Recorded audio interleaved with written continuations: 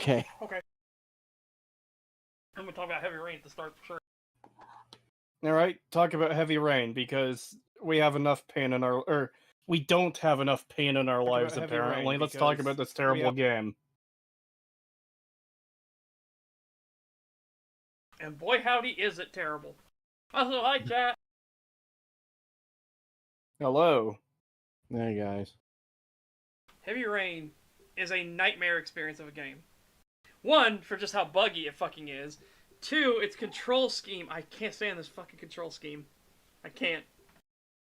I hate it. They should have done the Resident Evil 10 control system. The fact that your controls orient based off of your camera angle, not based off your character. Oh, is it frustrating as fuck. The sheer amount of times I have gotten fucked over by that is just, oof. I guess not fucked over. The inconvenience so far. I have been fucked over by the controls not working. That's the thing. Like my controller, joysticks all work. It cannot register the circle motions on my control stick for whatever reason. Even though if I'm not in one of the button prompts that needs it, it registers it. If I'm in a button prompt that needs it, it doesn't register it. Yep, I have seen that. I have seen multiple people try to play this game, and they get to, like, I think it's the juice, where you're supposed to, like, shake it, and they just have to stop the game there because they spend, like, an hour trying to get that fucking shit to work, and it just won't work. Yeah, mine is the shake, thank God. But mine is the circle thing, so I actually have to switch over to my mouse and keyboard to do the circle things. It's fucking annoying as piss. And then if I switch to mouse and keyboard, the left click, right click will be finicky on those. So, God, that fight scene between the ex-cop and the bastard piece of shit is awful. Ugh. But the game's story is so fucking bad.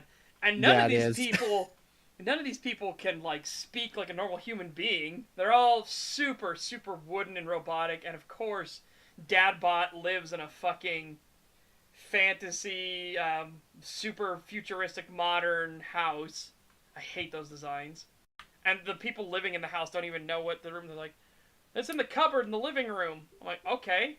Weird that you would keep the plates in a cupboard in the living room, but okay. Then I go to the living room, she's like, why aren't you getting the plates out of the cupboard in the living room? And then it just takes the camera from me and shows me it's a cupboard in the fucking dining room where it should be. And I was like, that's the dining room, you fucking idiot! It's not the living room! Oh my God! It's just, whoa. But then you have a situation, and I told my chat, I said, okay, chat, listen. If I have a child that does one of the things that Jason does, he's getting a stern talking to. If he did everything Jason did, he's getting a fucking ass whooping when he gets home. Right, you mean walking off like that? Yeah. First and then time, not coming when he's called, and oh my God, yeah, that's times. so annoying. Yeah. And then you tell him... Hold on. You tell him, you cannot walk off. Hold on, you're at the mall with your family, your wife and kids, and the one kid just wanders off outside of the mall. Yeah, oh no. Like, where the fuck is he going? Yeah, this is beyond frustrating. So he wanders off the first time, and I find him, and, you know, he says, hey, you can't do that. He goes, Dad, I want a balloon. Okay, I'll get you a balloon. And as you're trying to pay for the balloon... Dude, the balloon thing. I have a problem with that, too. Oh, it's so I do too. fucking stupid. Like, you run into a few people with the same red balloon. No, it's so much worse than that. It is so much worse than that.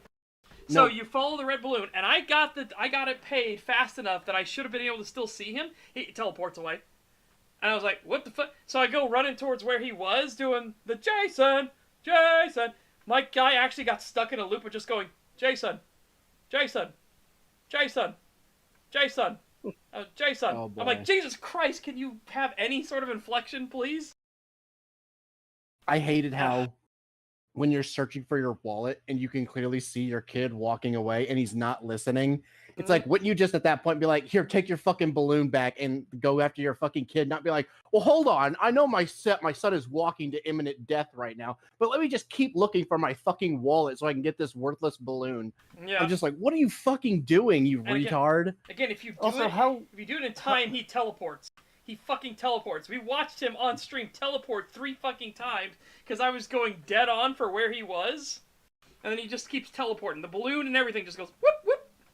I hate Like, when you games do fuck. that. Also, just the whole like scenario bugs the fuck out of me. Like the kid just wandering off like that. Like, sure, sometimes kids will wander like a little bit. Like, oh, you're in Walmart and the kid is going to hide in a clothes rack. That's what I did when I was a kid. Yeah. But I didn't like straight up leave the fucking store and cross the street and like go to a different fucking part of town. Like, Jesus Christ. Yeah. It's completely fucked. It's like, why are you walking away? And then it's like he could clearly hear his dad screaming at him too as he's following him. So it's like, you know, your dad is chasing you and screaming for you. What do you think's gonna happen when he finally catches you, you retard? Yeah. Like, stop running away. Like, you're Even- just getting yourself in more trouble. And other aspects of this too is like, that mall is the busiest fucking mall I have ever seen in existence. Yeah, it's that too. insane. I'm gonna tell you, malls in the real world, not in David Cage fantasy fucking land, are usually barren. Like, maybe you'll see 30 people walking down a hall, but it's a massive fucking hallway that's built for like 1,000 people. That's more modern day because malls are kind of dying out as a concept. It's more the fact that even back in the day when they were super popular, they weren't that busy. Like, even at Christmas time, malls aren't packed that fucking thick with people. Yeah, to a ludicrous degree when you go down to the bottom floor to look for Jason. Yeah, And I remember... and then go ahead, Faye. I was gonna say, I remember back when I first saw like a playthrough of this, and I saw how many people were on these levels and stuff, like that your son is just disappearing into, and I was just asking, like, how the fuck is this like this second level not just collapsing in with this many people? It's insane. If it had to deal with that kind of shit every day, I don't think it would hold. I think it would fall at some point. It's like, it's ridiculous how many people there are. It is just so much more frustrating. And Flanagan McMahon, I will get to your super chats here in a second. Because, yeah, they are still related. When he goes outside, and then it does the whole thing of like, Jason, oh, now you hear me, and turn around, Dad! And he starts running back. It's like, why the fuck did you think I went outside, you little dumbass? Why the fuck did you walk across the street, you little dumbass? And then you see a car. Why the fuck did you exit the mall your entire... Like, that still bugs me. Why would you leave the mall? Yep. Like, do they have to keep the doors locked to keep these kids from fucking escaping their house? That's how retarded this is. Well, you know what? Actually, there's a lot of teleporting shit like that. Like the, hey kids, it's time for, we gotta eat before Jason's party. And then Sean is just magically teleports between the 15 feet from the backyard to the dining room table. And he's like, where's Sean? Oh, I don't know. So you go upstairs and you find Sean like crying for the dead bird. And it's like, how the fuck did you teleport from the backyard to upstairs, past everybody? This house is not a house where you could hide in. There are no walls. It's all windows. Yeah. Oh, God. Oh my God. But go ahead. I was gonna ask, have you gotten to the FBI agent yet? Oh yeah, I'm gonna talk about him too. Oh my God, that shit is so stupid. But then, okay, so then you at the mall, you see him, Dad, and he comes running back towards you, and you see a car that's moving 5 miles per hour. It is not moving fast at all. Yeah. Because keep in mind how busy the mall is, and like most malls, they're not proper roadways, obviously, but they're like a road. Yeah. You're supposed to drive very slowly there. Most people typically do. Yeah. Especially with how crowded it is. Of course a car is going to be moving. Like, you can't really zip through there when there's that many people, like, crowded inside and outside and crossing the street constantly. Yep. And again, keep in mind, Jason is in the crosswalk. So this is a place where this lady knows there are people going to be crossing to begin with. She's going super slow. And you're supposed to stop at anyways. Yes. So Jason comes right down the street. Our dad bot, no, Jason! What? Runs. He dives, grabs Jason, and he takes the blow from the car. Jason dies. How? How did Jason die? You know how we could fix this scene? How?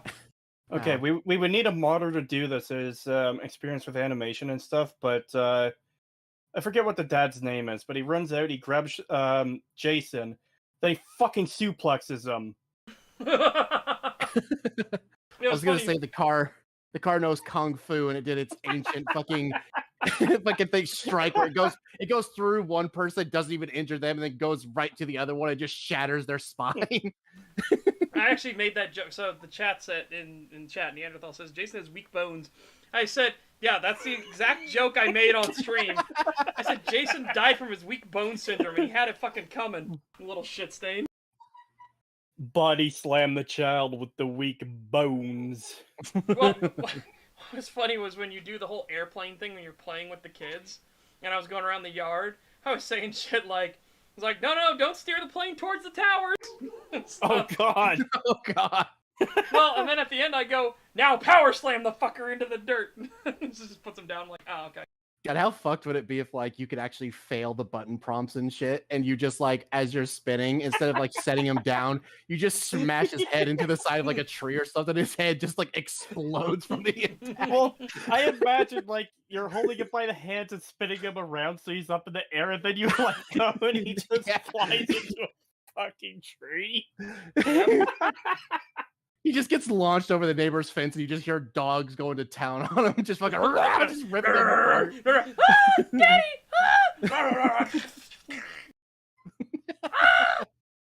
Someone needs to reanimate that game for every interaction with the children to be like suplexing them and body slamming them and fucking just kicking the shit out of those dumb kids.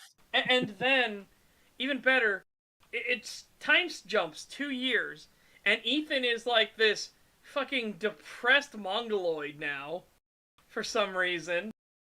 And he's super fucking depressed for some reason. I don't understand why. And again, they're talking about how like it wasn't your fault. It's like anybody with half a brain would know it wasn't his fucking fault. Even Sean, for God's sakes, Sean says, "Dad, it wasn't your fault," which almost makes Ethan cry. It's like, God, you are so fucking weak and pathetic. Holy shit. Well, I could understand someone, like, being super depressed over their dead young child. Like, that is something that's hard to get over, but you'd think he wouldn't be that bad off. Yeah, 2 years, and he is so depressive. His wife fucking divorced his ass, and he lost the house. And I still don't know how he lost the house. I don't have any of this. And my chat said, oh, by the way, you're not going to ever learn any of these things. I'm like, what the fuck? Yeah, why? Yeah. Like, I don't get the divorce thing. Like, again, it was completely... It's not Dadman's fault that his child had weak bones. It's the fact that, like... It wasn't like Dadman pushed him out in front of the car or anything like that. Which he should have. It's that his child was a fucking retard who left the fucking... Like, ignored being called and left the mall for no fucking reason. Yeah. Like, why? And then even better, the divorce happens, and the father, the guy who looks like a fucking hobo, he keeps the child.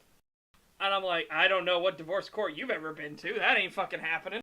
I don't care how well off the father is, and the mother's like some deadbeat, drug addict bullshit. The divorce courts are a fucking scam. They're giving it to the mother no matter what. Yeah. That's ridiculous. Especially if she got to keep the good house. It's like, yeah, no, they're not gonna just give the kid to the fucking guy living in a crap shack. Hold on. Unless the mother didn't want the kid and just fucked off and, I don't know, married some rich guy. I mean, maybe. I haven't gotten that far. I still don't know what happened to the fucking house. I remember there being a part with the mother. Hold on, the house died too. Its bones broke too. Well, it would explain it, because, God, we were talking about how much of a burglar's paradise. I would never live in one of those super modern houses that's all, like, glass walls and shit like that. I'd be like, yeah, fuck that. Fuck that. Yeah, no, I couldn't do that. I want my house to look more like a fortress. Like, you can't see what's inside of it, and you don't know if I have a fucking claymore pointed at the door. Exactly. I don't like people being able to look into my house like that. That's, ugh. What are you doing? Oh, I'm window shopping. I see. Yeah. yeah, if I remember correctly, there was something stated later where the mother makes an appearance, or like she calls him or something, and basically she basically says like he's like the cause of all of her misfortune and shit, and basically like, well, because he was there with you that day and shit like that, it's like that's why this happened and shit and all this crap, and that's why she Oh, left so him. she's a wank stain. Got it. Yeah, she's a bitch. Ah, dude. Oh, also, I want to talk about the other thing, chat. So they have a stupid fucking Rorschach test for the father at his therapy session. Oh boy. Okay, and the way the Rorschach test works is you are supposed to come up with the first thing that comes on your mind. How do the developers get around this, though? Because, again, every single player's mind will be different. They just took the images of a bat, a butterfly, and everything like that, and they squished them on top of each other to make these stupid ink blots. It's like, god damn, it's so fucking obvious. Stop it.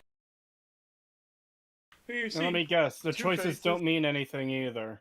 No, well, as far as I know, they don't mean anything so far. Most choices that you can get different outcomes for different characters, but that's like the only choice that matters. Oh, Like obviously, if someone dies, they're no longer in the game, and they could potentially survive. But yeah, that's like the only choices that make it. Same with Telltale. Which one is actually worse? Because, God, I would say David Telltale is worse. Yeah, about because Illusion of Choice. yeah, because typically, if there's a character in a Telltale game that has a chance of dying, like, oh, you could save Mary or Bob. If you save Mary, she's guaranteed to die later. Every single time. Anytime there's a character that has a chance of dying, like if you pick a different choice, they die, they will always die later on.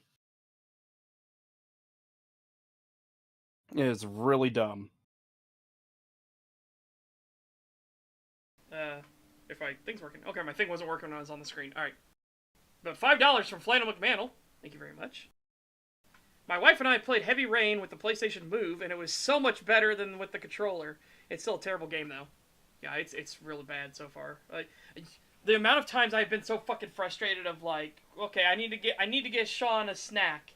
I'm like, okay, how do I can't interact with a bowl of fruit. I can't if I open the fridge, it was only for orange juice or a beer, and so like.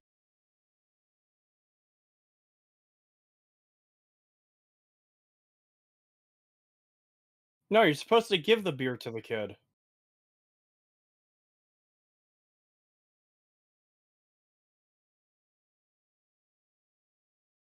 That's retarded.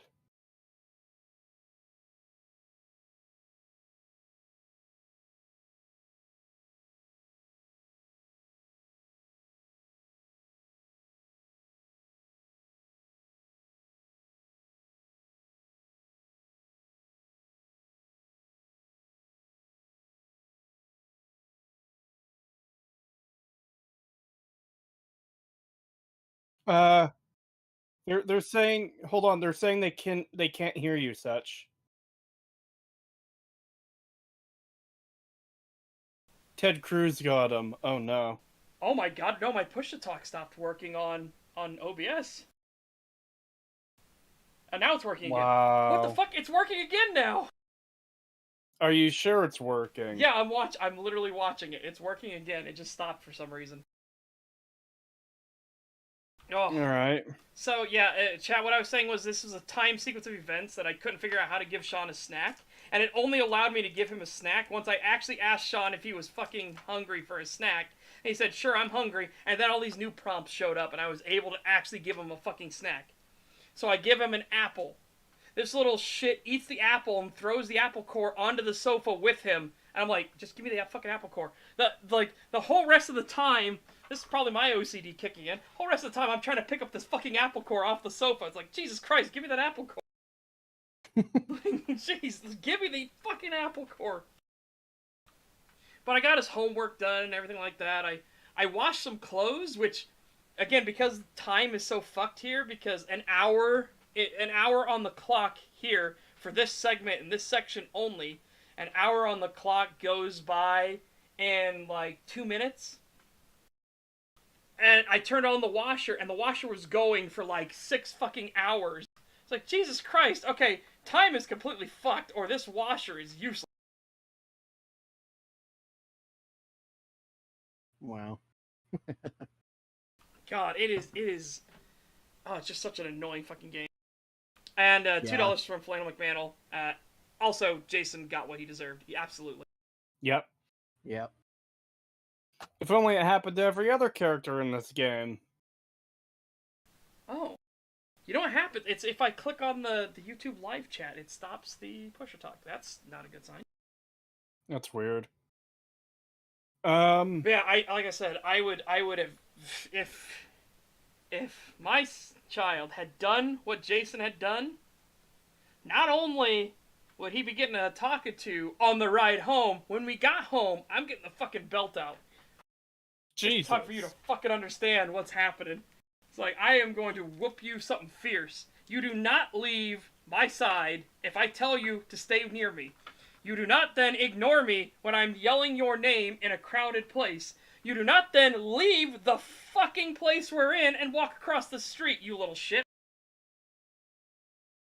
Yeah. Agreed. So, you know the full story of the game, right? Like, nothing could spoil you, right? I know, not the full thing, but I do know who the killer is. Okay. And, yeah, Okay. because I've seen that So- entire Sean! Yeah, so- which is the funniest fucking thing in the world. So, that's one thing that annoys the fuck out of me with stories like this, where you know who the like, the story has to twist itself in a pretzel to not reveal who the killer is. So the killer is doing stuff that makes no sense for the killer to do. Mm. Like, okay, he's pretending to be a private investigator. That's Yep. fine. That's whatever. That's his job. And, he's going around asking questions because he's investigating the origami killer. That's fine. I don't care that he is technically investigating himself, especially if it's a means to get rid of evidence. But there's times where he's alone and he's like, God, I gotta find that killer. Yeah. Like, why? It's It- like that really highlights the shittiness of the writing. Oh, my whole thing with him was the fucking, like, that shit's dumb. His fucking motivation.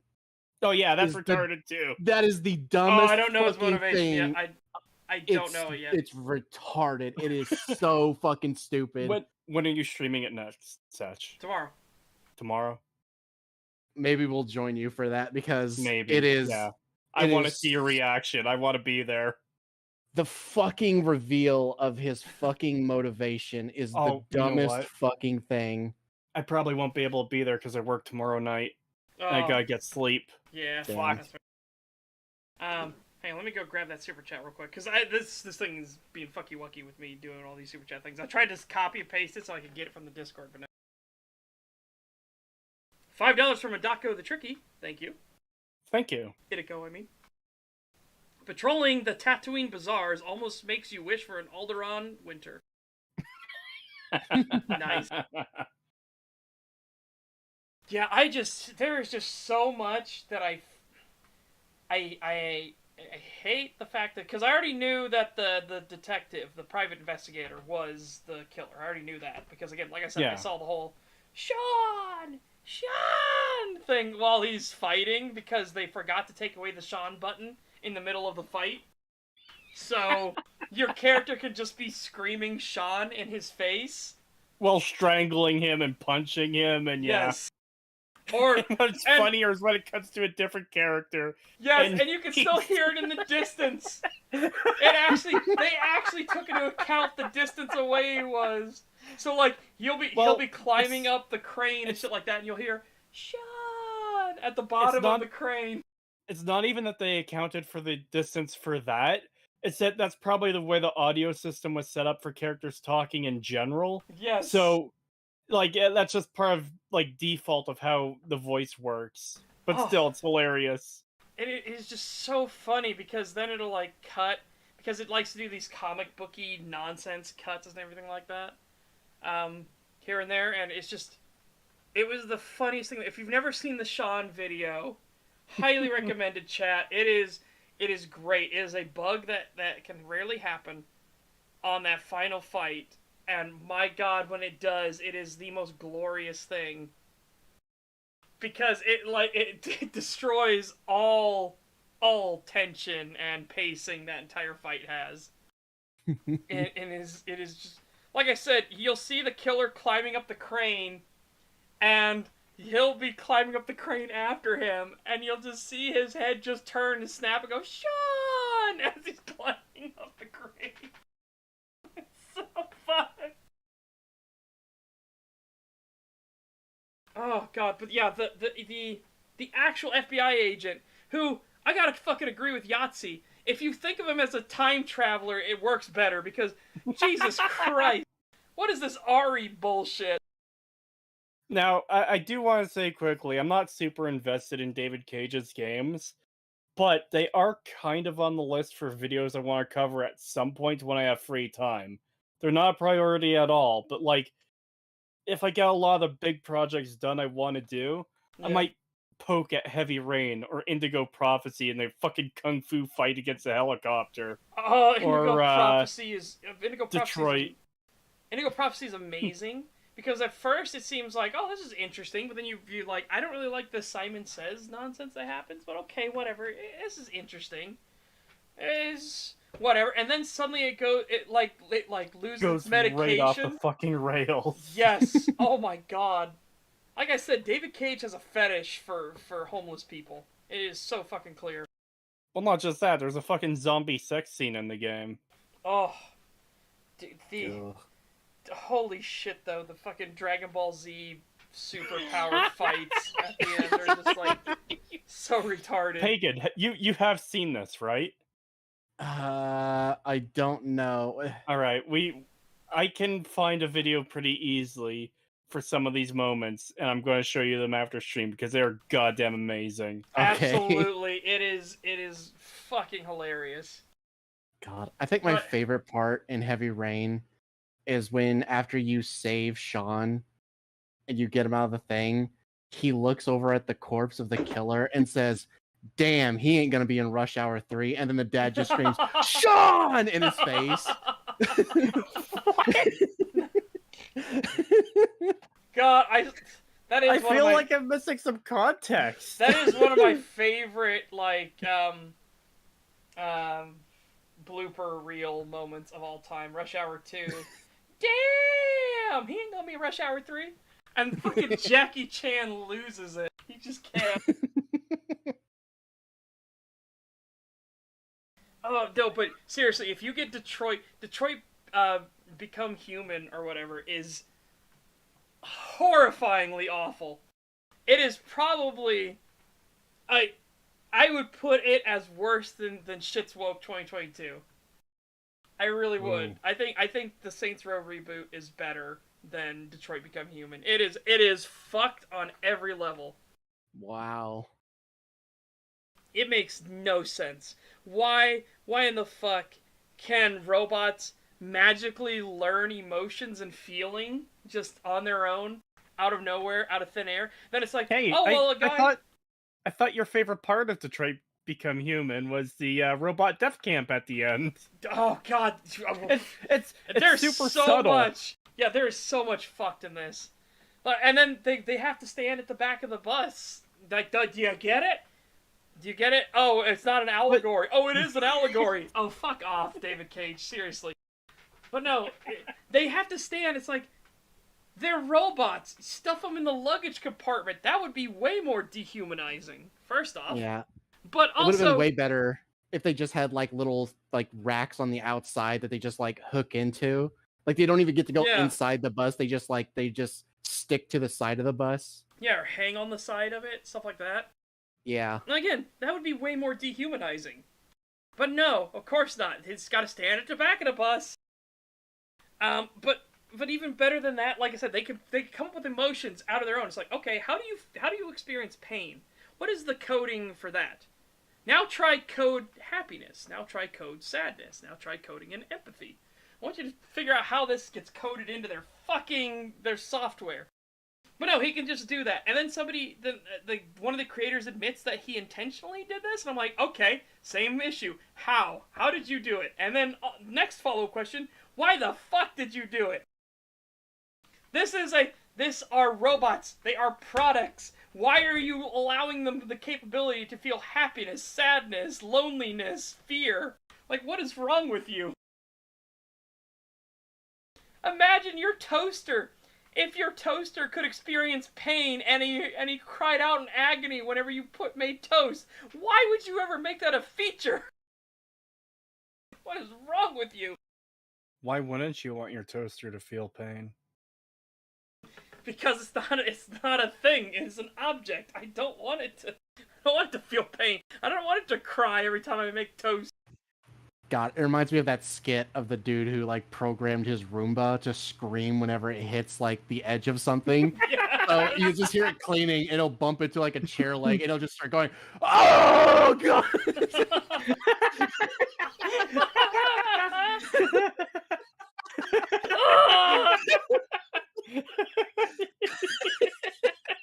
Oh God. Yeah, and then they made child robots. Little child robots. Oh yeah, Oh. don't you find the story super compelling about the lonely fat man who beats his child robot? Yeah. And beating the child robot causes the robot to gain sentience somehow and protect it with motherly instinct. Like how? Oh God! And then at the end, they strip them of their human flesh and clothes and make them stand as their robots in concentration camps. Like they're fucking robots. Just shoot them and pile them in a pile, you idiots. Why do you need them to stand in the cold? What the fuck is happening? Oh, it is Detroit Become Human is such a bad game on every level. The only argument you could have for them lining up is scanning them to make sure, like, to keep records of how many robots you've destroyed and like to keep track of all the ones that have been made and sold. Yeah, I'm gonna tell But you even how then, you easy... wouldn't organize it as a fucking death camp. Yes! You would scan the barcode, and have them shoot... step it to the crusher, and then crush them down into a cube. Yes. I just can't. I just fucking can't. It is so beyond retarded. And then... What is hilarious is that the robots are like, they want to destroy us, and that's not right. We should murder them first. Oh, that's proving why they should fucking kill you, you idiot. Because I'm gonna tell you right now, if it's an us versus them scenario, I'm choosing us every fucking time.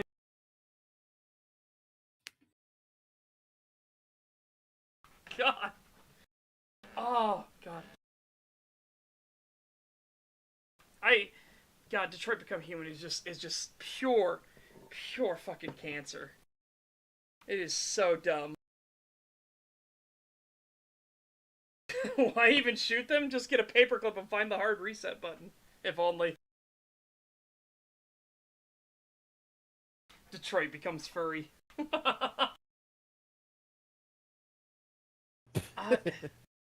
It is just like, yeah. Again, it's the logic that proves them right. It's like, humans are coming to destroy all the robots because they say we're dangerous, so we should kill them before they can destroy us. That means you're dangerous, you fucking idiots. So yeah, they're right. Oh God. Yeah, I hate these stories that rely consistently on everyone being fucking retarded for anything to work. And that's all Detroit Become Human is. It is so fucked. And then, like, I've seen the air quotes true ending where your detective robot man, like, gains super sentience and, like, takes down the conspiracy theory or so. Oh, dude. It is so mad fucked. And they have the civil rights march bullshit as well, and I'm like, they're fucking robots. There's two good things that came out of Detroit Become Human. Super best friends playing through it and mocking it relentlessly, and that meme when you've stolen a meme from a Discord, sorry, when you post a meme you've stolen from the Discord you stole it from, give up, suicide. Yeah. Only two good things that come from that game. Oh, God. Be honest, you would pay damn good money to see a David Cage furry game. It would be a fun roller coaster of cringe hell. Oh, I wouldn't pay money to see it, but I would be morbidly curious to see what that retarded Frenchman would do with it. Because, oh my god, dude, this is the dude who is such a creeper weirdo. He said they had to have an anatomically accurate Ellen Page in Beyond Two Souls, and that was fucking creepy as shit. I forgot that Beyond Two Souls existed. Ugh. Oh no. So what game is he working on next? Surely he's working on something that's gonna be nothing. fucking terrible. Wait, and wait, have wait, no, a wait, wait. scene and whatever his next game is, you Cree. know it's gonna have a gratuitous scene of a naked woman doing something. Cree, I'm pretty fucking positive it's a Star Wars game.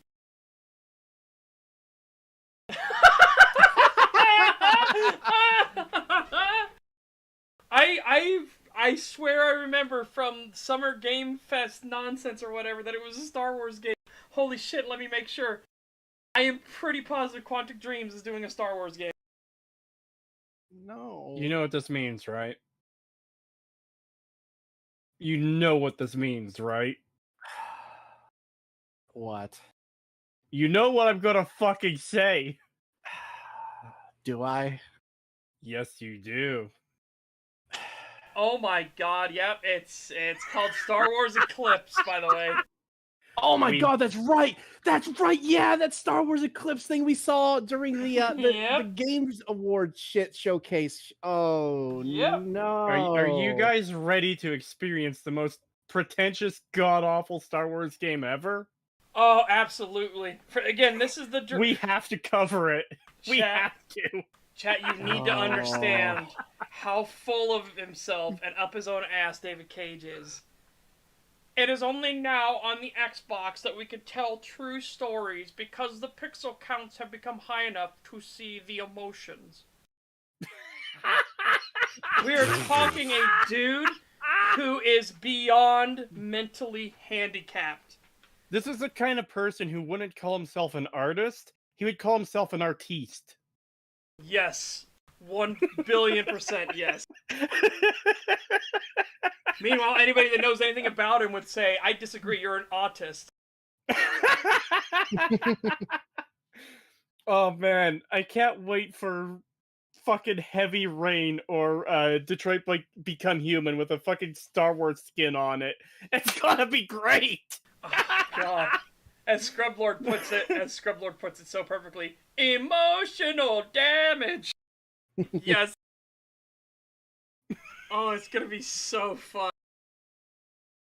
It's gonna be so terrible. I can't wait. I love the other reference in there, the fucking Doctor, turn off my cringe inhibitors.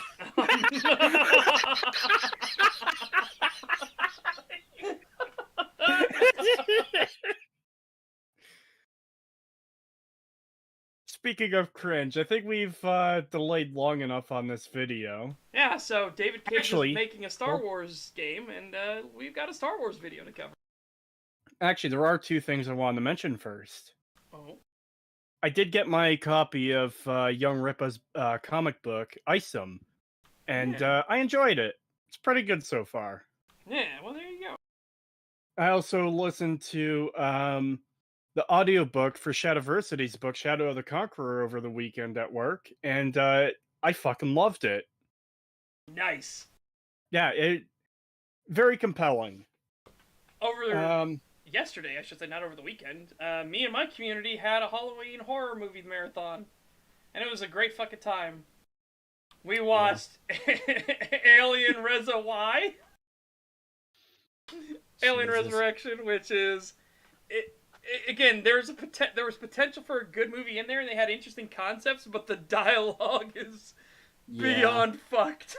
I Yeah, Pinkin love was telling me yesterday that the dialogue is pretty shit. Yes. Yeah, I love that before it started, I was saying, because people were asking, like, what's it like? And I was like, imagine the room if it had a budget. Yes. And then, like, halfway through the film, people were like, okay, I'm starting to see the elements of the room here.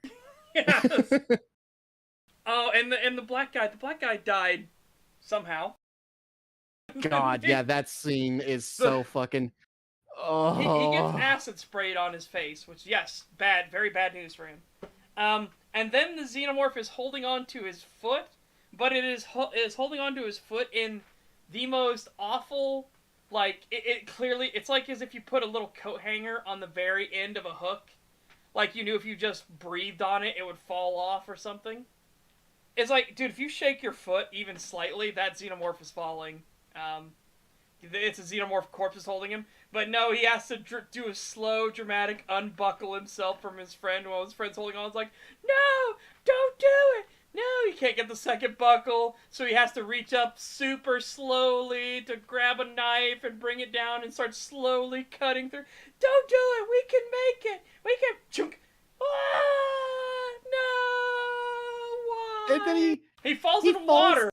yeah, he falls into the water, which he should not die from. It's not even that high of a fall. Falls into the water, should easily at that point be able to get the corpse off and swim back up. Nope, nothing. He's just gone. He's gone. It's just death. It turned into death water. The moment he fucking touched it, just dead. Yeah, they were. So they I were see fine. this. I see this game is based in the universe of Grand Theft Auto Vice City. No, this is a movie. And This movie yeah, is set in the universe of Grand Theft Auto Vice City. no, it's way more fucked than that though, Kree. Because this is the water they were just swimming in to get here. Yeah, they literally climbed out, started going up the ladder. The xenomorph that was chasing them in the water comes up. They have this whole fight scene with it. They kill it. Dude shoots it in the head and its head explodes. And it's just lightly hanging off the black guy's boot. Like, it's not gripping or anything. It's just like its hand is perfectly flat, sitting on top of his boot. And for whatever reason, he just doesn't try to kick it off or anything. He's just like, no, it's too heavy. We can't do it. I guess I must die. Yep. I have to kill myself. I need to ask a vital question. Sure. Better or worse than Prometheus? Better. I better. Yeah. At least this movie is so bad it's good. Like, it's fun to watch. It's a great ride. I love watching that movie whenever I can because it's so funny. It's just really poorly written. Yeah, and then because it's so poorly written, Sigourney Weaver is half xenomorph, or technically more. She's like 75% xenomorph in this movie. That's kind of the thing. She's a human xenomorph hybrid. So she's supposed to act like a queen because the queen's DNA had spliced with hers, as human DNA splices with xenomorphs. But the writing and dialogue does not help her pull off this aloof, kind of creepy predator nature. As my chat kept pointing out, it's more like a sexual predator. It's very disturbing. Yeah, it's just constant sexual innuendos and getting touchy-feely with everybody. It's super creepy. It's like, ugh. And then of course she fucks a xenomorph later in the movie. And yep. But the dialogue is just so shit and out of place. Like, literally one of the main characters, like the leader of the team, fucking dies, gets pulled into the floor grating and gets like his spine ripped in half. And she sticks her gun barrel through his corpse to kill the xenomorph. Yeah. And they have like a short discussion about what they're gonna do next. And then as they're like grieving their leader's death, she just has this random fucking line of, who do I have to fuck to get off this boat? And everyone just kind of looks at her like, the fuck, we're grieving. And then of all people, Ron Perlman has to turn and says, well, I can do one of those two things, but I can't get you off this boat. It's like, oh god. Yeah, oh my god, it's so weird. So then they're all leaving, and she turns to the one lady, and she goes back to the leader's corpse. She then ignores the leader's corpse. she grabs the xenomorph, reaches into its mouth, and pulls out its inner mouth. And she rips it out, and she hands it to her. It's like, here, a souvenir for home. And then she just drops it, and it's like, what the fuck was that? Why did you do that? Ugh. There's so much shit like that, too, where they'll just randomly say something that's like, what the fuck? Like, just, like, what? There was one, what was it, where the black guy, like, looks at her like, what the fuck are you talking about? Like, it's clearly unintentional. Like, I don't think the actor was actually supposed to have that look on his face. No, that was the scene. That was the scene right there. The who do I have to fuck to get off this? Oh, it was? Yeah, right, and he looks at her like, what? What the fuck? Yeah, it's just so weird. Or the bit where they're getting surrounded, and the dude's like, you're gonna die with this terrorist. And Ron Perlman takes the gun from one of the guards, says, don't touch me, and then gives the gun back. And we're like, what are you doing? Yeah. They said they're gonna kill you, and you got the soldier disarmed, and then you hand him his gun back. He just gives it back to him. He like takes it, don't touch me, and then throws it back to him. And it's just like, what was the point of that? I will say, though, I fucking love the nerd's death scene. That shit is so fucking funny. Just like he gets thrown to the ground, realizes what's happening to him, just stands up with his arms behind him, starts screaming. wacky inflatable arm tube man. Yeah, he looks like the wacky inflatable arm tube guy. And just starts running towards the scientist dude who just like fucking unloads his pistol into him. The dude grabs his head, starts smashing his head into the side of the fucking thing, throws him to the ground. He starts getting up, so he runs over to him, grabs his head again, puts it to his chest, and the fucking chest burster comes out through the dude's head. Yeah, he fucking eats through his chest, eats through the scientist's head, and pops out like, hello, my baby, hello, my honey. And then everyone else immediately just mag dumps. Yeah, they just open fire on him. Like, they've been waiting to do this the entire time. They're like, finally, we get to kill him. And they just unload on this nerd. Oh my god, what a great movie. Even the soldier guy who was underneath that guy's command was just like, fuck this. And he's like, I gave you an order to disarm these people. With all due respect, sir, fuck you. Yeah, he's like, fuck you. I do like the bit, though, where she takes control of the ship, and then she's just like, oh, he's on level 1. All aliens to please proceed to level 1. Yes, that was dialogue that was like, okay, dumb because they wouldn't actually do that, but hilarious in hindsight because it immediately made that science prick freak out. Yeah, that was kind of funny. I will give that one a pass, but my god, everything else though, the fucking not my mama, whack. It's just not my mama, and the constant puppy dog eyes it gives right before it kills someone. Like, what are you doing? It is the Ripley's second baby, or Clonely, as I called her. Clonely's second baby. This white xenomorph thing rips off the alien queen's face because you're not actually my real mom, even though you birthed me. You're not my real mom. My real mom was over there. You fucked my real mom, and then it put the egg in the queen's sack for some reason. I don't fucking know how that works, but okay, that happened. And then it just makes these weird, like, puppy dog curious eyes at people and then kills them in horrible ways. It's so fucking creepy. It's so weird. Like when the android girl goes underneath the thing to hide from it, and it's like reaching for it, gives like the puppy dog eyes of like, I just want to be friends. I just want to pet you. It's like, I just want to pet you. And she even starts to look at it like, oh, it's not so bad. And then it immediately goes into like, I'm gonna murder you, bitch. It's like, what the fuck is it doing? The moment she shows any sort of empathy towards us, like, empathy, I fucking hate empathy. Come here, It's like, it's so funny. It gives the puppy dog face, and then the moment somebody starts to feel sorry for it, it just it sees that and just goes, how dare you feel sorry for me? He just gets super pissed off. It's so stupid. But it's dying too, and it looks so mad at Ripley, and then it looks so sad in the very next cut. It's like, Bobby, why? It hurts. It's like, God, stop. Like, it's so bipolar. It's fucking weird. Oh my god, I fucking love that movie. It's so bad, but it's so good. Oh, there's so much. Before I talk about the next movie, though, let's get these super chats because we had a big one come in, and we also had a membership message. Membership message from Adeptus Fantasticus, a member for 4 months. Thank you very much. Thank you. What time is it? It's right. It's right here, right now. Let's do this. Oh. Fuck. Oh. There we go. And then $50 from Alex Hoffman. Thank you. Oh, my push talk stopped again. Damn it.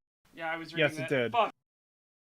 Hi, how is everyone? What are we looking at today? We are finishing off that terrible Star Wars video from last week. Yeah, we just had some stuff to clear through of an awful, awful game I'm playing now, and then talk about the movies we watched for the movie marathon in my community. And I guess, let's just jump right into movie number 2. Movie number 2 is Dead Space Downfall, which tells the story of the colony on Aegis 7 and the Ishimura before the events of Dead Space. It's, in fact, just what leads up into Dead Space. Honestly, fantastic movie. Yeah, I liked it. It was my first time seeing it. I thought it was pretty good. Yeah, I know there was 2 Dead Space movies because I watched them years ago, and I remember liking them, but I don't remember much about them. I think one focused on like a female security officer on the That's the first one. Ishimura. Yeah. And I remember like she was trying to get rid of the marker. There's lots of references to stuff that you would see the results of in the game, like that big spinny thing that you need to start up. There's a section with that in the movie, I believe. No, not with that. But they do have direct game dialogue in it because this was one of those things that was commissioned with the start of the game to get people hyped up about the game. Yeah. So yeah, so there's a lot of direct lines from it too. You even have it like where Isaac Clarke will run into these audio or video logs and everything like that, and they'll have that direct scene just from the character's perspective, actually in the scene now. Yeah, Nice. like we get to Really see fucking the interesting.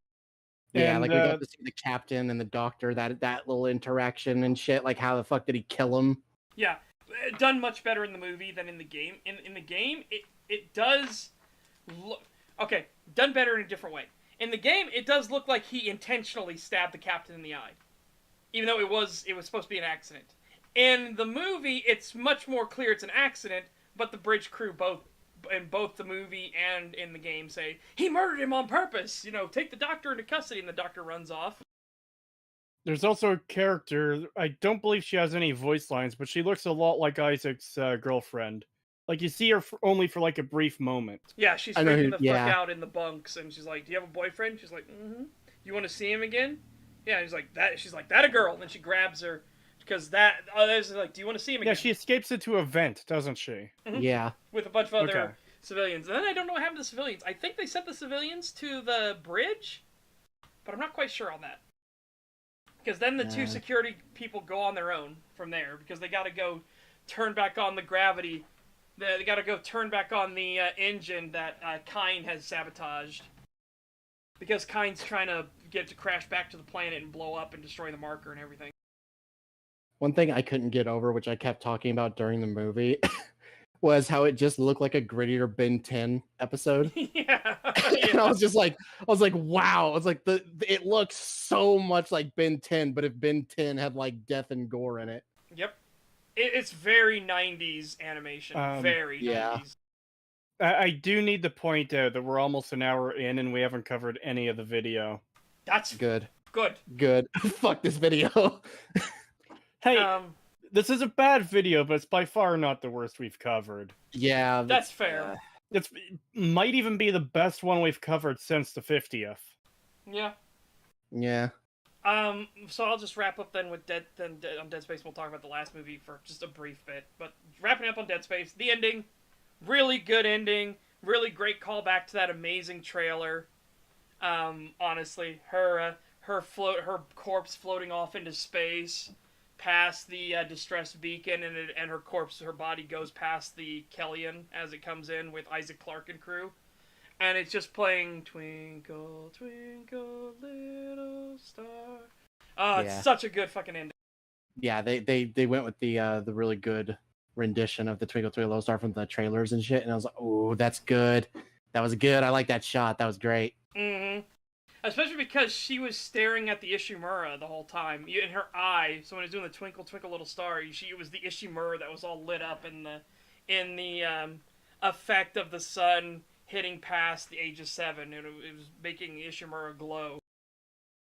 Really, really cool shot, really cool setup, great ending. And then the last movie we watched is... I don't know if it's the best horror movie of all time, but it's definitely up there. We watched John Carpenter's The Thing. It's my favorite horror movie of all time, that's for sure. Yeah, that's a good one. Yeah, we watched that, and that was great. Again, that was probably like my 8th time watching that movie, I think. Maybe 8th or 9th. Yep. But yeah, I fucking love that movie. It's easily my favorite horror movie. It is so fucking good. And there were a few people who hadn't seen it before. And that was the thing I was telling my chat. I was like, alright, no fucking spoilers. Don't say shit. If I see anything as spoiler, I'm slapping your ass. Yeah. Because this is one of those things you do not want to ruin. Yeah, that like spoilers will actually kill that movie. Yeah, so we're not going to give spoilers here as well. That's why I said it's going to be very brief when we talk about The Thing. My favorite part of The Thing is when The Thing said it's thinging time, then he did the thing. Yep. When it morbed all over the crew. Yep. But a fantastic movie, people acting realistically within character and everything like that, and the setups and everything. Very, very good movie. And none of these people, I wouldn't consider any of these people stupid. You know what I mean? There wasn't any scene like, oh, you're just an idiot. It all fit within their characters. Even though a character will make a decision later that seems really dumb, in hindsight, when you think about his characterization, it's like, no, that's totally in keeping with his character. It is genuinely a very, very good movie. Yeah. Highly recommend watching it. It is $10 to own it on Amazon right now. $10. Highly recommend picking it up. I love when there were scenes that would happen and people in the chat would be like, "Oh my god, that actually fucking got me." Yes. Shit like that. I fucking love that. I'm like, all yes. the special effects hold up really well.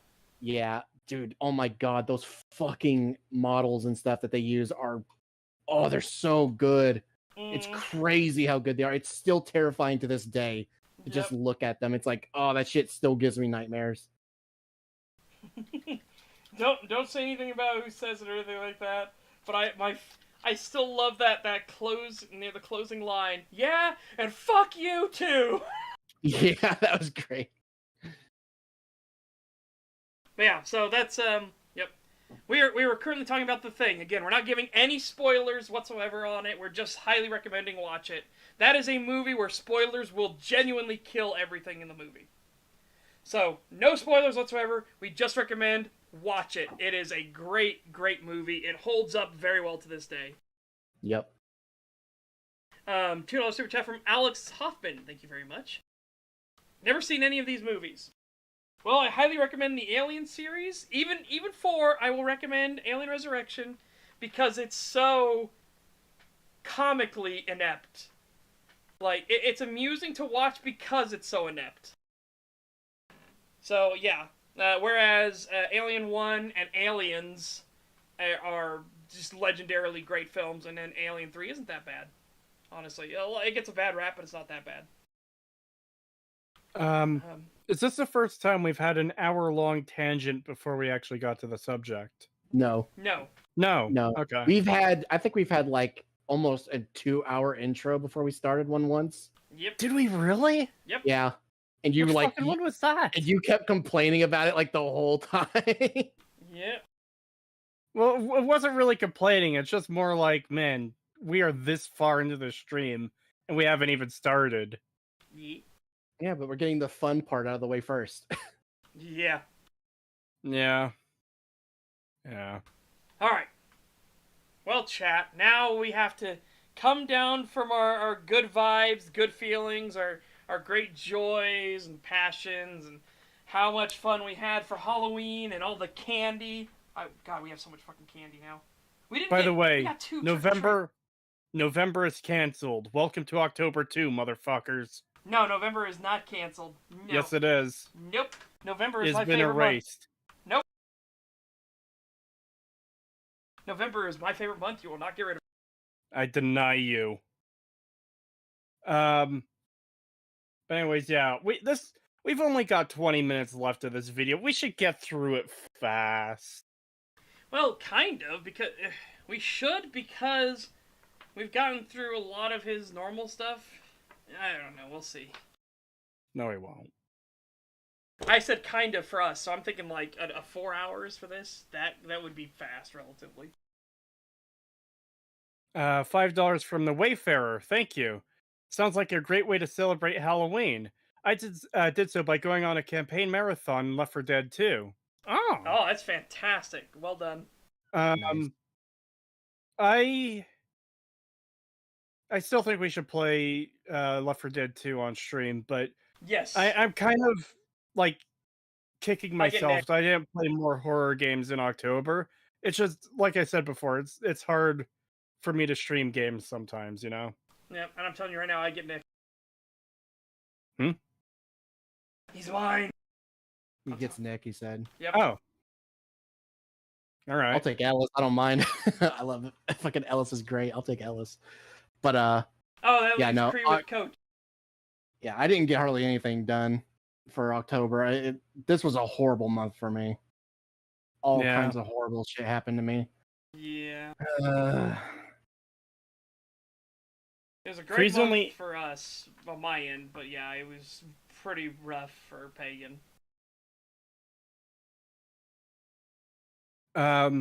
Cree's only angry that November includes a holiday about eating a large bird. Well, actually, no, because here in Canada, Thanksgiving is in October, not November. Yeah, because they're a bunch of weird. No, our Thanksgiving is better. Disagree. You're fine to disagree. You If are you're not- wrong, though. If you're not in a coma at the end of Thanksgiving Day, you're doing it wrong. I mean, the real winners are people like cross-border couples where one is a Canadian and one is an American, because then you get both Thanksgivings. Yeah, I mean that's fair. And $2 super chat from Alex Hoffman. No, my birthday. The birthdays will still happen. It's just October No, missing a day and less Christmas. November. Also, I love that meme you posted of Halloween is the unsung hero protecting us from Christmas. And I fucking agree. Halloween is the thing that stops all the Christmas music from coming. It's a goddamn shield wall preventing Christmas from extending into fucking September and August. Yes, absolutely. I am very much not a fan of Christmas, but it's because of all the stuff around Christmas. I can't, the fucking Christmas music. When I was working at Stock Crew and a local grocery store and everything, the thing that would kill me every fucking year, was the Christmas music. Because it was on loop, and there's only like 10 fucking Christmas songs, so they play them constantly. So imagine you're there for an 8-hour, 7-hour shift, doesn't matter. All you're listening to is Christmas, and you get to listen to the variants. And one of them that annoyed me the most was the Frosty the Snowman rap.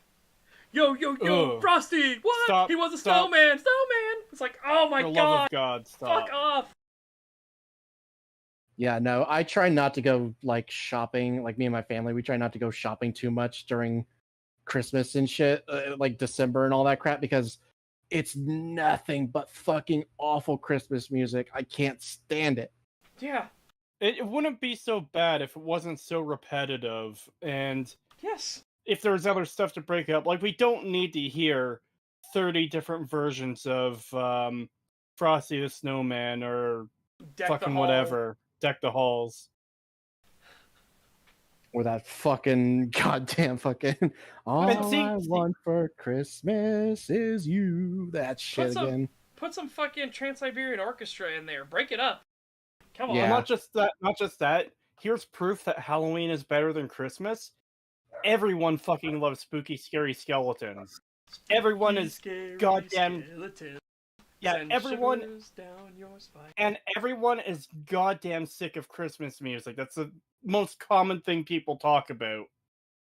Yep. There is factual proof that Halloween is better. Spooky Scary Skeletons is fucking unlimited. Yes. Christmas music, it's one song compared to an entire catalog, Yep. and it wins. God. $5 super chat for Flannel McMantle. Thank you. Thank you. Christmas is like a game that's really good, but the fan base can be unbearable. I don't know about that. I don't know about that. I think Christmas is okay. It's a game that's okay, and the fan base can be unbearable. I think both of those, man. $2 from Peace was never an option. Thank you. No, you fools. It's Christmas season. No, and, hate it. Hate it. $2 from Alex Hoffman. Thank you. No, the real winners are the natives. Yes. All right. Yeah, we need to get on with this, or else we'll never finish it. Yeah, 4 hours. It shouldn't be that hard. 9 hours later. No! 9.5 hours later. There you go, chat. Though, again, I gotta test something. Uh-oh. Yeah, for whatever reason, my push to talk is mad fucked right now. And I don't know why. So... Imagine using push to talk. Well, now he's going to finally have to convert over to just voice recognition. But I can't because they'll hear the video, because I gotta use the video on a separate audio line, which means it'll bleed into the microphone. Wow. Yeah. Alright, so I just know what I'll have to do. I'll have to jump back and forth. But, alright, let's see how good this works. Squad. I called this segment The Dagobah Squad. because it's about the 3 characters who chilled on Dagobah at some point in time. Luke, Yoda, and R2-D2. These are some of the best scenes in Star Wars, not just this movie. I love Force Awakens, but boy does it love to throw nostalgia all over the place. Well, Yeah, so... we already know he kind of doesn't have great taste. Saying he Yeah. loves The Force Awakens only reaffirms that. Yeah, and we had already mentioned about, like, The Force Awakens has so many fucking problems. There's problems all over the place in that movie. It is not well paced. It is not well thought through. There's a lot of really bad implications all throughout it. And it is kind of showcasing that Rey is a hyper fucking Mary Sue. Yeah, the fact it retreads A New Hope is actually probably the least of its issues at this point. Yeah. With no Ryan. Oh boy, it's the training ball as seen in Attack of the Clones and some other movie I'm forgetting. Oh look, it's the chessboard as seen in Solo, a Star Wars story, and maybe something else. I'm not. By the way, like I said, chat, we already know that the joke here is being that he's leaving out the originals intentionally, so we already know this one. Yeah, we covered a little bit of this before we cut off last time. Yeah, we figured we would go back to the start of this section because that would have been a better break spot for the stream to end. Yeah, even though we had to listen to that stupid Dagobah Squad shit over again. Yep. I hope he doesn't do that again. He's gonna do it again, isn't he? Probably. Not sure. Nostalgia runs rampant in this movie, but Last Jedi is much more subdued and smart about it. When Luke enters the Falcon and reunites with R2, that's already a really powerful moment because of how prominently these two were best buds in the original trilogy. And when Luke tells R2 he isn't coming back to the fight, rejecting the call to adventure in a sense, R2 plays him the message. The good thing you said in a sense, and I know we talked about this again because we wouldn't have been past this point too. He talked about it in a sense, but yeah, he doesn't reject the call to adventure. He had his adventure. The call to adventure should be going to Rey, Finn, Poe. Rey, Finn, and Poe should be the 3 main people in this, but they aren't. Instead, it's Rey, kind of, but they want to focus on Luke a lot more, and so Luke's more important, and then they kind of want to focus on Leia. Poe gets kind of shafted to the side, and they focus on Admiral Purple Hair Nunts, her fucking goofball fuckle nut self. And then Finn has to team up with Rose, who loves him for some reason, which is weird. Incredibly fucking creepy weird. I mean, it's just clear that they had nothing for Finn to do, and they had to have him do something, so they put him on a pointless side mission. Admiral Dangerhair. It would have been a lot better if they got the original crew back together for, you know, one Absolutely. last mission, and they act as mentors to the new crew. Yep. You know, passing the torch rather than, oh look, all your heroes are pathetic and lame and now they're dead. Or even advance past that. Let them have pass into legend. Yeah. Either do it where You they're could set passing this- the torch, or do it Rather- 1,000 years later, or 500 years Exactly. later. Yeah. Like, it's just fucking insane. Like, that The could have fact- been interesting. The Republic that the rebels brought back isn't so good because, again, they have to fill a power vacuum. They have to take over governance of all these different planets who have all these different needs. So what if it balkanizes instead? What if it splits apart into multiple states? Like, because this new Republic can't hold control of it all because the economy has shifted from everything. The war with the Empire had stability and it had control of everything. Now the Empire is gone. Okay, who's going to be supplying all the food shipments? Who's going to be doing this and that? Like, it's going to become hard jumping straight into this new governance. What if it falls apart? What if that becomes the story? The fact that Luke fucking Skywalker had to be begged to do something is a problem. I could go on for hours explaining why this goes against everything Luke stood for. Yeah, that too. It is insane that Luke Skywalker's position is, leave me alone to die, when the Empire revived is destroying planets, killing probably billions of people. His nephew is one of the strongest dark side users right now. Mm-hmm. And his sister, his best friend, who he is apparently sad to learn has died, is dead because he's been moping on an island and not doing anything about it. His sister is out there and almost died, and then does end up dying because he's moping on an island and not fucking doing anything about it. Yep.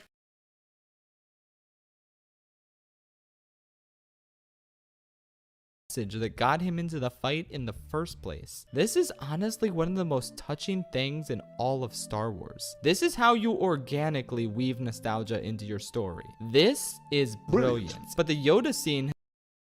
So I will agree kind of there that R2 showing the hologram from A New Hope is like the only good moment in the film. But it's built up on so much bullshit that, you know, it kind of undermines it. For that moment to work, it almost kind of requires Luke to be this pathetic. Yeah, because Luke shouldn't have ever needed that moment. Again, I won't say that necessarily, because I can understand a character going into like a depression over something, and maybe that's one of the things that brings him out of it. Yes. Like, rather than, oh, I want to die, maybe his whole thing could be like, you know, I'm a failure. I fucked up hard, and I don't know what to do about it. And then R2 showing him that brings him to the point of, well, I might not know what to do about it. I don't know what to do about this problem, but I have to do something. Inaction is worse than, you know, doing nothing is the worst choice. I think you could have organically gotten to this place from a line, something like, you know, sometimes I forget why, you know, sometimes I lose my way. I forget why we keep doing the things we're doing and everything like that. And R2 doesn't say anything, doesn't do the beep bloops or anything like that. He just plays that line. He just plays the holo tape again. And that would just be a perfect moment of, you know, you wouldn't need anything else said by Luke or anything like that. You just have to have him looking at the hologram, and then it perfect sets up why. So, you know, again, he says sometimes he loses his way. He can't understand because, like, he was hoping that after his fight was done, that the fighting would be done, sort of thing. And here it's still going. Here the same conflict is still going. As someone who saw the original Star Wars in the theater, the Holo Leia moment in TLJ enraged me, because it demonstrated Luke wasn't capable of thinking about this without being pushed. Yeah, that too. But like we were saying, it's more the whole setup to the situation that's the problem. I do think the Hollow Leia thing could work if it was better written, which means completely throwing out what we have here and redoing it. Absolutely. I agree.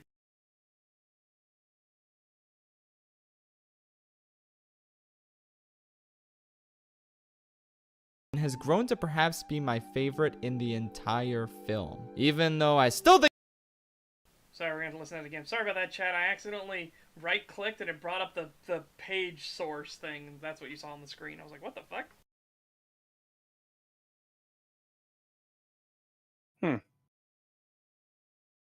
brilliance. But the Yoda scene has grown to perhaps be my favorite in the entire film. Even though I still think the puppet looks weird. But you know, it's better than the Phantom Menace puppet, so sure, I guess. I don't know. Yoda is the perfect character to talk some sense into Luke and get him to realize the value of failure and what it.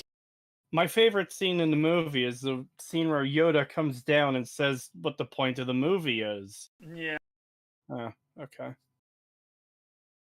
Oof. Yeah, this is a really shit take. I didn't think he was actually going to try and defend the Yoda thing. I thought he was going to fucking just straight up say, like, yeah, no, that was stupid. But no, he's just straight up going to defend it and say it was good. Oh, even though it destroys...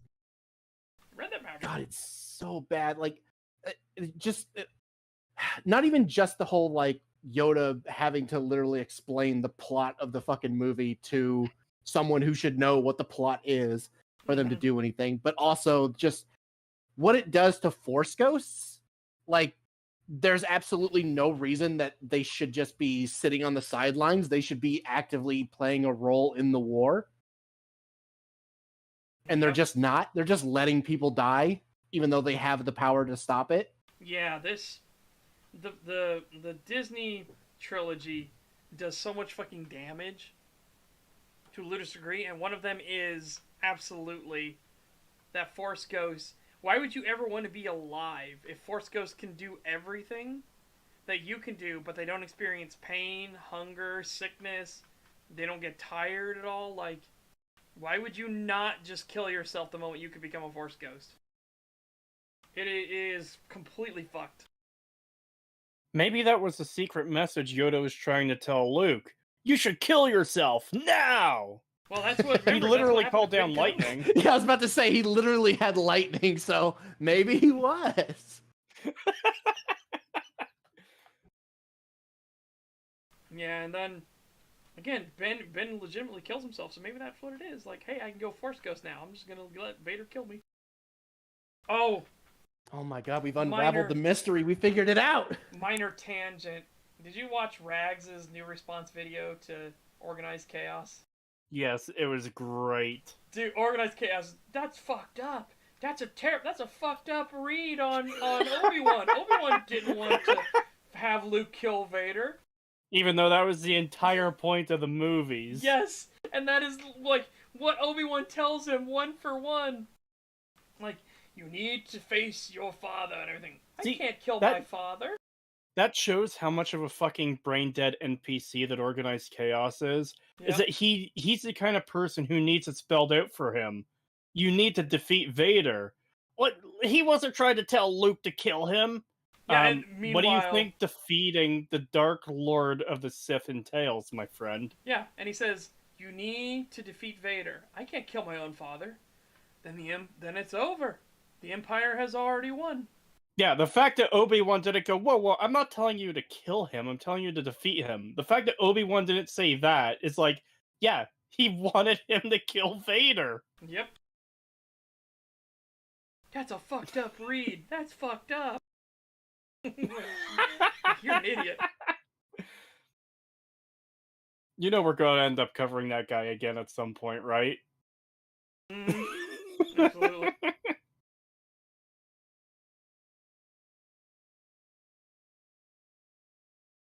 He's the kind of guy to buy a Black Widow popcorn bucket. Yes, yes, absolutely. He is exactly the kind of person who would go to buy the Black Widow promotional popcorn bucket. Oh god. I still need to get the Morbius popcorn bucket off of fucking eBay. Yeah, that's just for the total meme of it. Absolutely. And make sure you always display it upside down, like intentionally. Like, holy fuck. Well, you say that as if I ever show myself on camera. No, but I mean, if anybody ever comes by, or your family comes by, and they see the Morbius thing, it will always be upside down. Or better yet, put it on a fucking hat rack or something like that. I don't have a hat rack, but would almost be worth it to buy one just for that. You're leaving the house, honey. Do you have your Morbius bucket hat? Yes, Mom.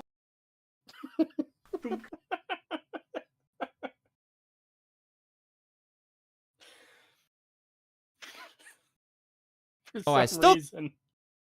That reminded me of a meme I saw on the server earlier, where there's these pair of Crocs with Walter White and Jesse Pinkman printed on them.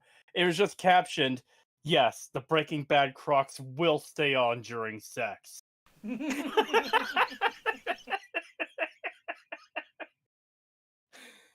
Oh fuck. All right, enough tangenting. Yeah. I still think the puppet looks weird, but you know, it's better than the Phantom Menace puppet, so sure, I guess. I don't know. Yoda is the perfect character to talk some sense into Luke and get him to realize the value of failure and what it can teach us, how we can grow from and move past those traumatic experiences, how we should let the younger generation carve their own path without having to rely on us for guidance all the time. The score, visuals, and writing all come together to make a profoundly touching moment.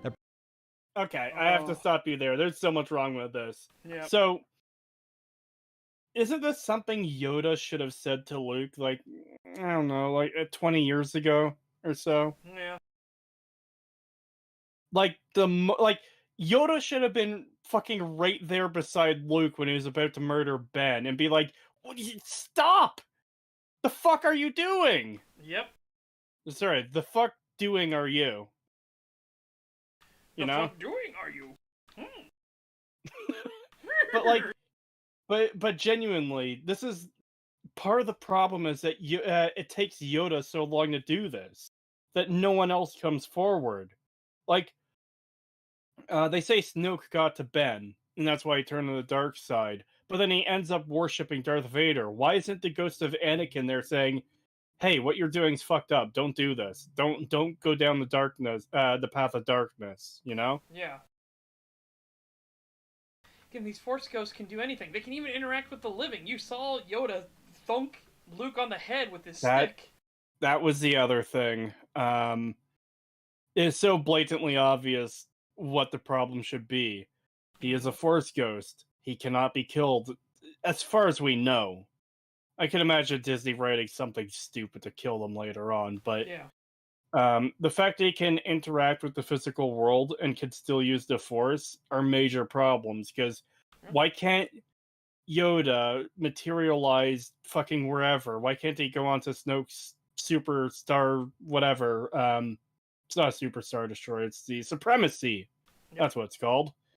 Why can't Yoda just pop up there and then electrocute Snoke? And then Kylo Ren and Hux? Why didn't Ben just teleport to Darth Vader after he got cut down and then, like, pull out his Force Ghost lightsaber and cut Vader in half? Like, what the fuck? Yeah.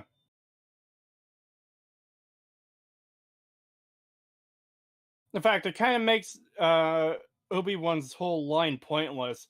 Oh, then we have already lost. If you can't kill your father. Yeah. Especially when it's like, oh, well, the Disney movies established that the Force Ghost can do anything. Mm-hmm. Oops. God, could you imagine that being a plot point? Like, they actually kill Vader, and then he just comes back as a Force ghost that can't be killed, and just he's even worse now. It was actually the worst option to kill him. Yeah. Yeah, so why aren't there any Sith Force Ghosts around? What you said, Peg, it just put a image in my mind of, you kill Vader and he becomes a dark side Force ghost. And then he hops onto the Millennium Falcon as it's escaping the Death Star. People are, Luke and Han and Leia are like, what do we do about this guy? And Vader's just like, no, I'll just chill here. And he flies with them to the Rebel base to report it. And he just keeps doing shit like that. Like, there's ships escaping the rebel base, and he's just like casually sitting there too, and people don't know what the fuck to do about him. Should we be discussing this plan to destroy the Empire in front of the Force Vader? No, just pretend I'm not here. But, okay, can we discuss it anywhere else? No, he'll just follow us. Is there anything we can make him do to go away? No. Right. He's just there. We can't do anything about him. Well, I've got something to try. Oh, what is it? This statement is a lie. Ah, shit, paradoxes don't work on Force Ghost. I'm just imagining fucking Mace Windu getting like electrocuted and thrown out the window, and then it just does like that weird reverse effect, but it like it's literally exactly the same way he fell out. He comes back in, but as a Force Ghost, and then just runs fucking Palpatine through the heart with his Force lightsaber. Yeah. Yeah, the Force Ghost thing is so fucked. It's again, Force Ghosts were already weird because it's like, how are there no Sith ghosts, Force ghosts? How are there none of that? How are there no bad of them at all? If the Force is completely neutral, and it can be used in any of these ways, because clearly it's not only good aligned, because then the Sith wouldn't exist. If the Force only worked for good people, the Sith wouldn't exist. So, why don't we see any Sith Force ghosts? And on top of that, now that the Disney movies established that Force ghosts can do anything that normal people can do, and then some, they're even stronger than they were. Like, how would there be any fight, anything like that? Like, hey, I'm building a resistance against the Empire, and then the fucking Sith ghosts show up and just murder everybody and leave. Yeah. It's just like, what? Well, To become a Force Ghost, one needs more emphasis on control over raw power. But what if there are Sith Lords like that? Palpatine seems like he's very in control of his powers, at least until a cyborg man picks him up and throws him down a mine shaft. yeah, why didn't Palpatine become a Force ghost? He's so powerful that he can fucking save himself from being blown up twice. Oh god, yeah. But Oh my god. What if they actually did that for the Rise of Skywalker, where that's how they God. explain, like, instead of just saying, like, he somehow he returned, they're literally like, he became a fucking Force ghost. You We're know what? fucked. Yeah. It's bad either way, but I think even Disney may have realized how bad it would be to have a Sith Force Ghost. So that's why the answer was literally somehow he returned. Because the only other option would have been far worse than even they realized it. Yeah. Briefly makes you forget the issues this movie has. It's such a valuable dramatic scene, and its beauty should not go overlooked. The sacred Jedi. No, there is no beauty to the scene. It's Yeah, fucking no. terrible in every way. I mean, like, okay, sure, the visuals aren't terrible. I'll give you that. Mark Hamill's acting isn't terrible here. He's doing the best with the material he's been given. Everything else is fucking garbage. Like, this is so bad writing-wise, lore-wise, it does massive damage to the universe. Yep. Texts. Ooh, read them, have you? Well, page turners, they were not.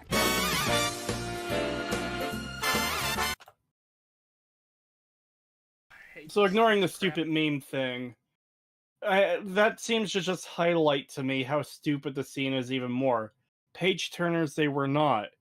It doesn't have to be a fucking gripping story that you're highly invested in. They're information that is crucial to the Jedi. And, like, sure, Rey removed them. She stole the sacred texts and put them in the Millennium Falcon. But that doesn't mean, like, it should be treated so casually like this.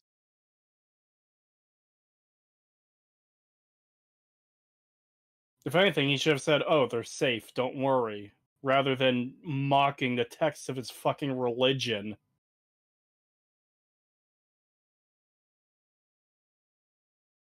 Oh, keep in mind, this scene gets even worse when you take Rise of Skywalker into consideration, because one of the books Rey saved from the tree was Luke's accounting of what he did, including all the information about the Sith Wayfinder and Uchi and all that shit, the stupid knife. Darth Uchi. He wasn't a Darth. I know, but that's the joke that EVAP makes all the time. Darth No. Uchi. Oh, fair. 5 Canadian Maple Leafs from Adam Riley. Thank you very much. Thank you. In a few of their Star Wars specials. Nice. Ah. Bible, more like Bill by boring. That line was Ruin Johnson himself telling the audience about how he feels about about classical literature. Heaven helps us if he tries writing any of Lord of the Rings material. Fucking holy Christ! Don't even make that a possibility. Don't give anyone the idea of him writing Tolkien stuff. Dear God. Honestly, I don't know if he could do much worse than what they currently have already done with it. With Rings of Power? Yeah. Okay, Yeah. but there are different kinds of incompetence. Lots of Rings of Power was boring and poorly written, straight from incompetence. What Ryan Johnson did to The Last Jedi was intentionally fucking with things. Yeah. But I did hear a rumor. The best rumor of all would be Rings of Power is canceled. I did hear a rumor that the showrunners and everything are getting fired. So. Oh. That's good. Well, I mean, firing them won't solve the problem, though. I know they'd have to actually retcon all of the first season and be like, no, that didn't happen. Fuck off. No, what they would have to do is, like, completely rebrand the show as something entirely different and pretend Rings of Power never happened. Yeah. That's how bad it is. Like, we cannot have Rings of Power continue existing. Not as it is, that's for sure. Or even in name anymore. It's that's what I mean. Totally if they do season 2, no one is going to want to watch that, except for people like us who are going to do videos on it and tear it apart. Yep.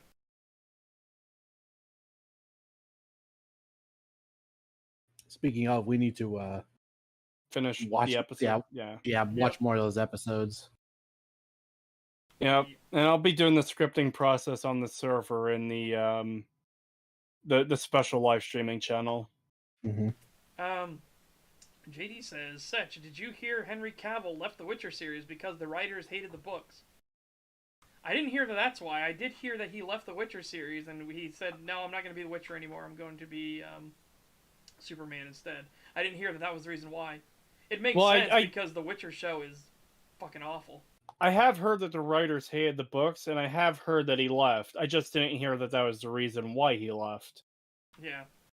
I mean, good on him. Again, he loves the Witcher series. That's why he got so invested and wanted to play Geralt so badly, because he loved the books.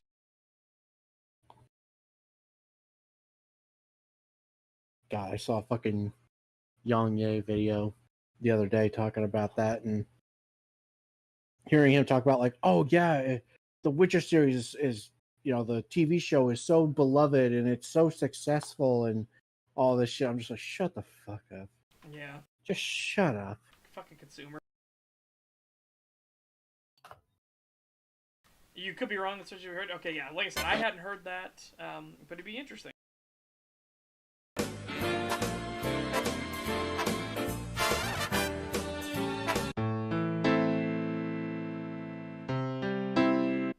Thank God you're smart enough to realize why this scene is fucking garbage. Go back. I noticed something. What? Look who it is written by. The next section. It's not by him. There you go. Who's Percy66? I don't know. But that is the third person we've seen now. Because that wasn't somebody that did the first ones. Did one of the other earlier. Well, we weren't paying attention to the earliest ones. So we're probably several editors in, but that doesn't matter because it's still a script. Yep. What I'm saying is, at least he realized how dumb the scene is. Yeah, fair. I think you people really misunderstand the problem with this scene. The fact that Leia knows how to use the Force and could survive space as a result is not the issue. It absolutely fucking is. there might be more issues there. There absolutely are more issues there. But that saying that's not the issue is just like, God, we were already on your side. Hey, at least you got this one right, and you fucked it up immediately.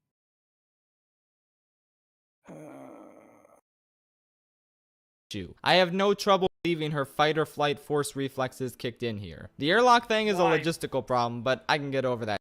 That's oh my God. You're excusing so much bullshit right here. He's literally just going, but I How? like it, so it's okay. Yeah, It's how fine, did she guys. have fight or Well, flight force powers? How that has Especially- never been seen before, ever. Especially when she was fucking unconscious. Yep. Like, that's the implication of her opening her eyes like that. And with how much time had went by. Yep. And yeah, he has used the logic earlier. Oh, I like it, so it's fine. So, Yeah. not good. That too. What I that such a potentially beautiful scene is ruined by such an awkward, unintentionally funny visual. That's your problem? This is your issue with this? Are you serious? That scene Ha- is beyond fucked, and it's not just for the awful, like, CGI animation of Mary Poppins nonsense going on. No. Yeah, this basically insinuates that she is one of the strongest force users to ever live. Yeah. She can fucking fly. Well, I don't have a problem with using the Force to move through space, assuming that you've got protection from space. Part of the problem is, first of all, she should be fucking dead. Yep. You've got 15 seconds approximately of consciousness. And obviously, once that's gone, you're fucked. It's been longer than 15 seconds. Secondly, she's not been trained in the Force. There's nothing like this. If they had established that she had been trained in the Force, you can excuse some of her abilities. But first of all, not protection from space. There's no known Force power in the movies that would protect you from open space. Yeah. But we don't know that she has power, so this is just a random thing out of nowhere with no setup. And the fact that she can do it while unconscious, like, that's unheard of. I've never heard of any Jedi being able to use their force powers while not even being conscious of it. Yep. Well, yeah, if the argument is she's using the Force to survive space, and then she's unconscious there for that initial moment, then yeah, that's fucked.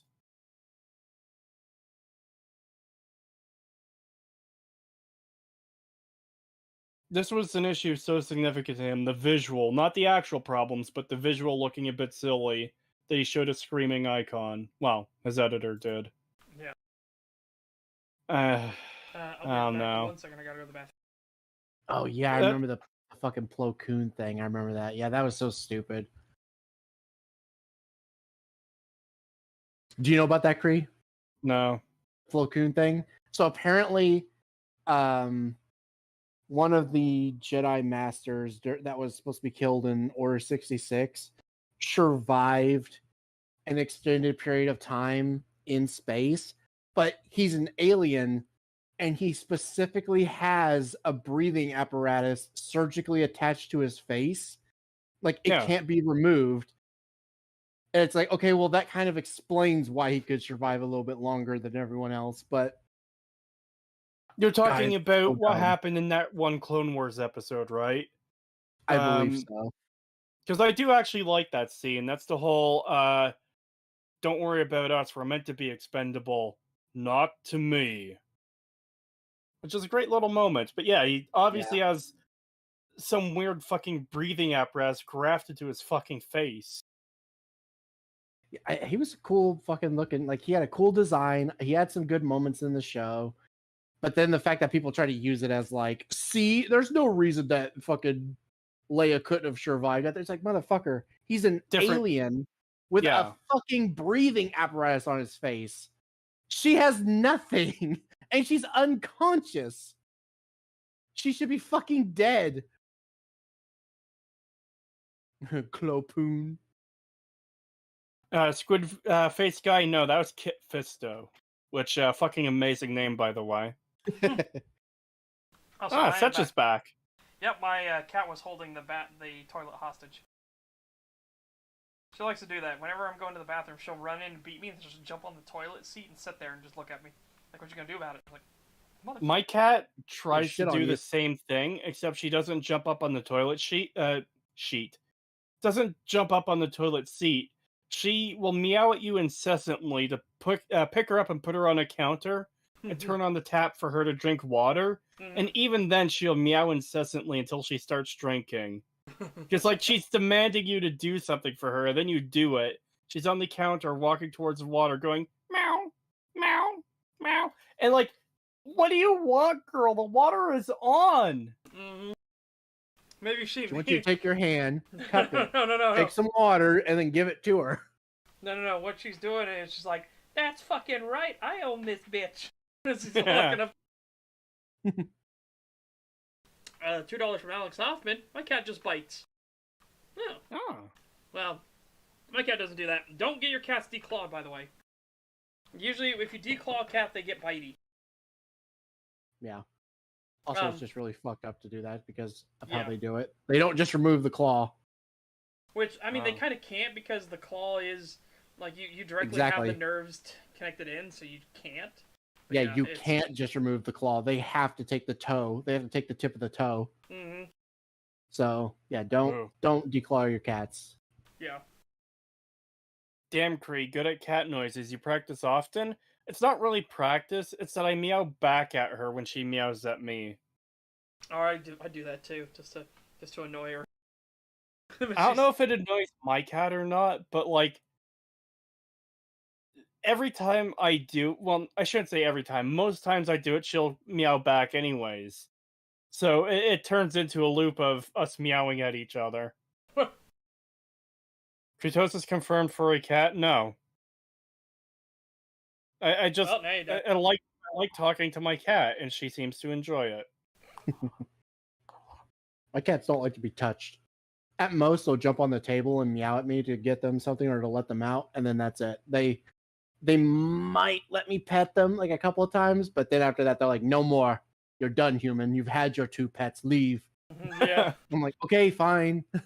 By the way, I was watching Az's one of Az's streams yesterday, and he had his cat in the room, and he was feeding her slices of ham and showing her on camera, and she is super cute. Nice. Like, they could do to make this look good, but holy guacamole, this is not how you do it. Again, I must stress.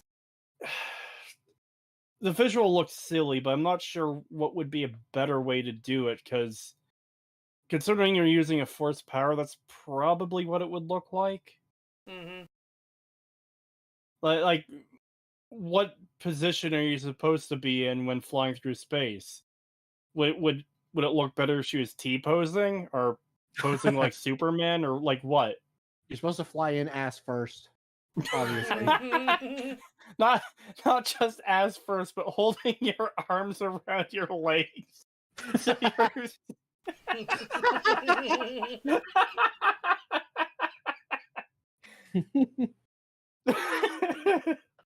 Anyways, yeah, the visual looks silly, but once again, it's the thing that's the least issue of this scene. I could handle the visual if everything else made sense, but it doesn't.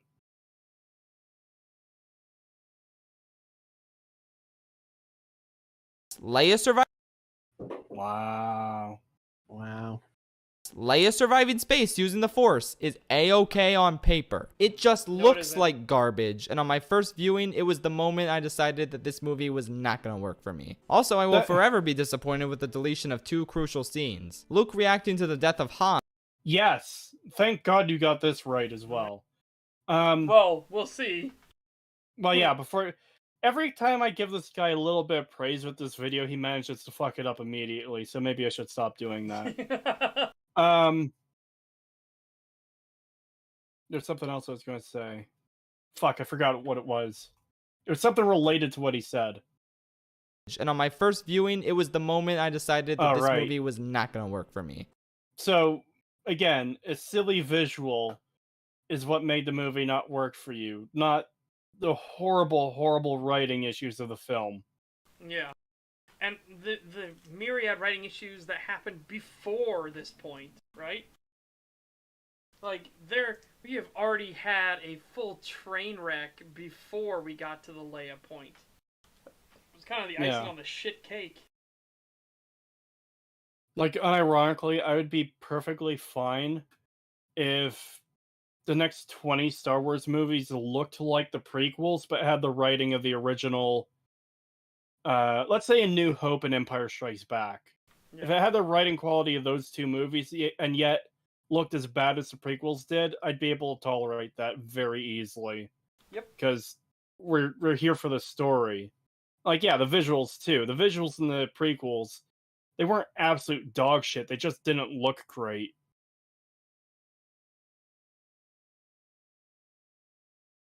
Also, I will forever be disappointed with the deletion of 2 crucial scenes. Luke reacting to the death of Han, which is pretty self-explanatory. It's heartbreaking, and as is, he just asks, "Where's Han?" and it cuts to Kylo. Like, the story just wants to get on with itself and not take any time for character drama. Really weird. Even worse is the deletion of Finn's confrontation with Captain Phasma, where he berates her for lowering the shields at Starkiller Base, leading her to kill her own troops before they turn on her. It's badass, and gives one of the lamest scenes from It's badass. No. So why would hold on. anybody... Have you seen this deleted scene, Such? I have not seen it, but this is all right. stupid Continue. on many reasons. Because I know the context behind it. So why the fuck would anybody believe Finn of her troops at all in the slightest? And then she wastes her fucking time shooting her troops instead of just shooting Finn, so that Finn has enough time to run up to her and smack her. That is fucking stupid. $5 from Calbeck, thank you very much. Thank you.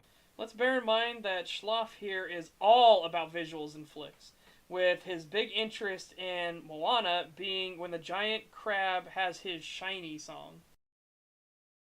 Oh. Really? Yeah. That's one of the videos I saw of him from a while back. He really likes the giant crab thing. That's why he uses it as his profile picture. But yeah, he's all about visuals. That's he what that loves crab is his from. visuals. Yeah, that's I what thought that's that. from. I thought that crab was from The Little Mermaid. No. No. Huh. That's not No, Sebastian. it's the villain crab from Moana. Yeah, the one that's all obsessed about visuals and everything and shiny. Oh my god, it so fucking fits. Yeah. It's so shiny, me like. Well, I can understand appreciating visuals, like, if the rest of, like, even if what they're based on doesn't work, I can understand appreciating visuals. I just don't understand praising them that much to where it's like, this is what makes or breaks the movie for me. Not the terrible writing, but the visuals not being so great. Yeah. Yeah, I agree. That video isn't that bad where he's talking about where he goes on his whole explanation about all that stuff with the crab and everything. It's not that bad. There's nothing wrong with having appreciation for that kind of stuff and understanding it. But then to also say like, well, so long as that's good, the rest of the film is fine. It's like, no, you can't just fucking say, oh, well, because the writing's bad, it doesn't matter. You can't do that. Mm-hmm. Yeah, I agree with Calbeck. Calbeck says the artistry of visuals should enhance, not replace a movie's writing. I agree. Yes, absolutely. Same with games. Unless the game doesn't need a story. Like, you can have a game that doesn't have a story or has a minimal story. That's fine. But if it is supposed to be a story-based game, then yeah, the visuals aren't going to cut it if that's all you've got.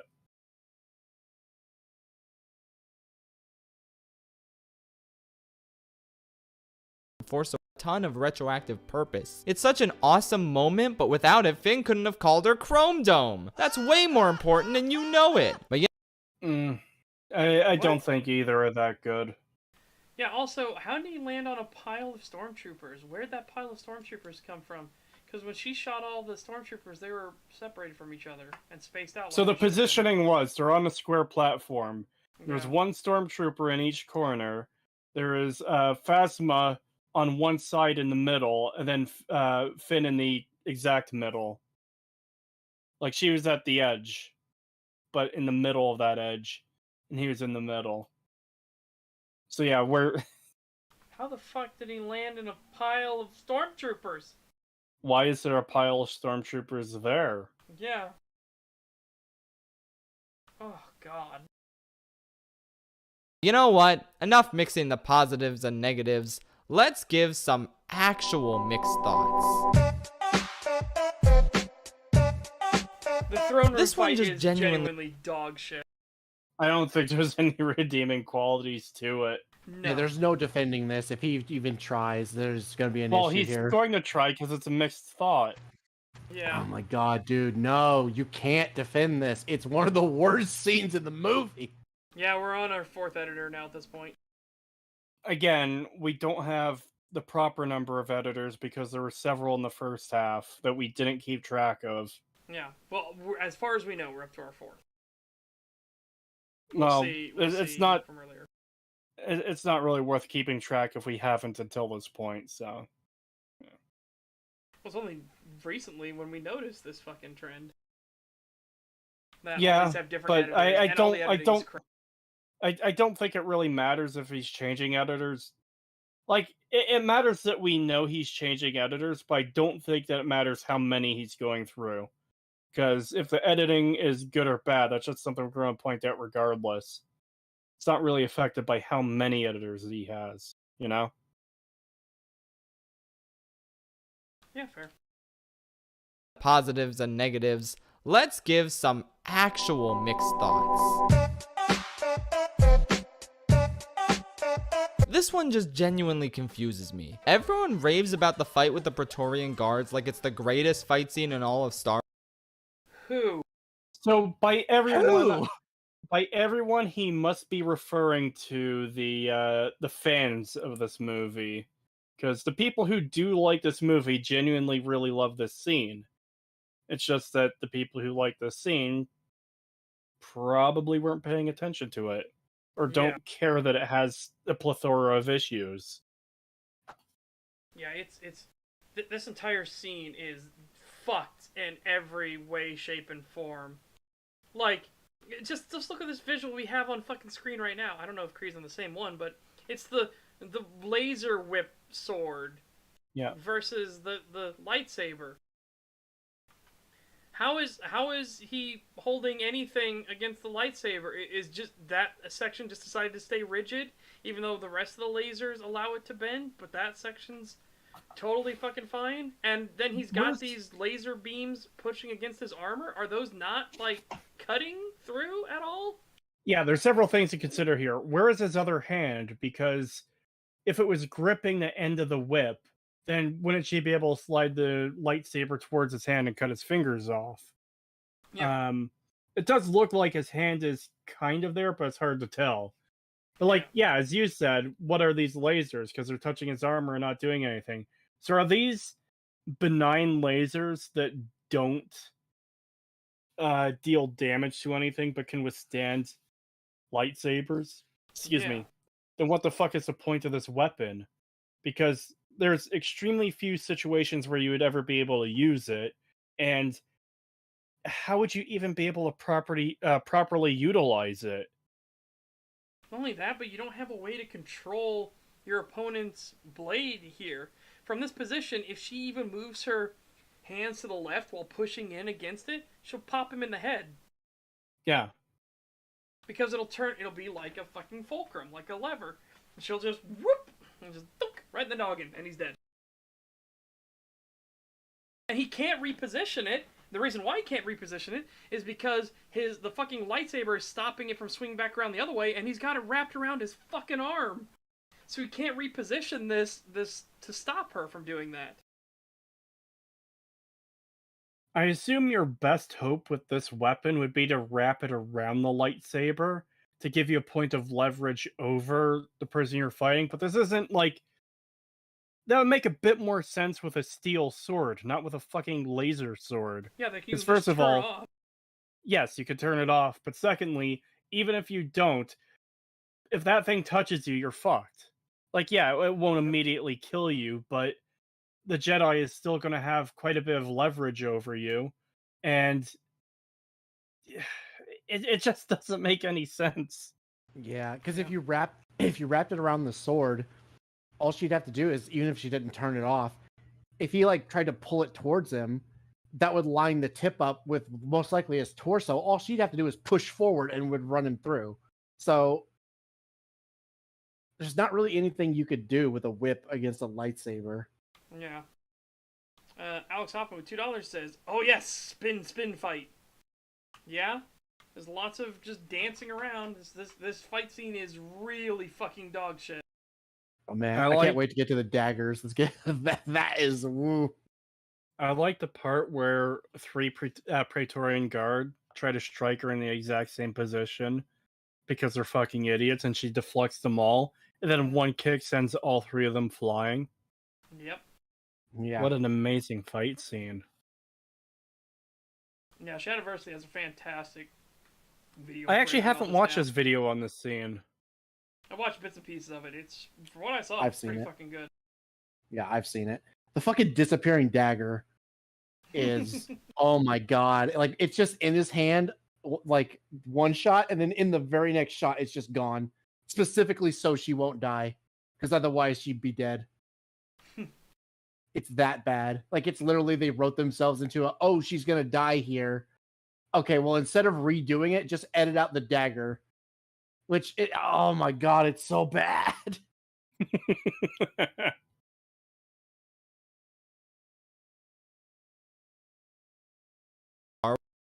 Wars, and I'm not here to nitpick the choreography or anything, though that's certainly doable. All Though that's certainly doable. No, the choreography is complete dog shit. It is, And it's not nitpicking, first of all. Nitpicking is an inconsequential criticism.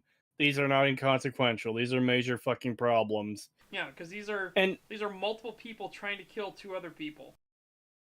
When you start noticing that these multiple people are spinning around in circles away from everybody, waiting their fucking turn, that's a problem. It's very nice of Snoke to return to the tradition of turn-based combat. Yep. It's a problem a lot of kung fu movies have. And those people like just shifting between left stance, right stance, left stance, right stance in the background. So that they look like they're doing something, but if you actually watch them carefully, you just see they're going from left foot, left arm forward, right foot, right arm forward, left foot, left arm forward, right foot, right arm forward. They're just doing that over and over and over again as they wait their turn. I have to say is pretty good, extremely pointless battle. It has one cool. Pretty good, extremely pointless. It's not even. Hold on. It's not even genuinely good at all. Take in consideration what he said before that. You can nitpick the problems in this fight, but it's pretty good. If you could pull out that many problems of the fight, then it's not good. Yeah. Narrative purpose, showcasing a team-up between Rey and Kylo. Okay, that's pretty badass. And that first long take establishes that idea really well. Look at but how after awful that is! Stop saying everything is badass. You don't know what badass is. Shut the fuck up. And look at how awful that is. Go back and look at the 5 Praetorian waiting their turn. Because Rey has her back to them, and they're like, oh, well, stabbing her in the back right at this moment would be poor sport. I think at this point, badass, just like, at least from this guy, just translates to, I like this, therefore it's good. It would be. Yeah. All right. I see what you mean about battle. the kick now. It has. In fact, I'm going to do a little something here. It looks like she kicks the air in front of them. Cool narrative purpose, showcasing a team up between Rey and Kylo. So that's not why I slowed it down for, but you can have that narrative purpose without it being retarded. Yep. That's just a fact. But let's take a look at this. Okay. Why is this guy rubbing his thing across his armor? I don't know, but I guess It's it sending doesn't off go through. sparks. It's got to be doing something. Yeah. Because the sparks don't just naturally appear. The sparks are material that are superheated, that are flying away. That's what a spark is. So, why are you damaging your protective armor? Is it because you know it does nothing against lightsabers? Because this doesn't actually help you in any way fighting. That's pretty badass. And that. Look at this. Alright. Okay, so why did Kylo just stab the fucking floor?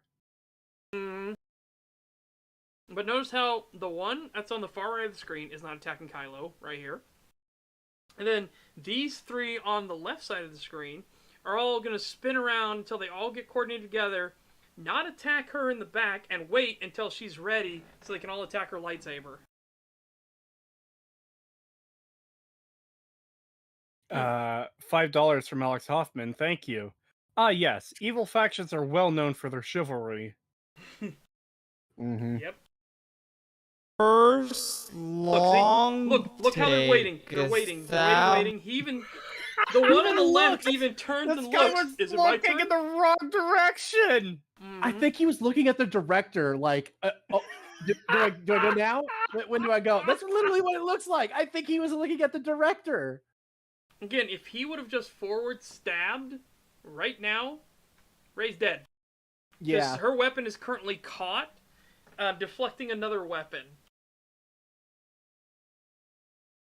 God, look at that. They're just standing there like, when's our turn? When do we go? Mr. Yeah, Director, keep man, when do we watching. go? Keep watching these guys on the left, and you'll see just how bad this is. It might be worth rewinding again just to go through it a second time.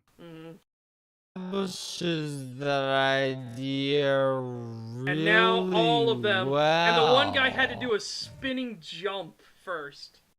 He couldn't just stab forward. No, he had to do a spinning jump. But look at my her God. blocking those 3 attacks there. When, like, she was already blocking one of them when one of the weapons was coming down, you could readjust and change, like, your swing. Yep. Mm-hmm. You Even might better. not be able to hit as hard without the full force. Like, you've lessened your force to redirect. But at least that would be a connecting hit. Even better, as you said, she kicks the one on the left, currently on the left, but the other two, who are nowhere near her leg, are suddenly going to go flying backwards too. Yeah, they just suddenly fly away for no reason. But after that, it. Oh my God. It's so bad all the way through. Yep. Even better here, so this Praetorian Guard is dead. There's nothing to do. Because Kylo has now got him in a weapon bind. And he's stuck in a defensive position. Kylo's cross guard is lightsaber. That's what Just I was stab it into mention. his fucking chest. Yep. All he has to do is push the hilt forward, just kind of angle it a little bit, rotate it slightly so that the top goes towards him a little bit. Bam, right into the dude's chest. Alex Hoffman, $2. Force kick? Force kick would have worked if she kicked the middle guy and maybe there was like a shockwave outwards and knocked them to either side. That would have been a force kick. She kicks the guy on the left, and then the guy in the middle and the guy on her right also fly backwards. Yeah, and there's no like shockwave or any kind of visual to indicate that she used the force. It's literally just me kick one man, and me, because so powerful woman, all men go flying away. That's literally all it is.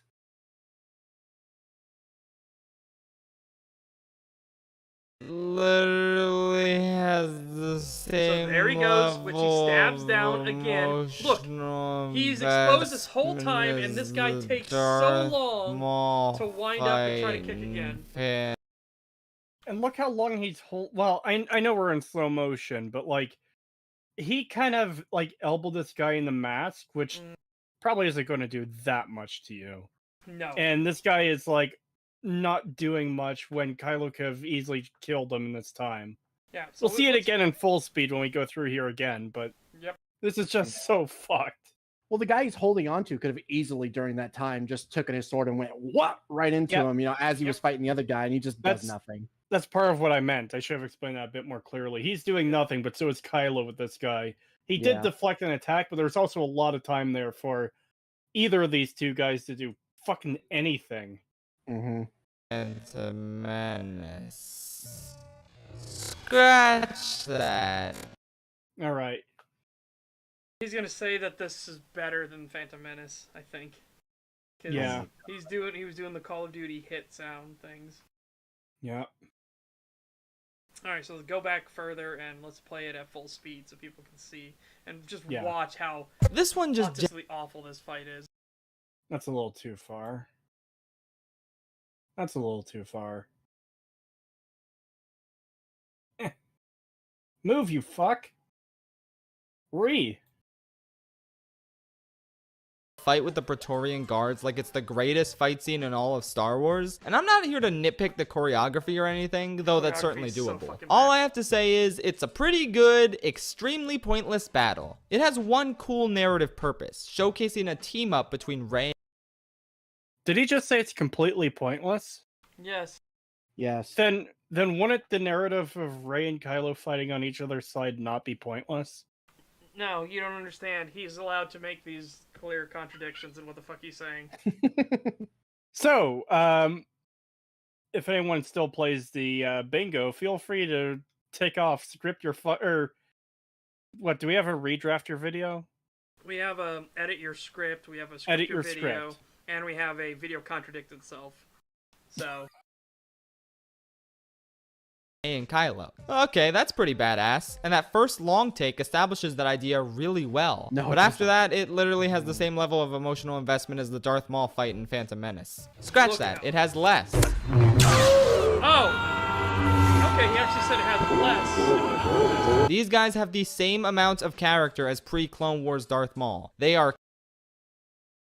What? Even then, I can't agree with it. Darth Maul doesn't have much character in Phantom Menace, but he still has more character than literally faceless, nameless characters. Yeah. Yeah. Far more. Wait, there's a STAG bingo? Yes, there's a STAG bingo. Remember, you won't have all the options on your bingo card. We have more options than there are slots in the bingo card, so you'll have some of them. It will randomize between them. It should be linked in the description. Yep. Mm-hmm. Which I need to redo the STAG bingo and put a bunch more stuff on there. Yeah, Nuva DT quoted it in chat. It's a pretty cool, pointless scene that has a clear narrative purpose for the story. There's one It's clear not narrative pointless, purpose. you fuck! Yeah. Yeah. Oh.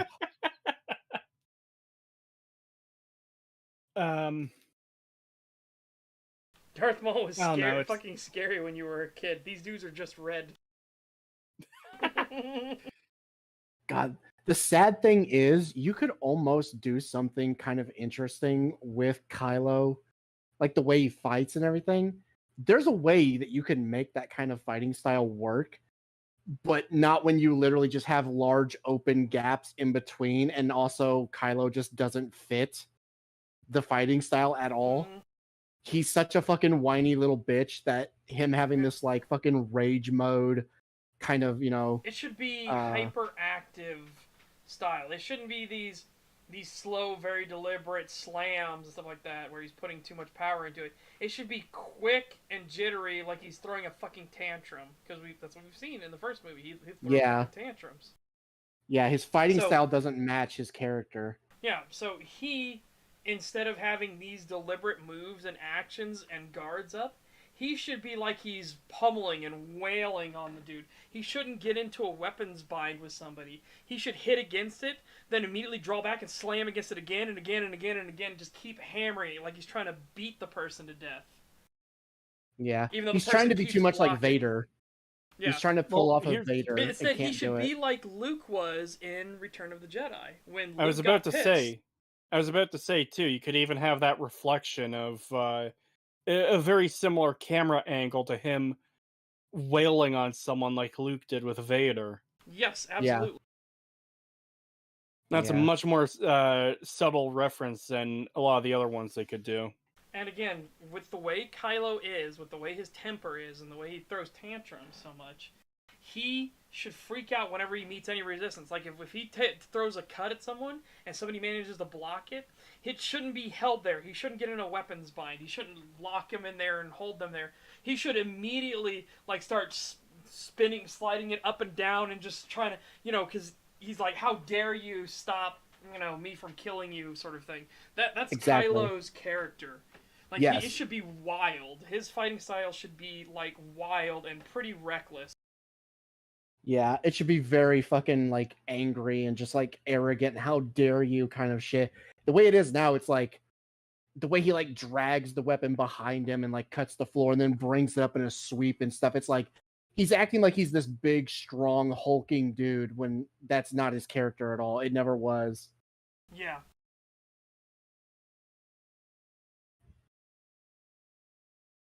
Being cool- wide does not equal being built.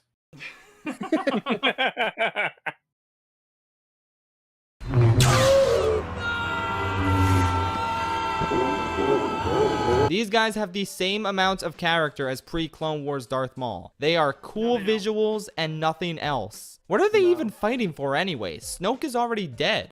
Just move on with your lives, guys. You're clearly no match for two of the most powerful Force users in the entire saga. Are you seriously asking this Which- question? If somebody breaks into the fucking kingdom and assassinates the king, and the guards see it, they're just supposed to stop me like, oh, well, the king's dead. Fuck no. No. That's the Yeah, no, this guy. is There's likely a chain of succession, and someone else is going to be in control now. And not just that, but that was your paymaster. That was the guy that's keeping you fed. That's the guy that's keeping you sheltered. That's the guy that's keeping the people you care about fed and sheltered. Like, you gotta understand, this is how these systems work. These people would not just fuck off and not fight. They'd want to kill your ass. And guess what? If they were known as somebody who turned tail and didn't fight the person that killed the previous king, their life is fucking over. What the hell else are they gonna get as a job, or what the hell else are they gonna do? That stigma of them not having fought, and hey, if they lose, they lose, but them having fought is what's important. Yeah. Oh, and by the way, don't ever kill the paymaster. You really do not want to kill the paymaster. Rome learned that lesson the hard way. They shot and killed the paymaster, the German paymaster, for the mercenary army that was sacking Rome. That didn't go well. The paymaster was the one keeping them in line. When the paymaster was gone, well, we're not getting paid anymore, so let's sack, burn, rape, and pillage the city to get our payment instead. Uh-oh.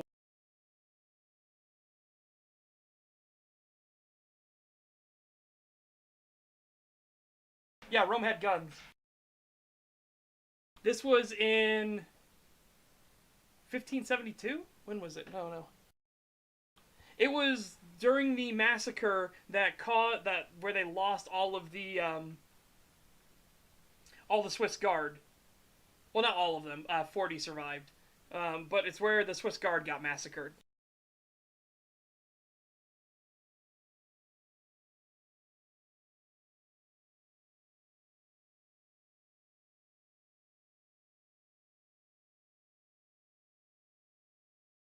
It's the same thing where Fat Electrician makes the joke, don't kill the, it's 1527, not 1572. I've had the last two backwards.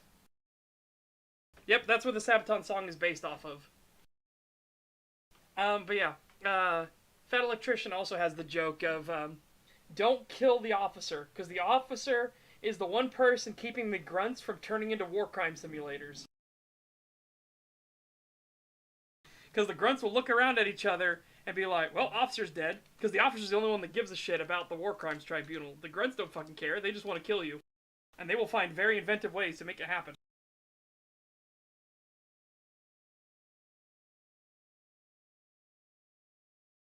So, yeah, same thing. Don't kill Doc.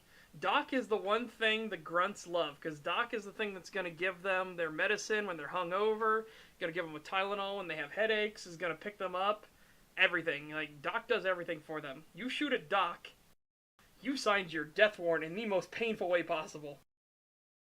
And yes, that is my favorite slogan that he has. It's never a war crime the first time.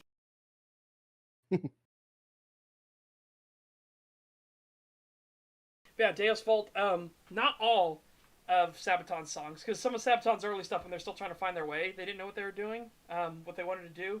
But the vast majority of Sabaton's songs are based off of historical events.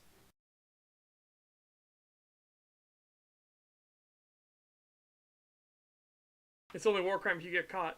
Well, that's why the officer's there. The officer's the one thing stopping all the grunts from committing war crimes. Anyways. Look, the fool, they've got cool weapons. I like when Kylo shreds the dude and then stabs a guy in the head with a lightsaber, goes zoom, zoom. It's So, you're the kind of person they refer to when they talk about people who are like... For like this. Yeah, Look at the key keys. jangling, I don't necessarily want to call this guy a fanboy, because he doesn't appear fanboyish in what we've come to understand the term as, but like it almost seems like kind of a fanboy mentality, like a more old school fanboy mentality. Where it's like, oh man, it's Star Wars, that means it's good, that means it's cool. Well, not even that though, because remember he was talking about how he didn't like this movie, and now he's come around to appreciate it because of how awful the Rise of Skywalker was. Like it's a weird situation where I don't understand how it's like, oh, Rise of Skywalker's so shit, so therefore Last Jedi wasn't so bad. It's like, well, I mean, in this aspect where he's just like, oh man, cool laser swords, zoom, zoom, yeah, zoom, that's fair. Boom. ATST, ATST. Yeah, that's what this comes across as.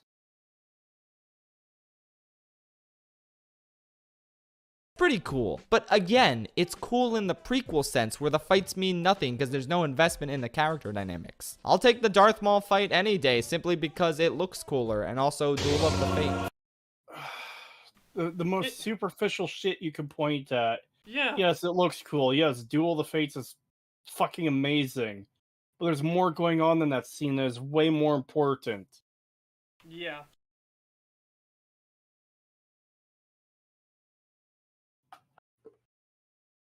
But again, I still like the throne room fight because it also looks cool.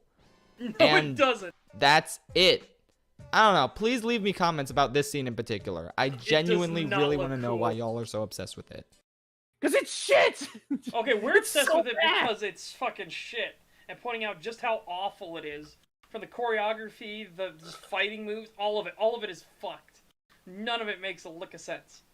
I would genuinely don't understand why people like this scene at all. I don't either. I don't get it. It's not even fucking... It doesn't even look that good. It's... Yep. As people are pointing out, Kylo did just disarm himself. Because he's an idiot. Yep. Yeah, I genuinely don't get what people's love for this scene is. I don't get it. Yeah, the disappearing knife, which I don't think we got to see. We didn't get to see the disappearing knife moment. No, they didn't show it in this, unfortunately. Yep.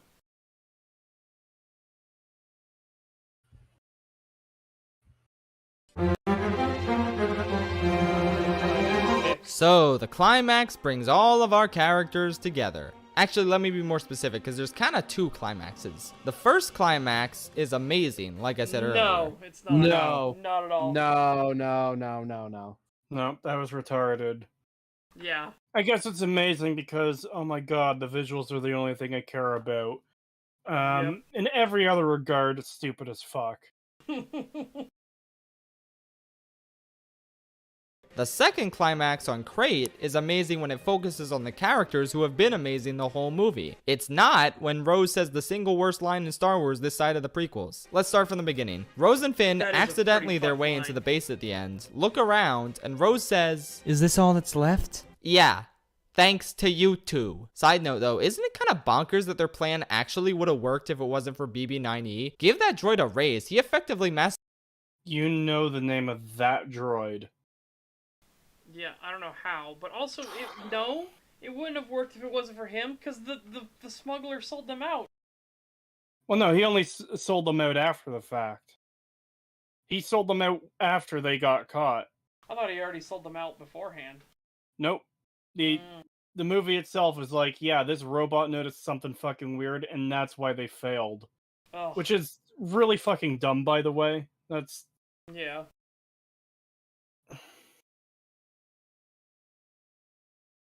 It would have made so much more sense if it was like an actual person who noticed something was up and acted on it rather than just a stupid fucking soccer ball droid.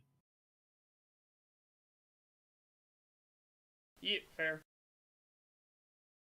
No, so someone should have known before this droid because they had a fucking box following them on the floor that doesn't look like a droid because they were hiding theirs in it.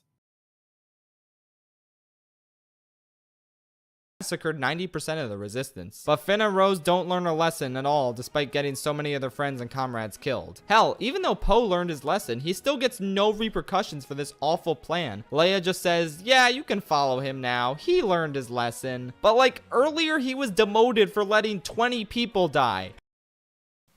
Which Poe is in the right for. Yeah. Again. Leia was wrong to demote him. Yeah, absolutely. Leia was a fuck up. Oh, God, it's so fucking frustrating. It is. See, Poe's plan was stupid, I agree. But Poe's plan was the only thing that saved them. Because the Empire was stupid until suddenly the Empire wasn't, and then started targeting the ships in fucking orbit. It's like, why didn't you do that from the beginning? It's like, more like Poe's plan was stupid, but that's the only one he had available to him. Yeah. And it was necessary, because then the Dreadnought started aiming at the ships in orbit. And it's like, yep, if the Dreadnoughts had literally done that from the beginning, the rebellion is entirely fucked. And then a $2 sticker from Alex Hoffman of a lemon emoji going, yeah! Thing on a stool in front of a lime, I guess. And the lemon person has a cape on, so I guess he's a superhero. Yeah. Thank you. There you go. Anyways, yeah, Poe is in the right. Yes, Poe was absolutely in the right. And Leia being in the war as long as she has been, especially the original time around against the Empire, she should know that people die. It's part of fighting a war. It's unfortunate. Yep. Your options are fight or die, pretty much. Especially because you are a resistance movement. You're not like a normal army. This isn't like you're the superior force and then Poe got these 20 people killed on some reckless thing. No, you're the inferior force in every sense of the word. Yeah, you're gonna have to do these suicide charges and stuff like that at times. It's just what fucking happens. It's part of being a guerrilla war.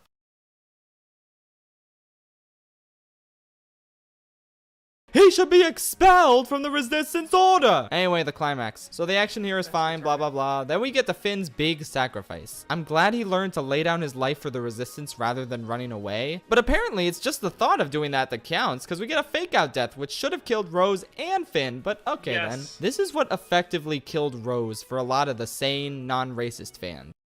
Shut the fuck up. Fuck off. No. It is so annoying when these people constantly have to bring that shit back in when most of the times there isn't any racism you can prove. I haven't actually seen anyone hate her because she's Asian. I've seen plenty of people hate her because her character is fucking obnoxious as shit. Yes. Also, how was his sacrifice plan gonna work to begin with? How was his ship not torn apart by the beam that he was flying through? How did none of the guerrilla walkers shoot him at all? They weren't shooting him because everyone piloting them is retarded. Yeah. The beam didn't destroy him because it's still charging up, I guess. But it was already doing damage to the door, wasn't it? I swear it was already doing damage. It was heating up, but it wasn't like it was starting to melt the outside of the ship, but that it might not necessarily destroy it immediately, you know. Mm. But I guess the plan was if he could fly down the center and into the cannon, that would destroy it. But would it? I guess we would have to assume that the inside of this cannon is fragile, that a ship flying in there would destroy it.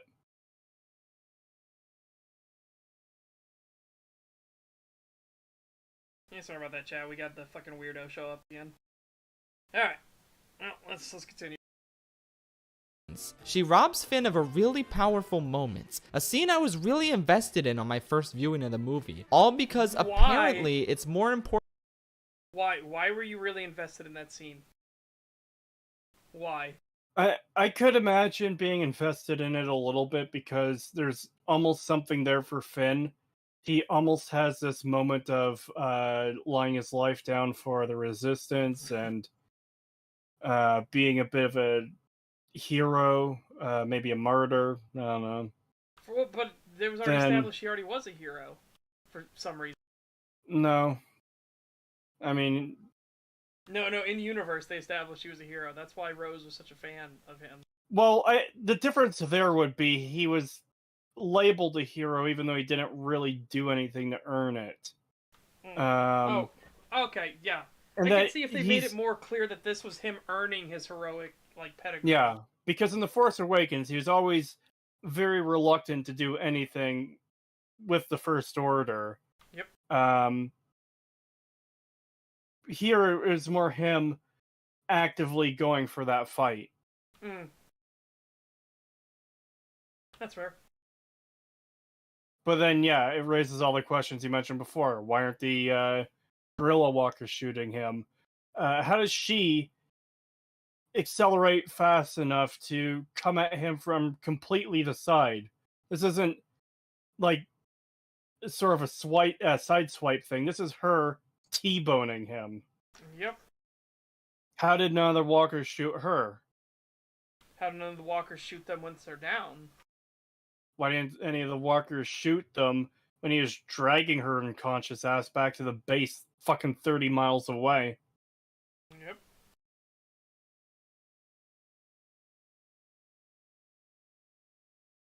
Important to say we love rather than fight what we hate. But Which is so she retarded. acts as if those things are mutually exclusive. They're not. Hold on. Finally, a good Thank point from God. this guy. Yeah. Yeah, they're not understand. mutually... Yeah.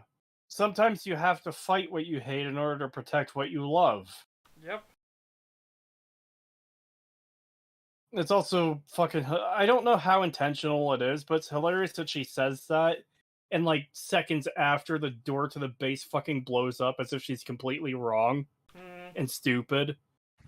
I mean, she is. Yeah. Well, yeah, she is, but I don't know if the film knows that or not. I know, it's so fucking stupid. It's literally like someone breaking into your house and putting a gun to you and your family's head. And then one of your family members is just like, no, don't fight him. We have to protect what we love, not by fighting what we hate. And then he just blows all their fucking brains out. Yeah. Dry complimentary with $5. Thank you very much. Hey guys, I hope you have a nice day. I'm going to rest because I have this awful cold. Love you guys. Have a nice day. Oh, hopefully you get better. Take some medicine.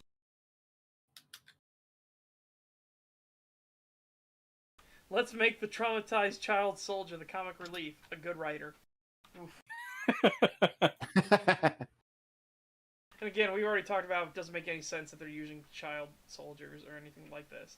The First Order just doesn't make any fucking sense. Finn's character does not make any fucking sense. Nope. Oh, you're on waste management. We're gonna make you a stormtrooper now. Why? We're hurting for people. Are you? I saw that fucking speech. You're hurting for manpower? What the fuck are you doing?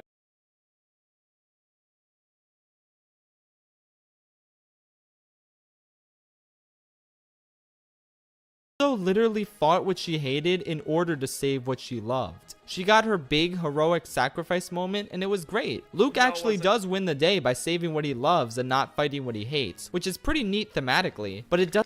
How does Luke save anyone? What, he delayed the fucking First Order for like, I don't know, 5 minutes? Yeah. Because that 5 minutes doesn't actually really do much. They find the hole to the back of the cave, but that's after this whole encounter, isn't it? Yep. Yeah, it should be. They're up fighting. The Resistance is trying to escape up the back. This is after Rey shot down the TIE fighters. And then she goes and opens up the back of the cave.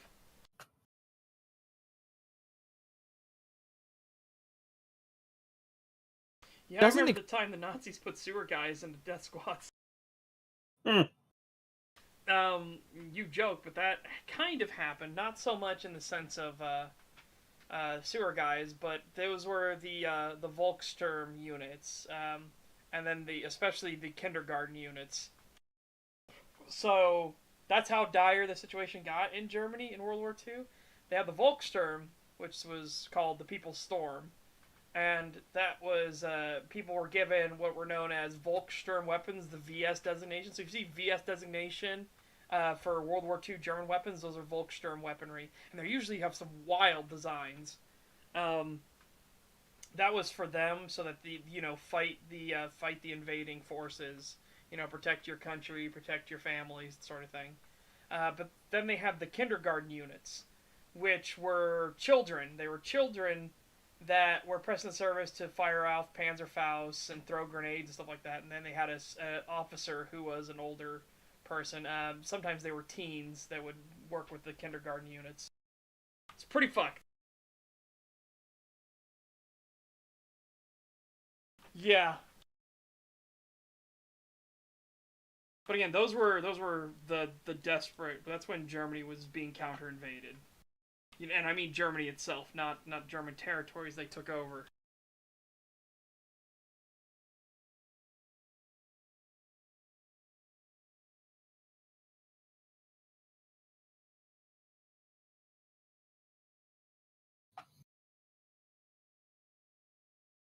Yeah, exactly. That was Doomer mode. That was not standard operating procedure.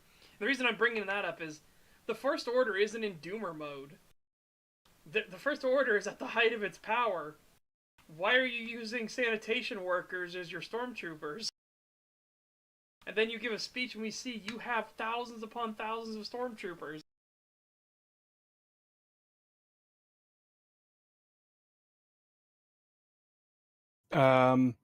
Welcome to OWL membership, Alex Hoffman. Thank you.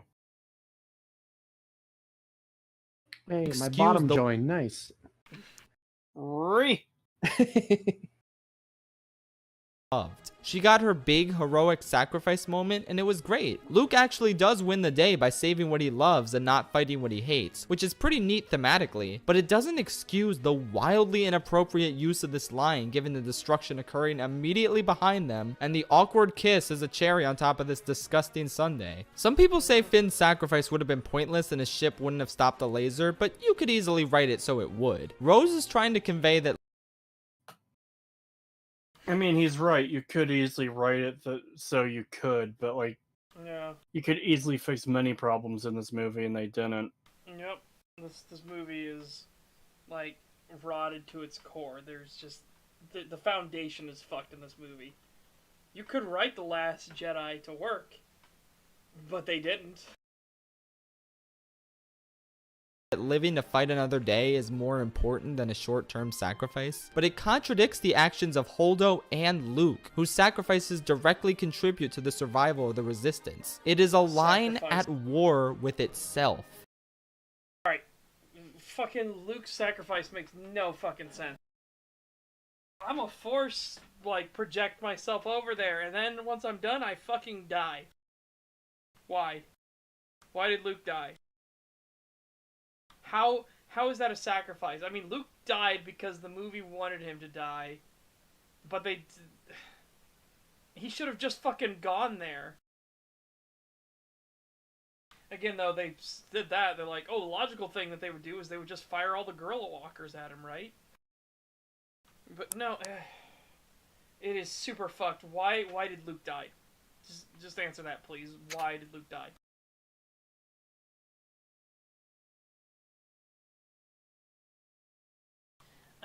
Geiger with a 6-month membership. Thank you very much.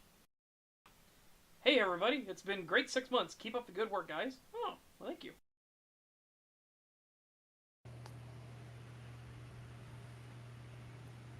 Oh.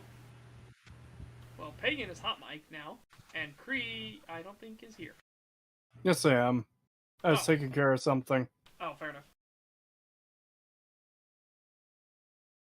It's also important to consider where Finn and Rose end up in the next movie, taking this moment into account. I wholeheartedly contend that Finn dying here, with his main rival already dispatched and his arc fulfilled, would have been... Well, we weren't sure she was dead until Rise of Skywalker came out without her. Because Yeah. we thought she was dead in The Force Awakens, and then she wasn't. Yep. I like how his arch rival has 5 minutes of screen time. Like, what an amazing villain. Yeah.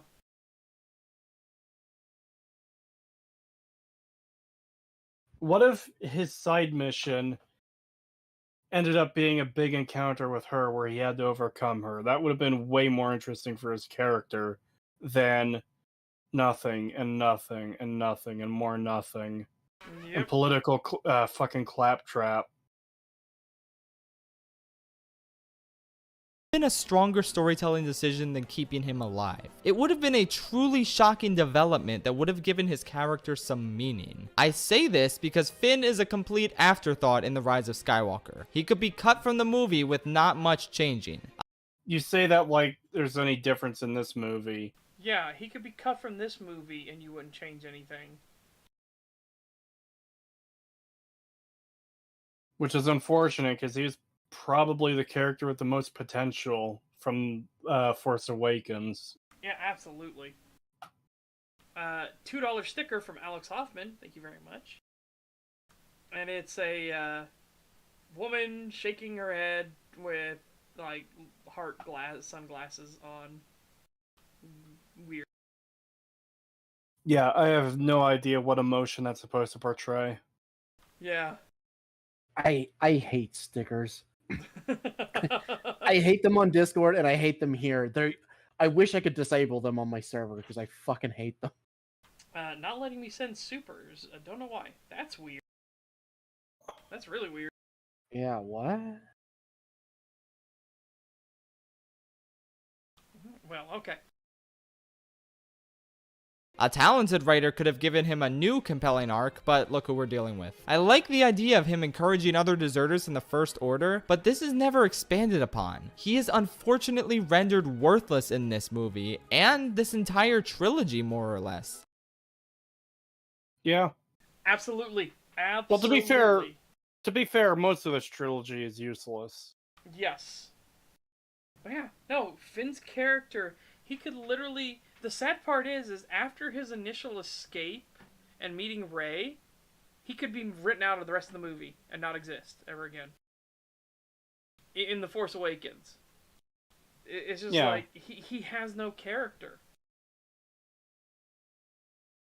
It's so baffling because he has such a strong potential concept. Yeah, stormtrooper that defected from the Empire First Order, like hell yeah, that could be an amazing story, especially if he turned out to have force powers. But instead he's relegated to guy who says unfunny lines and guy who yells Rey a lot. They fly now? They fly now. I know that's not this movie, but still, this whole trilogy is a fucking shit show. Yeah. Yeah, exactly. Finn should have been inspiring an upheaval. This was a guy who left. Imagine how much more impactful if he had kept parts of his stormtrooper armor and he fought in that armor to like showcase where he came from, but then suddenly he's a Force user as well. You know what kind of shockwaves that would send through the First Orders? Through its Yeah, ranks? you can modify the armor to make him look unique, get rid of the helmet and all that. And you could have him inspiring people to abandon the First Order, other soldiers, you know? Yep. That make He would him be- a he'd become much an- more interesting character. Yeah, and he would become an icon within the Resistance. This man left the First Order, and he fights for us. And more than that, he became one with the Force. Now he's a Force user as well. Like, that would have been so much more fascinating.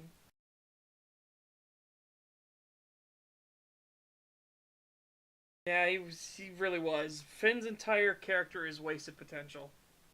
That's Yep. all it is. Just because they always hint at him, like when he uses the lightsaber to fight off the one stormtrooper, and then he pulls the lightsaber again at the Starkiller base. Just such wasted potential. It would have been fascinating if this is what helped awaken him to his senses. Like, not win against Kylo, I think that would be ridiculous. That would have been ridiculous still, but, you know, actually being able to hold his own for a little bit, and suddenly, like, in the midst of the fight, he's starting to realize what Kylo does before he does it. And that just kind of, like,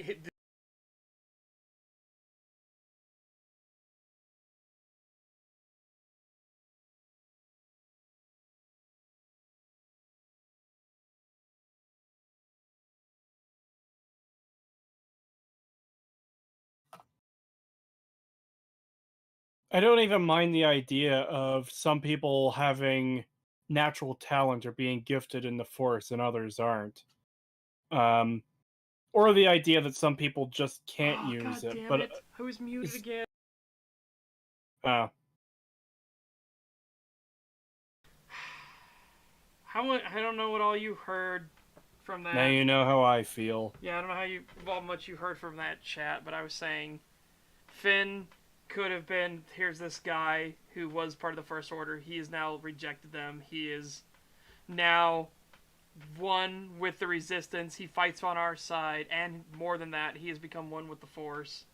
And again, they hinted at it, they teased at it so much with him picking up the lightsaber and fighting the Stormtrooper during the tavern fight, and then him picking it up again at Starkiller Base. It would have been so much fucking better. And honestly, that would have sent shockwaves through the First Order. They would have had defections and desertions all over the place. But more than that, like, it would have been back towards what the original interpretation of the Force was, that other people, that you had to train in the ways to become it. And sure, some people would be better at it than others, but that's just life in general, right? There are just people that are better at some things than others and can naturally pick up things faster than others. But I hate that it became Bloodlines. I hate it became Bloodlines so much.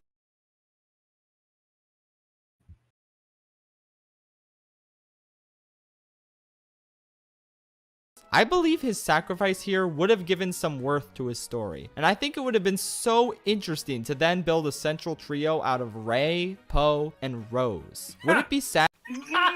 No. What? Rey, Poe, and Rose? It would have been nice if they did Rose? anything with Poe. It would have been. I'm sorry, but no. Rose is such a nothing character in this movie. It's pathetic. Yeah, absolutely.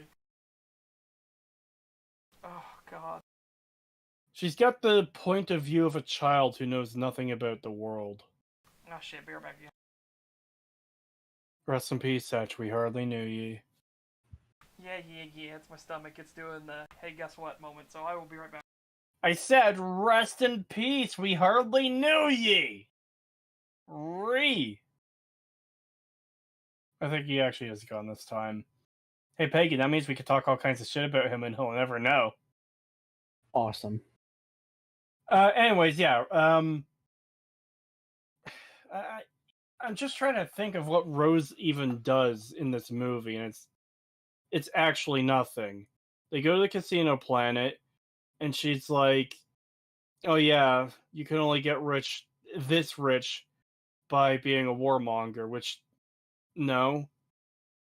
There's plenty of other fields of industry or trade where you could get that rich.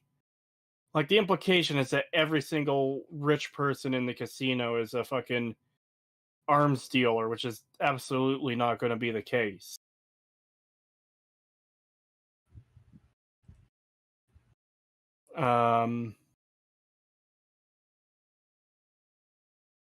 They get arrested. They try to do the thing. Yeah, she doesn't do anything aside from fuck up Finn's sacrifice.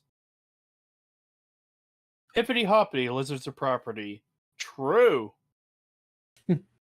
See, police brutality. He's a black man.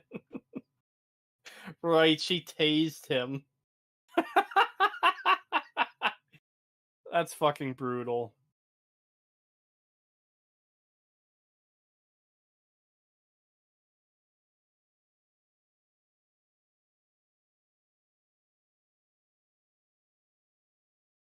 Hey, why buy 100 guns from one dude when you could buy one gun from 100 dudes? Exactly.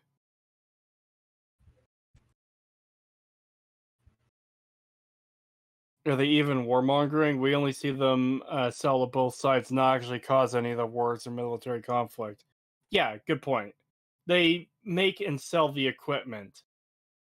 And they profit off of it. Like, again, it's not their fault the wars are happening.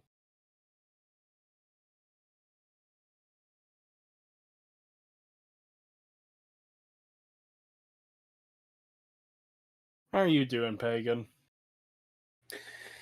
I've been better. Yeah.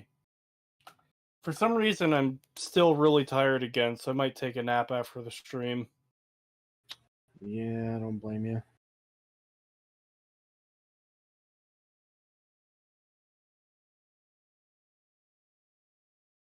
How are you doing, chat?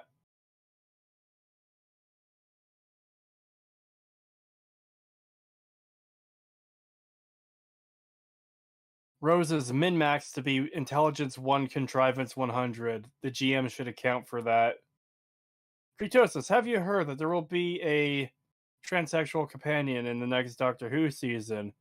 I don't think that it will be terrible if they make it that the companion comes from out of the far future.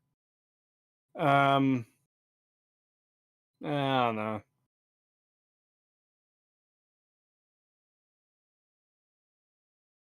In general, I'm more concerned about the writing quality of Doctor Who, and it has gone down fucking terribly.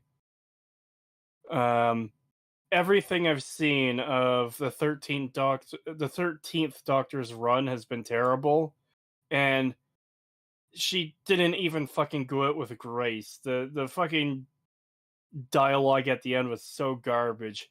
Oh, it's the Blossiumest Blossom.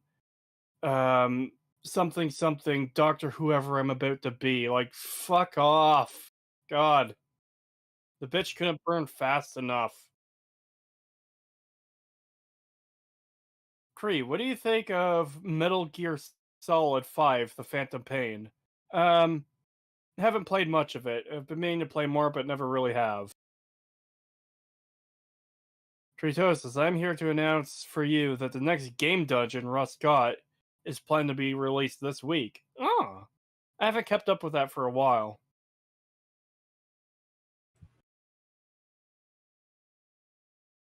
Deer season started, and I haven't even seen anything. Rip. They brought back Tenant because it was so shit. Like, I think bringing back Tenant for a second run could be very interesting if they did it well. I understand it's only going to be 3 episodes, but like, you could do a whole storyline of like the Master fucked up the Doctor's regeneration somehow, causing him to revert to previous forms. Like, that could be interesting. But first of all, that doesn't seem to be what they're doing, at least not for a full run. But it is also very obvious that they're desperate at this point because of how shit the last Doctor was.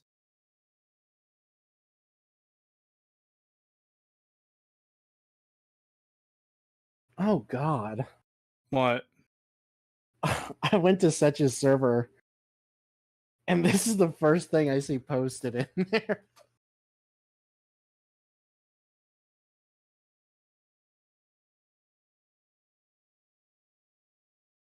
Huh. I exist. I kind of wish I didn't after what Pagan posted. Oh. I went to your server search, and this is the first thing I see posted in there. The fuck is that? I don't know. What the fuck is that?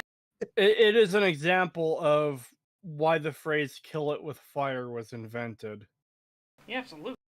Not obviously not advocating violence towards anyone. It's just a feeling I get looking at this image. £5 from Threadnought. Thank you. Birds are descendant from dinosaurs. Dinosaurs are all lizards. Since lizards are snakes, that means Creed is a weird mutant snake. Can't Yeah. argue with your logic. Wow. Yep. Guess we're just gonna call you Snake from now on. Sad to never see Finn and Rey again, especially after Rey said they would see each other again in Force Awakens? Yes. Yes, it would. Which is exactly the same remorse we feel for Luke and Han. I think that's the profound sense of loss that this ending sorely... Hold on. We need to go back. Natural trio out of Rey, Poe, and Rose. Would it be sad to never see Finn and Rey interact again, especially after Rey said they would see each other again in Force Awakens? Yes. Yes, it would. Which is exactly the same remorse we feel for Luke and Han. They're very different situations. Han and Yeah, Luke were good seem characters in the original trilogy. Rey was a fucking plank of wood in all three movies, and Finn was a character that had so much potential and was pretty much discarded for nothing. It wouldn't be tragic that they would never see each other again if he sacrificed himself. It'd be like, oh, okay. So they killed one of the stupid fucking cardboard cutouts. Yeah. Moving on. Yep. God, one of the things that bothers me so much when people bring up the fucking like, oh, people who, who actually aren't racist who have an issue with this. It's like, motherfucker, you're talking about a Disney film where they shafted the black guy because of China. You don't get to sit here and talk about fucking my racisms when you're supporting a fucking company that is actually fucking racist. Fuck off. Yep.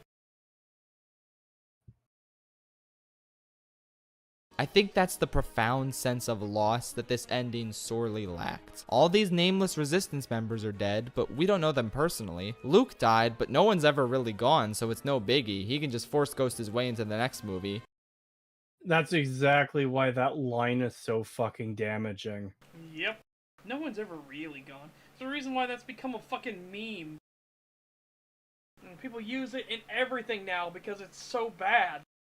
The moment the trailer came out that revealed Palpatine would be back for Rise of Skywalker, Red Letter Media's response was clipping a bunch of character deaths from the original trilogy, and I think maybe even the prequels, and having Plinkett say, "No one's ever really gone. No one's ever really gone. No one's ever really gone." And it's showing like the random not TIE fighter, X-Wing pilots that are getting blown up during the Death Star run, and I think Ewoks and stuff. Like, it's showing how you kill the stakes by having shit like that happen.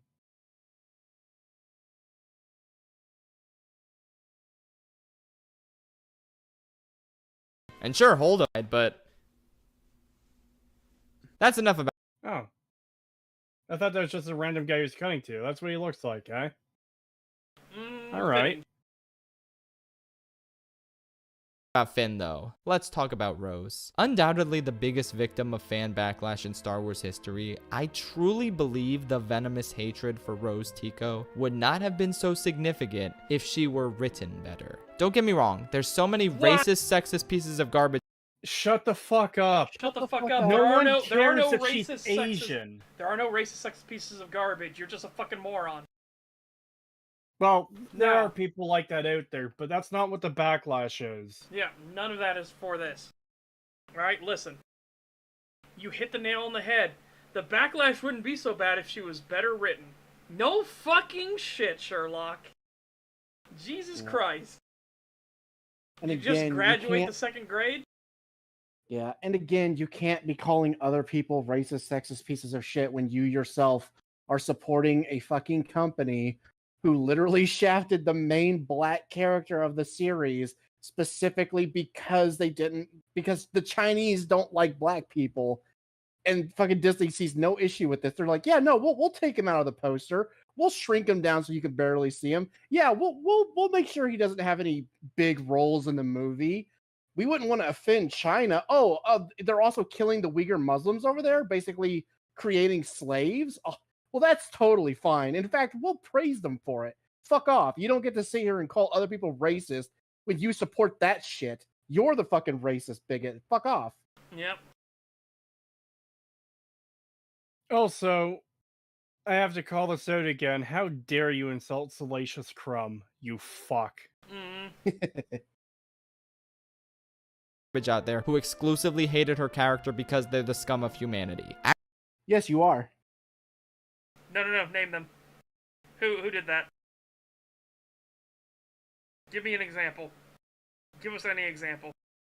I'm gonna wind that back because I want to get the full statement. But yes, give us an example. And so significant if she were written better. Don't get me wrong, there's so many racist, sexist pieces of garbage out there who exclusively hated her character because they're the scum of humanity. Actors Name them. Yeah, again, Name a examples, because I haven't seen a single example of this. I've seen people complaining that she's terribly written, she's an awful character. Not that, oh, she's Yep. Asian, therefore bad. Like, what the fuck? Yep. If you're gonna make these claims, fucking prove it, you cunt.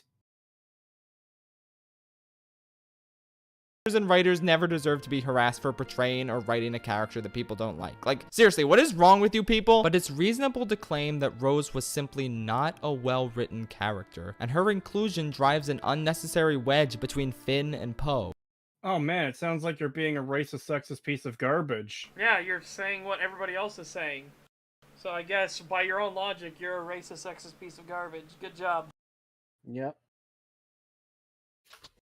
Well, the point I was more so making is that the only criticism I've seen was that she's poorly written. Yeah, exactly. Which is what he just said, but everyone else gets called a racist, sexist piece of garbage for that. Yep, and that's what was my point as well. Two characters, great chemistry, who many fans, myself included, were disappointed to see separated. I actually wrote in the very first draft I wrote of it, like Poe went with Finn on the mission to Canto Bight, and the two of them were going to be together on the mission. The most shocking thing is the learning that there was a first draft, or sorry, there is anything beyond the first draft. Yeah, that's... I assume that's what they used for the final. Yeah, same.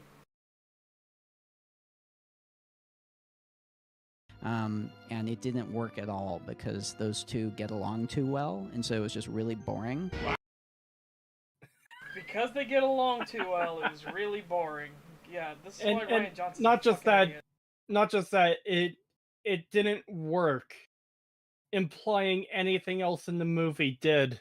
Yeah, because I'm spoil it for you right now, Ryan. Nothing in your shitty film worked. What do you mean they work too well? You can build a conflict between these two characters, or even as friends who get along, have interactions that are interesting. They learn more about each other's history and backstory, rather than both characters essentially being sidelined to look like idiots. Yeah, what if there's a moment where they are on their mission and they find there's a bunch of First Order, like, recruits there or something like that.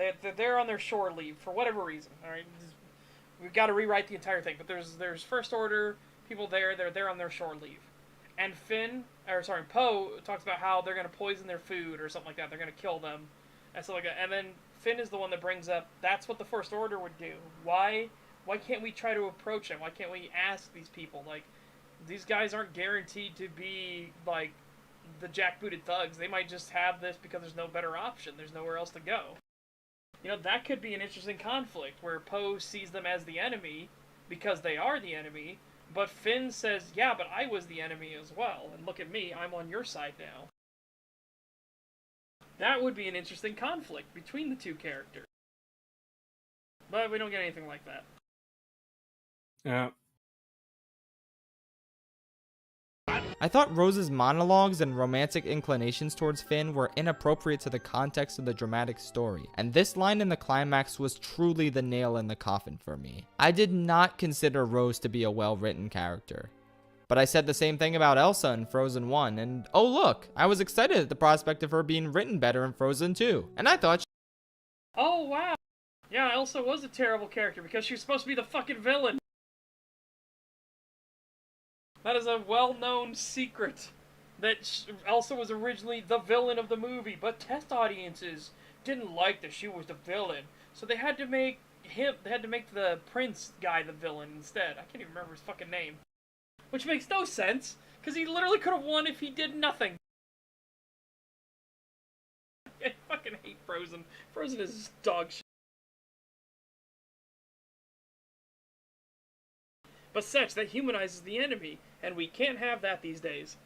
Well, it's funny because you can, but then you saw stuff in The Mandalorian, right, where they humanized all the stormtroopers. Like, they ran out of their base to protect the convoy, and they were all cheering and everything like that. Like, yeah, somebody made it. All right, they got through. You know, that's humanizing all the stormtroopers. And then immediately in that episode, they go back to just mowing down hundreds of them, even though they just got done, like, showing that they're all people. Good job. Good fucking job. I've never watched Frozen, so I can't say anything about it. Yeah. It's not very good. It really isn't. And again, that's one of the big reasons why, because she was always meant to be the villain. Let It Go was supposed to be her villain song. Because that was the Disney cliche. The villains always had the villain song. And Let It Go was her villain song.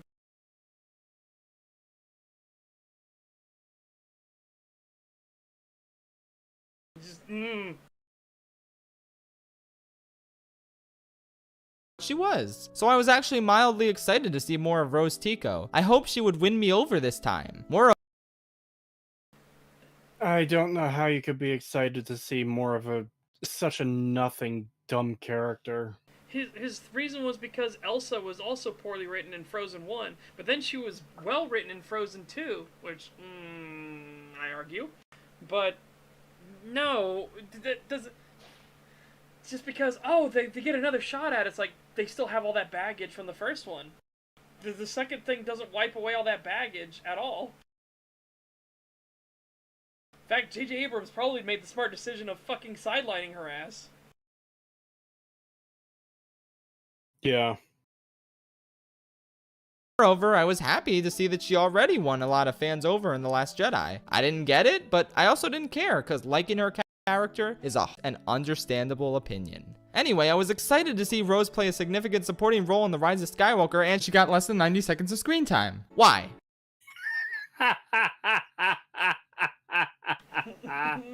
Because it was the smart thing to fucking do. Because her character was shit. Smart thing to do.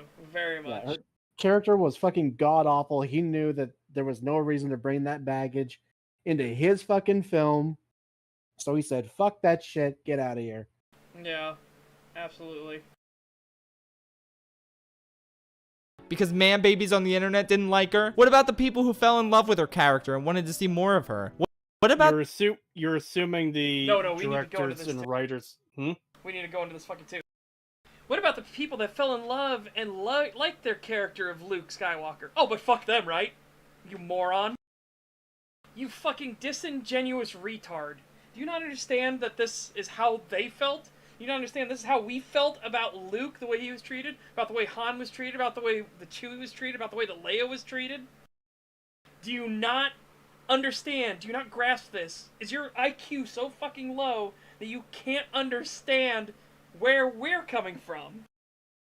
Yeah, why should we care about this character when none of the characters we actually care about were cared about? You know, it's like, so who fucking cares? Especially this character that was, as you admitted, was poorly written. Why would we give a fuck? Yeah. And who's to say that the people who cared about her character for some reason made up the majority I highly doubt that they do. So why should the minority rule like everyone else in that opinion? So who cares? It just doesn't make any sense to even care about this. Also, to blame man babies for this. Okay, well, the whole drama and everything that came out of that and everything, that came from people on the side of, oh, well, it's racist, it's sexist people. That's It's all it pieces is. of garbage. That's where all the drama came from, not people on the other side doing that shit. That was them. They're the ones who created all this drama and created this weird hot spot on her. It makes sense that JJ would go, I don't want that shit associated with my film. I'm gonna cut that. So you can't blame fucking man babies on the internet when they're not the ones who made her into a hot button topic. They're not the ones who created the drama. It's the fucking people you're siding with that caused that shit. They're the reason she was fucking booted from the film. Yep, it was the Defenders, and the Defenders did it as easy deflection. Oh, you just don't like her because you're a racist, sexist piece of garbage. That's what they always said. No, it's because she was poorly written. She was a nothing character, and she delivered one of the worst lines in Star Wars history. She was terrible. And That's why we didn't like her. And as I was starting to say, yeah, claiming that they removed her because of man babies on the internet, that's assuming the director's intention. What if JJ just didn't find her to be a compelling character? What if she just didn't fit into the story he was telling? Yep. Even though that story is still dog shit through and through, but like, you're already juggling a few characters as it is. How are you going to fit this extra one in who has only been characterized to be a fat idiot the entire time? Yeah.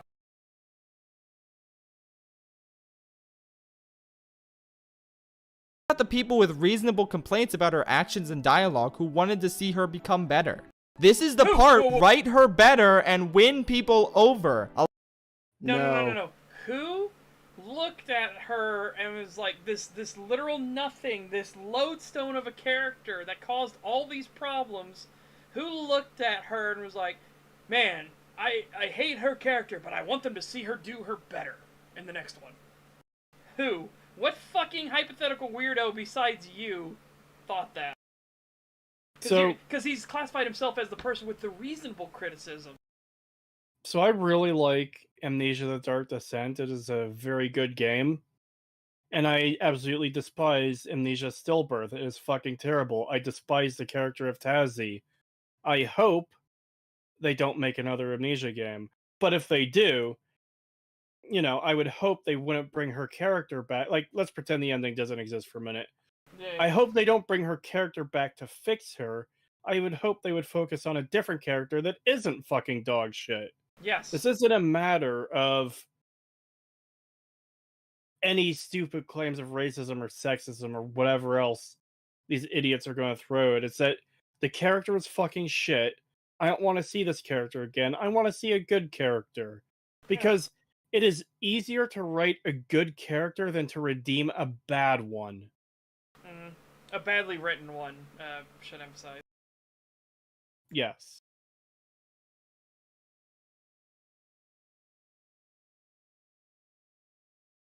A lot of people didn't like Ahsoka at first, but instead of writing her out of the show, they made her better. They allowed her to grow as a person, develop a less childish personality, and become a more mature, well-rounded character. Okay, that is not the same thing remotely.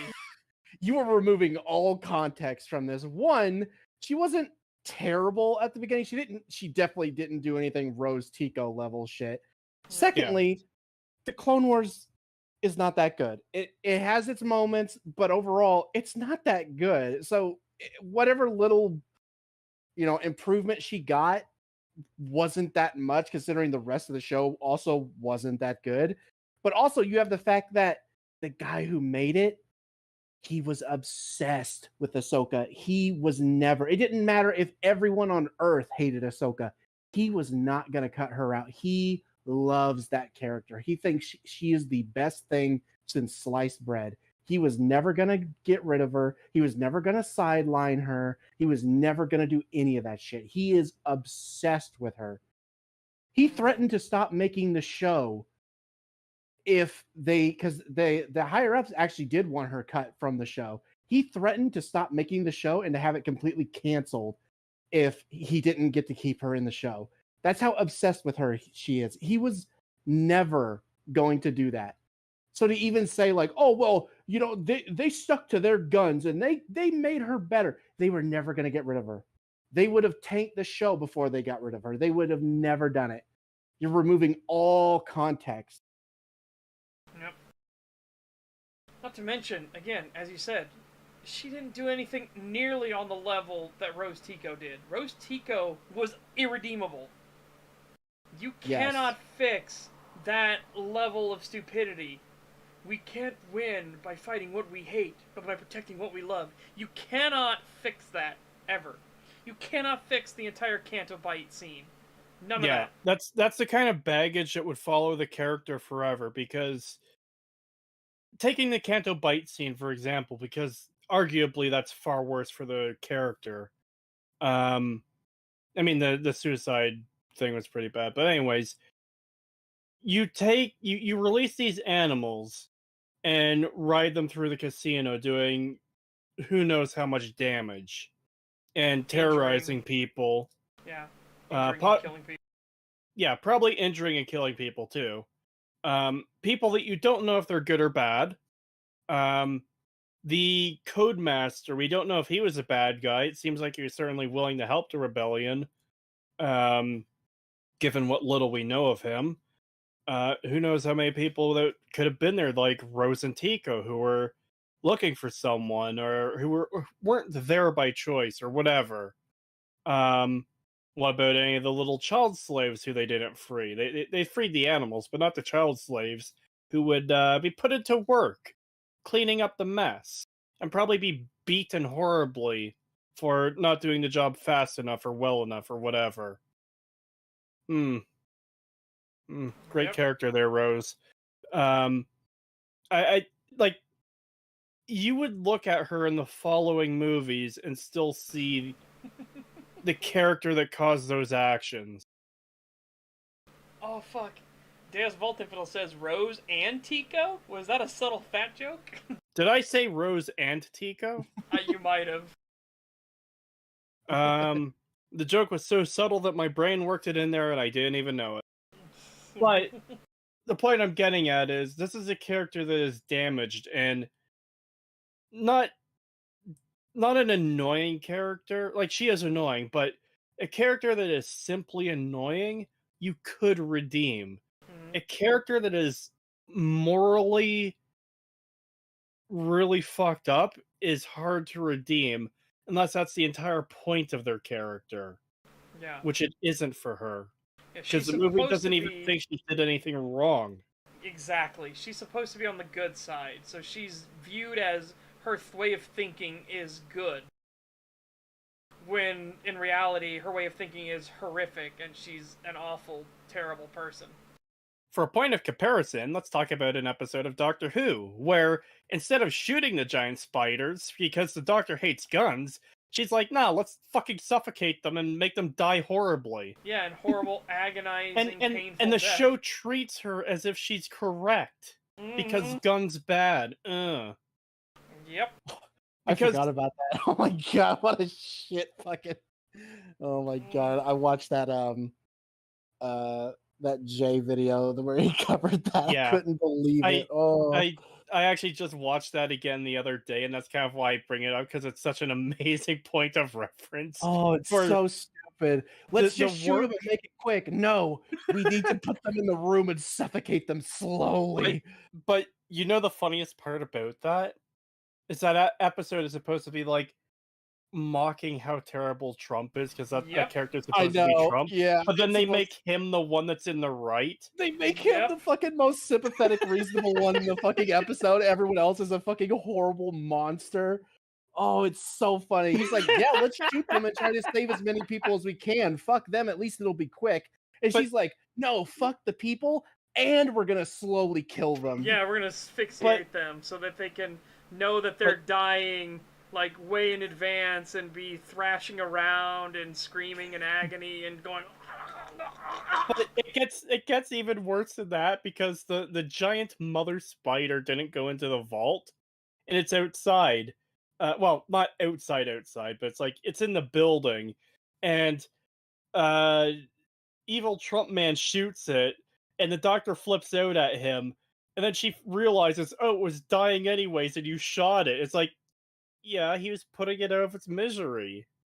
Yeah, I fucking love that too. It's like it's literally dying, and he's like, it's like, oh my god, this is horrible. Puts it out of its misery, and she's like, "You're a horrible person. You should have let it suffer longer." Yeah. It's like it's already dying, you dumb bitch. Like, God, she's probably the type of person who like hits a deer with her car, and then she just gets out and like kneels next to it and just slowly watches it die. Watches and just the thinks it's life interesting. drain from its eyes. Yeah. Like those Meanwhile, fucking other people serial drive by killers. are like, "Oh my god, like put it out of its misery." She's like, "No, let it die slowly."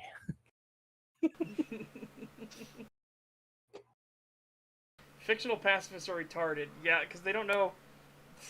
They don't understand like what pacifism is and what mercy or anything is. They're fucking Looney Tunes. Well, it just depends on the writers not being as fucking retarded as Chin Balls is. Yeah. I want to see its soul leave its body. Yeah, exactly. I do look forward to covering Doctor Who eventually. Holy yeah, fuck. I just found that so funny that they were trying to shit on Trump, and then they made Trump look like the most fucking reasonable, insane person in the episode. Which honestly, how prophetic. Yeah, exactly. Anyways. Yeah. To the point now a fan favorite. I wanted to see Rose become a fan favorite, but instead, Why? J.J. Abrams and the screenwriter of Justice League gave in to hate. How do you No, know no. they gave in the hate? What if they No. just personally didn't want to write that character? Yeah, what were they gonna have that character do? What if they wanted their original trio? Like, what the fuck? And keep in mind, too, there are a lot of shots from JJ in Rise of Skywalker towards The Last Jedi that aren't all necessarily going to be due to fan back. I doubt JJ cares about fucking fan backlash. He still made a shit fucking film. Yeah. The line, somehow Palpatine returned, is in it fucking unironically. Yep. It Yep. just Oh. seems like But JJ didn't like how Ryan ruined all of his setups, and then he was taking shots back at that. yep. I think the best part for knowing that Rise of Skywalker was gonna be super fucked was the data transfer of where is Creamy Sheev at? He's on this planet here. You'll need this. Bye bye. That's all they could have said.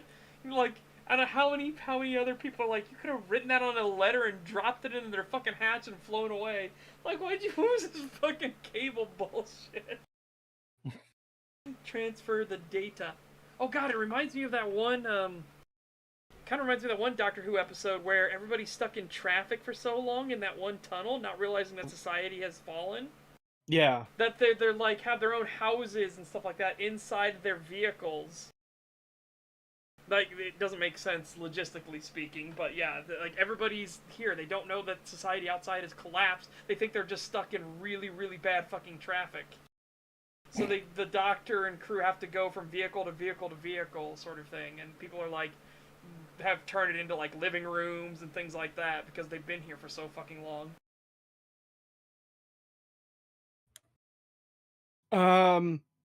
Creetosis, do you plan to cover the good stuff or the garbage for Doctor Who? If it's the latter, why not watch something good instead?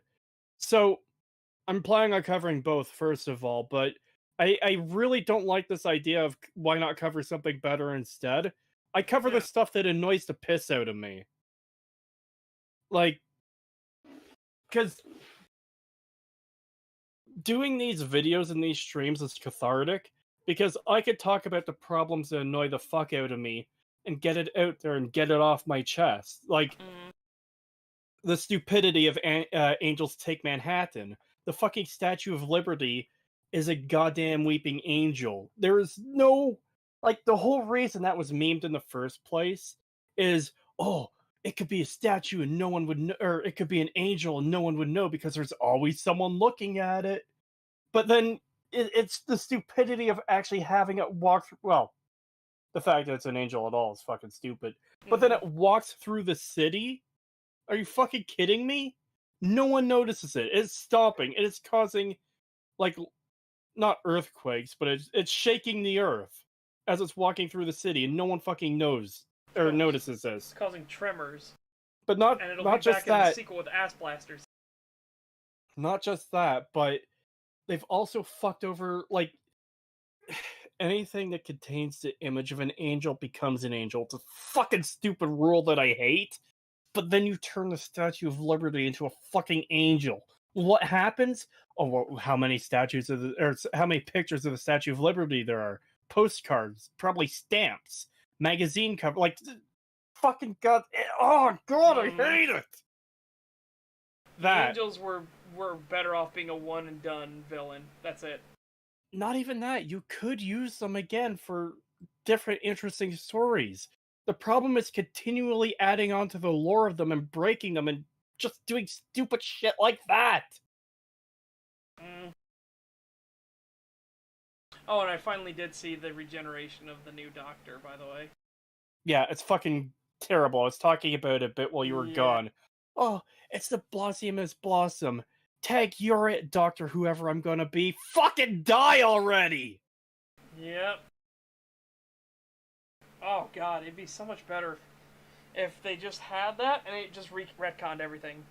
Unfortunately, it retconned Matt Smith as well, but I think that's that I would gladly sacrifice Matt Smith's Doctor for fixing everything. There's a way to save it to a degree. First of all, Timeless Children needs to fucking die. It needs to stop existing. The way to do that is to retcon it to be a lie of the Master, where he's got some plan to fuck with the Doctor, defeat the Doctor, and that's how he's done it. The stupid fob watch that contains the actual personality. By the way, they've retconned it so the Doctor isn't the Doctor anymore. The Doctor is a fabrication, and the real personality is hidden in the fob watch. I cannot express my level of fucking hatred for that. Yeah, but you can retcon it for the watch to be empty and for the Timeless Child to be a lie. And the Doctor is the Doctor. There is no Timeless Child. There's just the Master pulling some bullshit. And then you can retcon the entire 13th Doctor as being a faulty regeneration, so it's fucking retarded.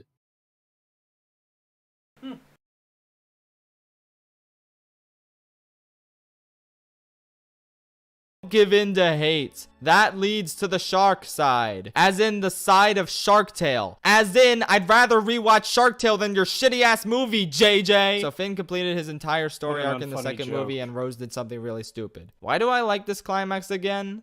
Oh yeah, Luke. This is when the climax gets insanely good. Luke. Insanely good. Not at all. No. This is when the climax goes from being shit to incredibly shit. Oh, this is so bad. Again, why does Luke die? It's just so frustrating. Why does Luke die? Why do the dice disappear after Luke's fucking... whatever. Yep. Luke's farewell to Leia is incredibly powerful and resonant. I especially love his line, "No one's ever really gone," since it's a touching sentiment despite being turned into a meme. Yes! It's been memed for a reason! Yeah, because it is such an awful line. It literally fucks up everything. Holy shit. You know, I will take it back. Rose Tico's line is not the worst in Star Wars. That is the worst in Star Wars. Because it actually fucks everything over. Everything is over. All of it.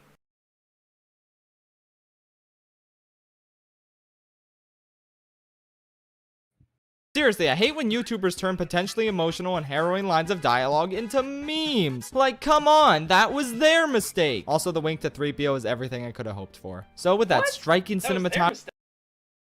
What do you mean that was their mistake? No. No. The movie is shit, my dude. The line is shit, my dude. so they turn it into a meme because that was all it was worthy of. Because that line fucks everything over.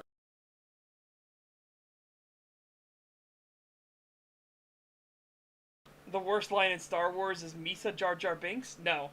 No, that isn't close. That's just an annoying character being annoying.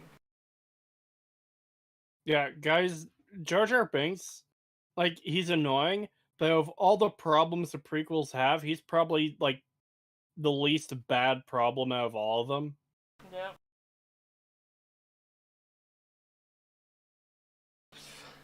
I don't know how he became a senator, though. That was weird. Cinematography and amazing score in tow, Luke prepares to face the entire First Order down in the ultimate power move. With wonderful cinematography and an amazing score in tow? No. Just no. I feel like cinematography to these people is sometimes just like pointing a camera at the set and having the actors on screen. Yeah. Well, here we go. Let's talk about how fucking stupid this scene is.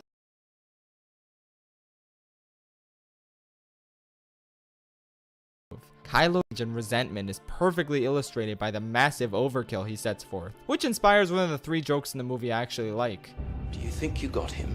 But Luke remains undeterred, still standing. Luke and Kylo exchange some words and prepare to fight, all while Poe... So, let's talk about... Luke remains determined, still standing. How? Again, realistically speaking, how? Like, we know now that it's because he was never really there at all, ever. He was never in any real danger. But the moment that happened, if you are paying attention to this movie at all, you would immediately go, how? How did that happen?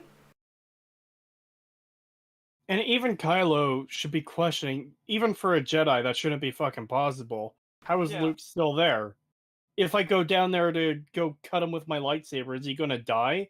Because is being stabbed with a lightsaber gonna be more damaging than fucking guerrilla trooper or guerrilla walker cannons from numerous guerrilla walkers shooting at him?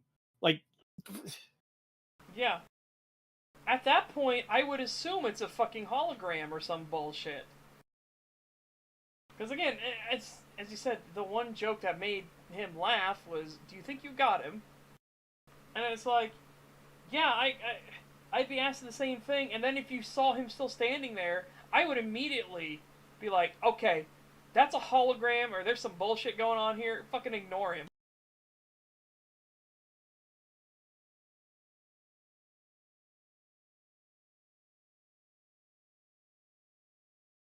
I have no idea how anybody got fooled by that at all. It doesn't make any sense.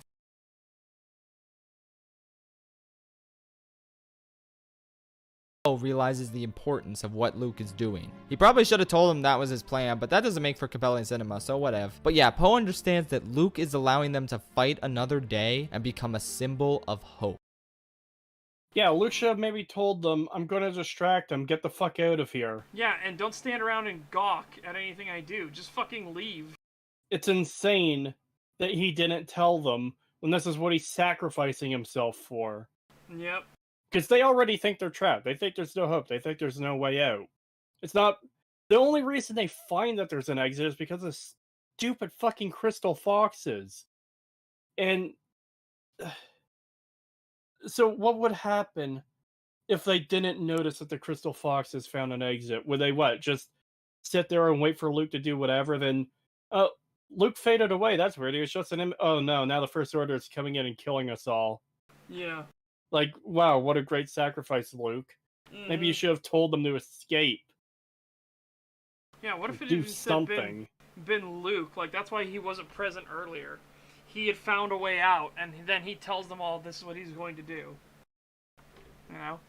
Not that it tells them, oh, I'm just at a projection, I'll be fine, stuff like that, but just tell them, I'm going to distract them. You guys need to run. And, by the way, this is the way out. It's real that Luke, despite resenting his status as a legend throughout the entire movie, now realizes that there is a place in the galaxy for legends, and that his noble sacrifice will inspire hope and eventually peace. His arc is absolutely beautiful, and it all comes to a head in this final showdown with Kylo. And while I personally would have loved to see the Jedi Order end with Rey forging a new order, there is something so powerful about Luke, emboldened with an optimistic view of the future, proudly stating that he will not be the last Jedi. This is the first movie in Star Wars history to drop its title within the film, and it does so masterfully. No. It does so masterfully. Not on your fucking life, it doesn't. No. It came off as super pretentious and full of itself. Yeah. That's fucking horrible. Oh no, Jar Jar Tico. Oh no. You shouldn't do a title drop unless either one, it really makes sense to do so. I don't think it does here. Or two, you don't have a title for your movie until you write a line into your movie, and you're like, oh, hey, that could work as a good title. Mm. Or if it's a pre-established thing, like, God, one of the many problems Rogue One has is that they come up with that on the spot. Is like, oh, what do you call yourselves? Our designation is Rogue One. No, that's not how it went, Setch. It was, what is this? Some kind of Rogue One? That was fucking awful. But again, like, if it had been a pre-established thing, like, if Star Wars Rogue One, you start out and it was literally like a rebel unit called Rogue One or something like that, and then it was you following them around. That's fine. That would work. Then them calling in for Rogue One all the time would make sense. I hate it. I hate it. Yeah, it's really fucking bad. Yeah.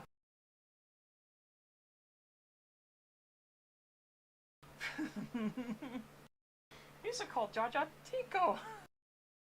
Misa not What about fight if what we hate. Misa fight protect what we love. What about if it's a comedy? Comedy is usually the exception to most of the stuff we say. Yeah. Because And again, a lot of times in comedies, the point is to do stuff that, you know, for comical value, so it's not always going to make sense. Yep. Like, okay, Austin Powers, he gets the fucking, was it the steamroll? No, it was like a little cart thing on one of Dr. Evil's bases, stuck in a hallway where he can't, like, he can only reverse and go forward like an inch. There's no actual way you would physically get that stuck in there if you were driving it. Like, there's an actual criticism. We're not going to, like, criticize the movie for that because that's the point of the joke. It's like, how the fuck did you manage this? Yeah, and he starts doing a 100-point fucking turn. Exactly. Instead of just putting it in reverse or doing anything sensible. No, he does the 100-point turn, and then he has to sit down and shut it off and turn it back on, go in reverse, shut up, turn it on, turn.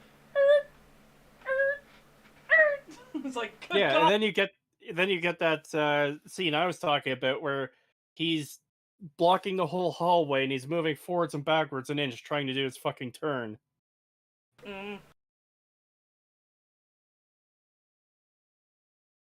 Yeah, logic is usually suspended for comedies, so it depends on the comedy. Yeah, and again, there's some comedies like Snatch where it being grounded is kind of what makes all the comedy work. Yeah. But then you have comedies like Spaceballs or Austin Powers where it being ridiculous is the comedy. The Guy Ritchie movies are pretty good at doing it's grounded but it's also a comedy sort of thing. Like, things work the way they would in the real world, and that's what makes it funny.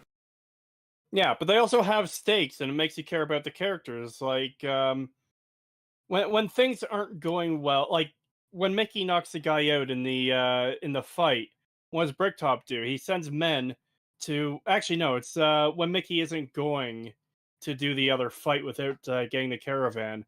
Bricktop burns Mickey's mother's caravan down, and he has guys wreck up the slot machine arcade that Turkish and Tommy have. Yep.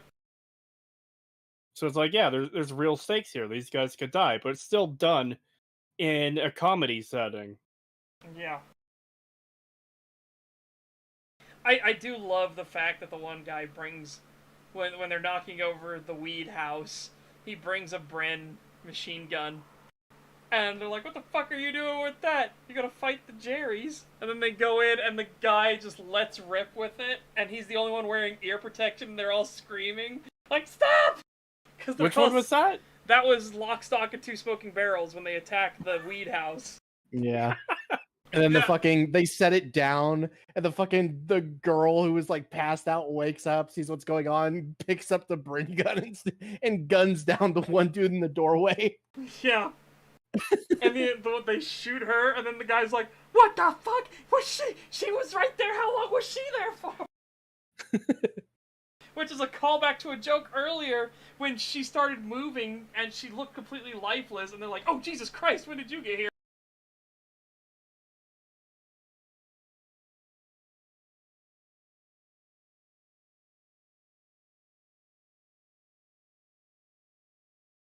Luke then encourages Kylo to do what Vader did to Obi-Wan. Strike him down as a diversion. Kylo takes the bait, only to find...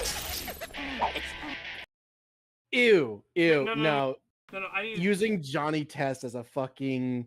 Even as a side gag. Nah, there's something wrong with you. So, Obi-Wan didn't let himself get cut down as a diversion. It was fucking obvious that Obi-Wan waited and sacrificed himself in front of Luke. That wasn't a diversion. If anything, he caused Luke to almost die. Because the point wasn't to cause a diversion so they could escape. The point was to give Luke a reason to kill Vader. That's your read on it? That's messed up, man. That's messed up. No, that's a fucked up read on that. That's fucked up.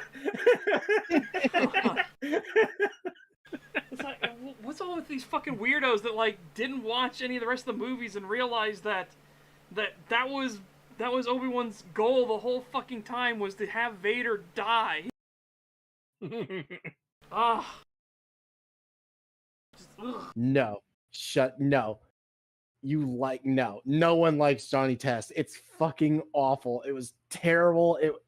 It deserves to die in obscurity. I don't even know Do not Johnny say Test. it's a really god awful fucking TV show. It's nothing but fucking poop jokes and shit like that. And All right, I need to compare it to the benchmark of terrible shows. Is it better or worse than Steven Universe? worse. It's way Wow. worse. Wow. It's Jesus. way worse. Imagine a cartoon where nothing happens and you just hear stock sound effects for like 20 minutes. Oh God. And That when doesn't I sound say very good. it loves using the crack whip sound effect, it's literally just every 5 seconds you just hear whoop-ah, whoop-ah, whoop-ah, whoop-ah, and they never use any other sound. The only thing I It's remember from Johnny fucking Test awful. is near constant whip cracks. Yep. It's all it is. It's You all know. it fucking is. You know, a joke could be made. I'm not sure we'd survive it though. Luke's astral projection ability is so cool. Why didn't he come to the planet himself? Why is it so cool? He would have got shot to pieces. Remember when If he came to the planet himself, he would have stood out there to get fucking shot, you idiot! Oh, God. He could have done anything else as a fucking distraction instead of standing out there like a plank of wood. This force projection is mad fucked on many levels. So, if you can force project anywhere, and, like, why can't the dark side do this? Luke didn't know where the rebel base was, did he? As far as I know, he never had any idea where they were. He just force projected himself there somehow. I don't know how, but he did. So why can't Snoke just do that and be like, the rebels are over there. Don't alert your presence until we're in the system, and then start bombarding the fuck out of them. Mm-hmm.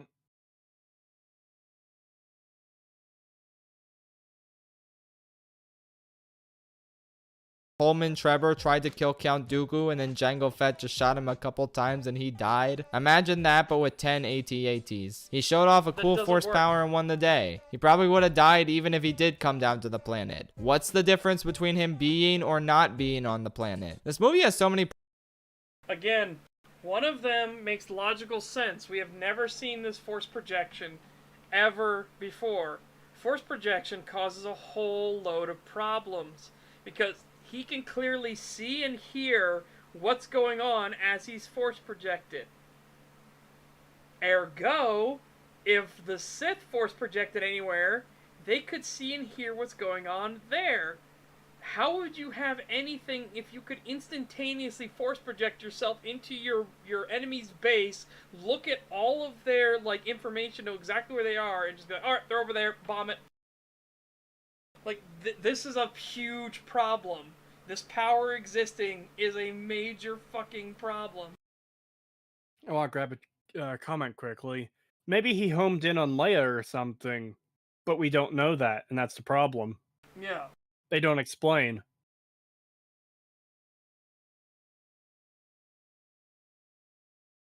Sith project into the Jedi base and steal all their info. Absolutely. How would you Now, protect keep in against mind that? too that even though he's astral projecting here, he could still interact with physical objects, as fucking evidenced by him dropping the dice, which are also astral projected into Leia's hand. God, this is beyond fun. So then, all the Sith would have to do is astral project themselves into, like, a senator's room, something like that. Like, how did Palpatine have a hard time taking over? He literally could have just had, like, there's assassins going on. Why'd they even pay for the assassin to begin with on Queen Amidala? And, additionally, as displayed by The Last Jedi, Luke changed his appearance on Crate from where he was on, I forget what the island is called, where he is in exile, but Yeah. point is he could change his appearance. So, if you wanted to, as someone with this ability, you could make yourself look different and go, I don't know, do whatever. Yeah. It'd be very useful for assassinations and getting away with different things. You could probably, fiddle with controls for someone's ship to make it blow up. What if Creamy Sheev or Snoke or somebody astral projected themselves and looked like Leia and just walked in and detonated a bomb or something and killed all the rebel leadership? Like, how do you... Again, this power completely fucks everything. That's what this movie really is. It's highlighting how everything... how you, without thinking about it, you can absolutely destroy a universe. Oh, Force Ghosts can interact with the world and are just better at everything, so why isn't everybody a Force Ghost? I don't think about it. Oh, astral projection, you can interact with physical objects, you can project yourself to wherever you want, you can look like whoever you want. And even change your own appearance if you want. But then why would they use that for assassinations? Don't question it. Oh, the Holdo maneuver is this ludicrously powerful thing that could take out ships vastly superior in your size. So why don't they just strap a hyperdrive to a rock and throw it at the Death Star instantly? They didn't even need to sacrifice anybody. It would just instantly vaporize it. No, don't think about it. Oh, this is just mad fucked. And wait, yeah, you can astral project objects, too, right? But wait. So wait, how does the astral projection work? Because you can interact with objects, you can also astral project objects. Could you not astral project, as somebody said, astral project a plane into the side of a building? Like, what's the limitation here? How does it work?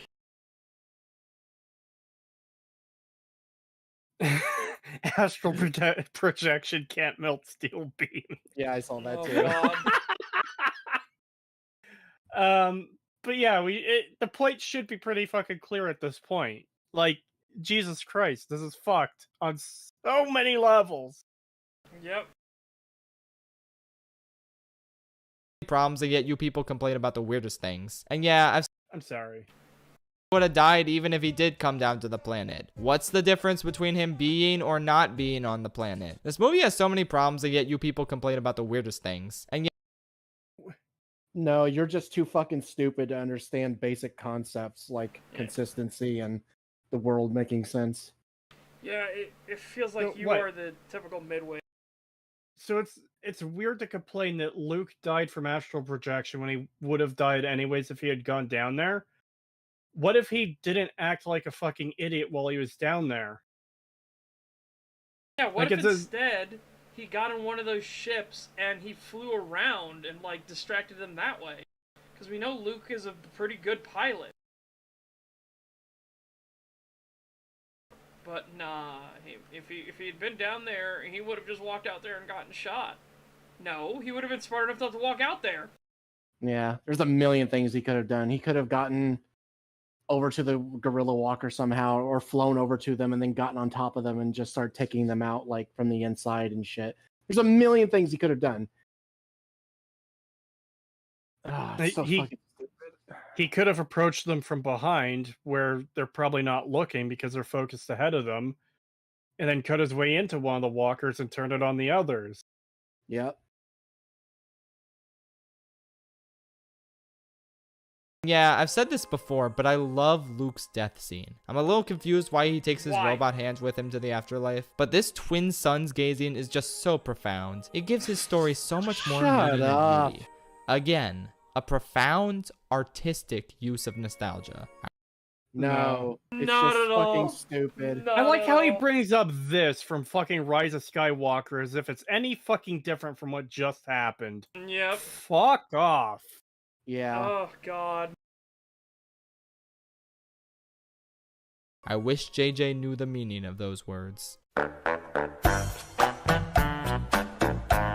I hate to end on a con, but that's how the movie ends, so yeah. The happy, feel-good reunion on the Falcon as it travels through lightspeed just irks me. Rey, Finn, and Rose miserably failed, and it didn't seem to affect them whatsoever. 90% of the Resistance is dead, and everyone is happy. I famously made this comparison before, but imagine Infinity War ending with all the remaining Avengers hugging and congratulating themselves for surviving the snap. Imagine Tony and Nebula flying home super fast, playing paper football in good spirits. That's how Last Jedi ends. It shouldn't try to make you feel good. The reality of this horrific day should be setting in, and I wholeheartedly believe this is a byproduct of Disney's influence.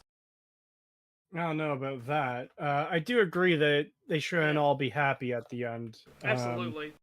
This is supposed to be the Empire Strikes Back of the trilogy, so you'd think it would end somewhat similar to how Empire ended, where Luke is fucked up, Han is gone, and we don't know where to go next. We don't know what to do next. There's like, they lost Yep. horribly. This is the utter insanity of this YouTube creator here too. Is like, you have these moments where you're starting to understand the problems, but then you only understand them from a superficial level.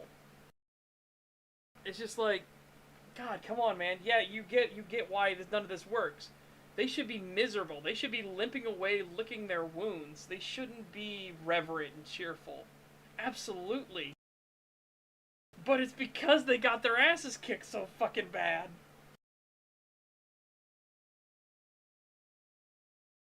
It's just... I fucking hate it. I hate it. Well, we are almost done. Yeah. There's about 5 minutes left, but I'll tell you what, if we get through this fast enough, I might go on more rants about Heavy Rain. all right. Fuck that. Maybe Ending a Star Wars movie in a sad way is bad for business. Hyperspace adventure time. I don't think having a sad ending is bad for business. People fucking loved Infinity War because it was bold enough to fucking do that. Yes. The whole meme, I don't feel so good, Mr. Stark, is just, it's so fucking good because of how, like, devastating it is. And then, sadly, we then ended off on a really, really shit movie, Endgame. Oh. I hate that movie so much. Yeah, I do too. Every time I think about it, there's just more problems. But Yep. I absolutely despise the unsnap so much. Mm-hmm. How many people got fucking telefragged? Yes. How many people died when they got brought back from airplanes and stuff like that? Like, they were mid-air when the snap happened. Well, if there was a building that has been torn down and you're on the 10th floor, what if What if you were in a spaceship and you got you got snapped, and now you're back and suddenly you're just like and die in the vacuum of space? how many Just don't people think were on about the roads who are now telefragging into cars? Mm. Hmm.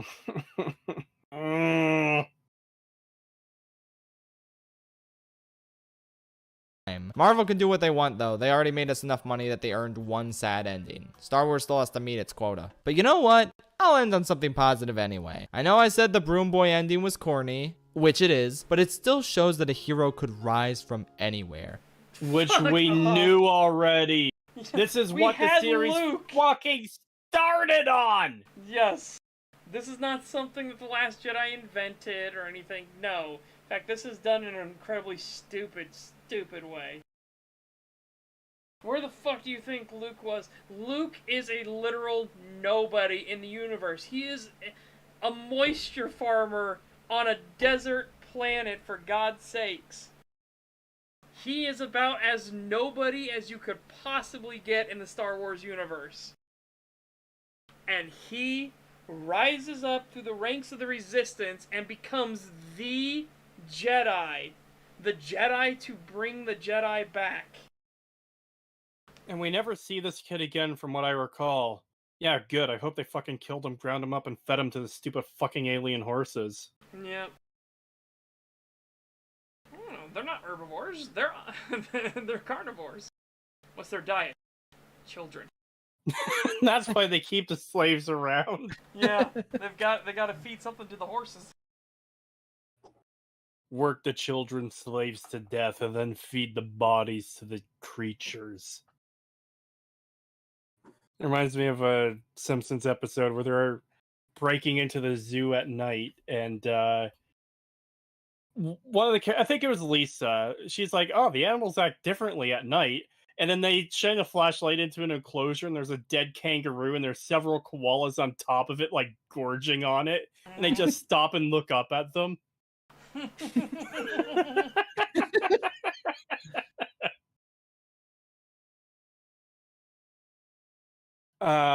Question: did the snap only kill humans, or when Thanos said life, he meant life and took animals and trees too?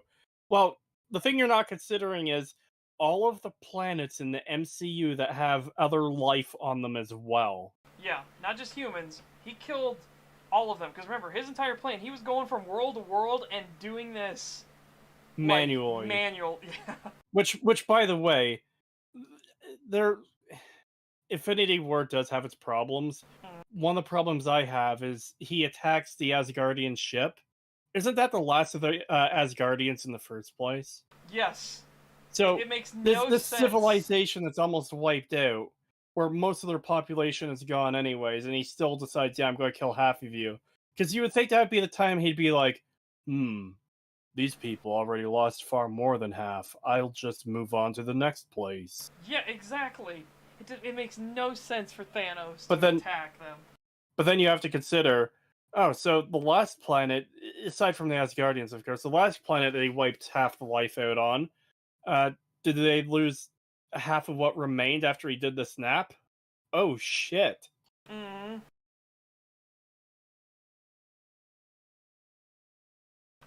It's pretty... There's a lot of things to think about when it comes to Infinity War, but it is so much better of a movie than Endgame. Holy God, Endgame is so bad.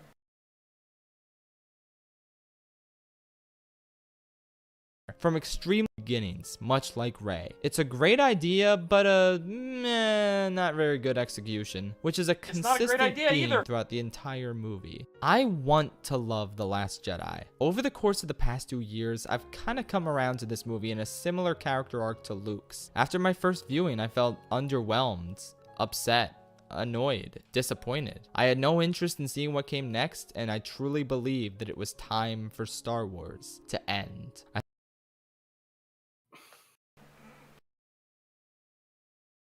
This is just like such a retarded thing to think, because Star Wars itself, as an idea, as a concept, as whatever, doesn't need to end. The reason, like, the problem is shitty movies like The Last Jedi doing this kind of damage to it that makes people want it to go away. Like, after Last Jedi, after Rise of Skywalker, after fucking Solo, after Mando and Book of Boba Fett and Obi-Wan, I don't want there to be any new Star Wars, because new Star Wars has proven itself to be garbage time and time again for years. Yep. I want Star Wars to be good, but I don't think I'm going to get good Star Wars anymore. Be right back 1 second, by the All right. It's not that the franchise has, like, run its course or you've told every story in it that can be told. It's that the people in control currently are fucking not doing anything good with it.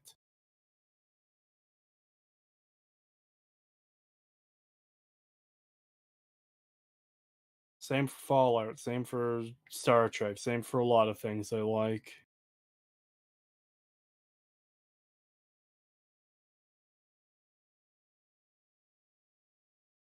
We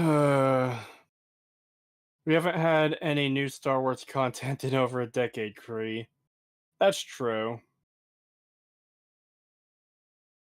Star Wars was brutally assassinated and doesn't deserve to be puppeteered against its will.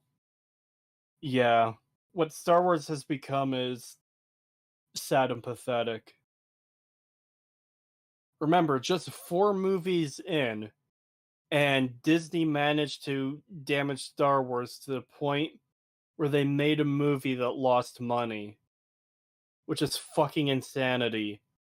It is crazy that you brought Star Wars that low that fucking fast.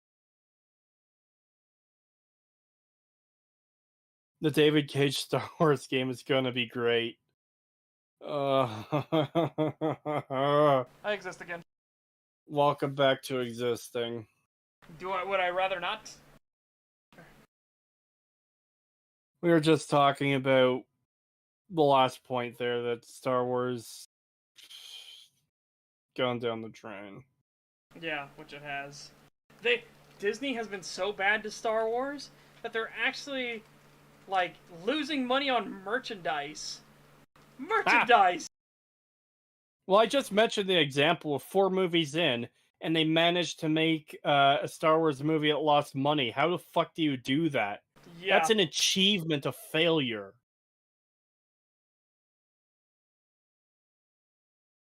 I still love that. Without words, and only using, you know, your emotions and everything, how would you describe the Rise of Skywalker? And then they're like... Everyone is, like, scared, or like, oh god, or like, you know. Yeah, and then you have... I think that was Waller that did the video where he put it to the Dark Souls. The thing is, they're all, like, freaking out and everything. It's like, oh god.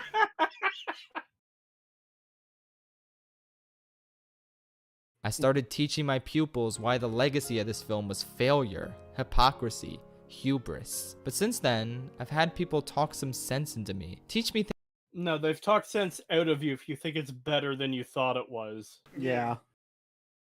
things about It sounds the film more I never... like it sounds more like he was fucking guilt tripped into having to praise it, or else he'd be considered one of the impure, racist, sexist people who dare to dislike this film. Mm-hmm. Which is That's probably more why what he it threw sounds- it in there.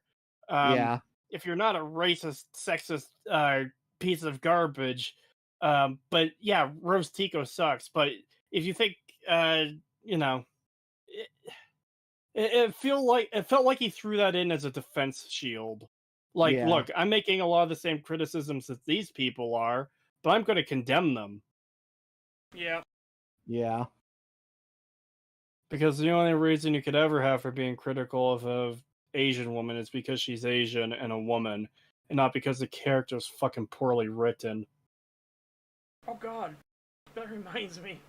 Uh-oh. Tangentially related. On Best the Worst, there was a movie about like this Asian superstar or whatever, and played by Chinese sensation All-Min Wong, and I was like, no, that is not her name. And then I saw on the back of the box of the VHS tape, it really was her name, All-Min Wong. I'm like, oh, what a name. God, it sounds like what you would actually make a racist, like a racist stereotype name.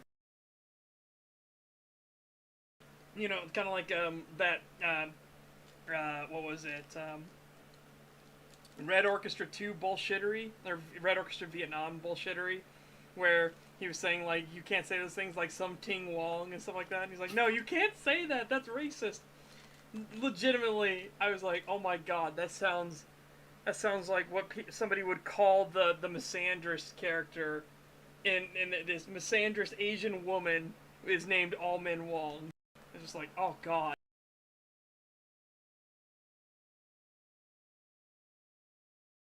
Teaching my pupils why the legacy of this film was failure, hypocrisy, hubris. But since then, I've had people talk some sense into me, teach me things about the film I never considered, and realize that there's a sense of truth, of purpose, of beauty that I couldn't fully grasp at first. Nothing will ever make up for its flaws, much like nothing will ever erase the failure of the Jedi Order. But it does enough right that I'm glad it exists and managed to inspire people. It taught me No. No. It does not Didn't do get that. anything right. Yeah, it got nothing right, and it basically killed the franchise. Yeah. The movie immediately following it lost money. A movie based on a fucking beloved character.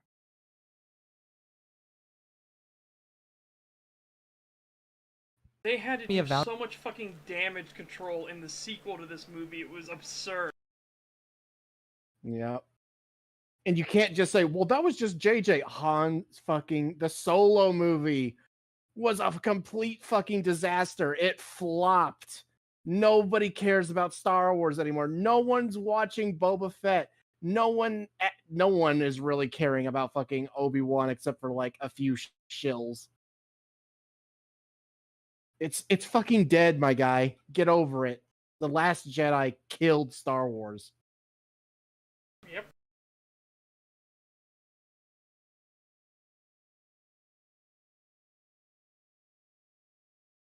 Valuable lesson that there's a certain excellence in failure. This movie failed to take many of the storylines in Force Awakens in exciting directions. It concluded everyone's character arcs and left no intriguing plot threads for a third film to work with. It concluded everyone's plot arcs? Oh yeah, so What fucking movie did you watch? so wait, no, by his own logic then Rose Tico was completely not needed anymore because it concluded her character arc entirely. Well Yeah, done, so you they moron. didn't give in to hate. They just had nothing to work with. Yeah. Good job, idiot. Yeah, you just killed your own point. Nice job. Wouldn't be the first time. Yep. Oh my god, these people. I don't know. This video got pretty bad, especially near the end. Yeah. It went from, okay, I agree with some of this dude's points, but he has some bad takes to, this guy's just flat out fucking retarded.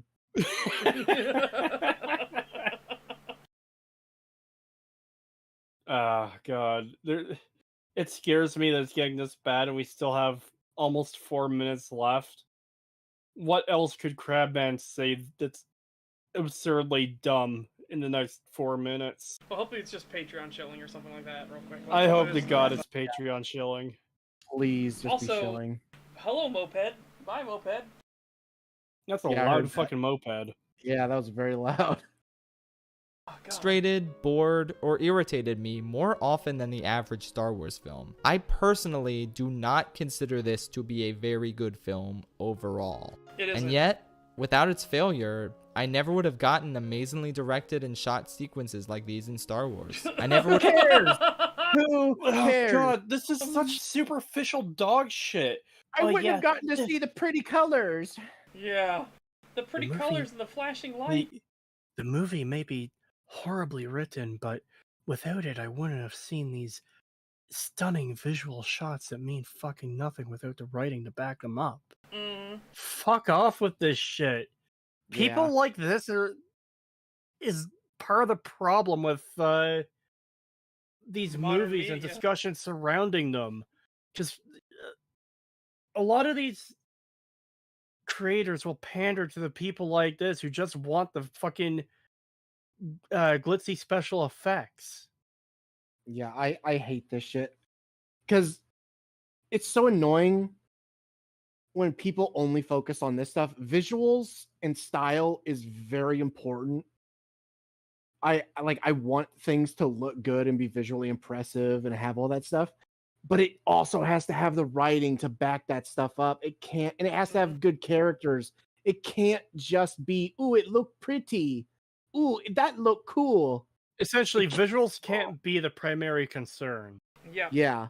Like, trust me, I am someone where I will sacrifice a shit ton of visual fidelity and quality if the story is good. I will absolutely go out of my way for that. CGI ages, good writing lasts forever. Yeah, exactly. Again, Eternal Darkness, it hasn't aged the best. There's a lot of jank and wonk to it, but I like its writing, I like the way it plays and everything. I will sacrifice its looks for that gameplay and for that story.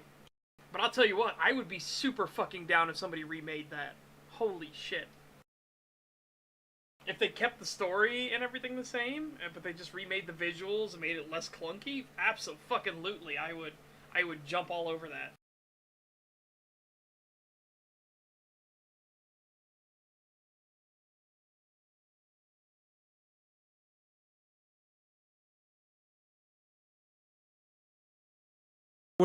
have appreciated seeing Mark Hamill's tremendous acting chops in live action. I never would have been intrigued by What?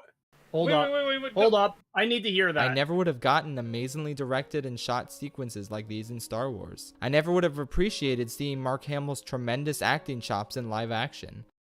In live action? What the fuck was he? What the fuck was he in the fucking first 3 movies, you idiot?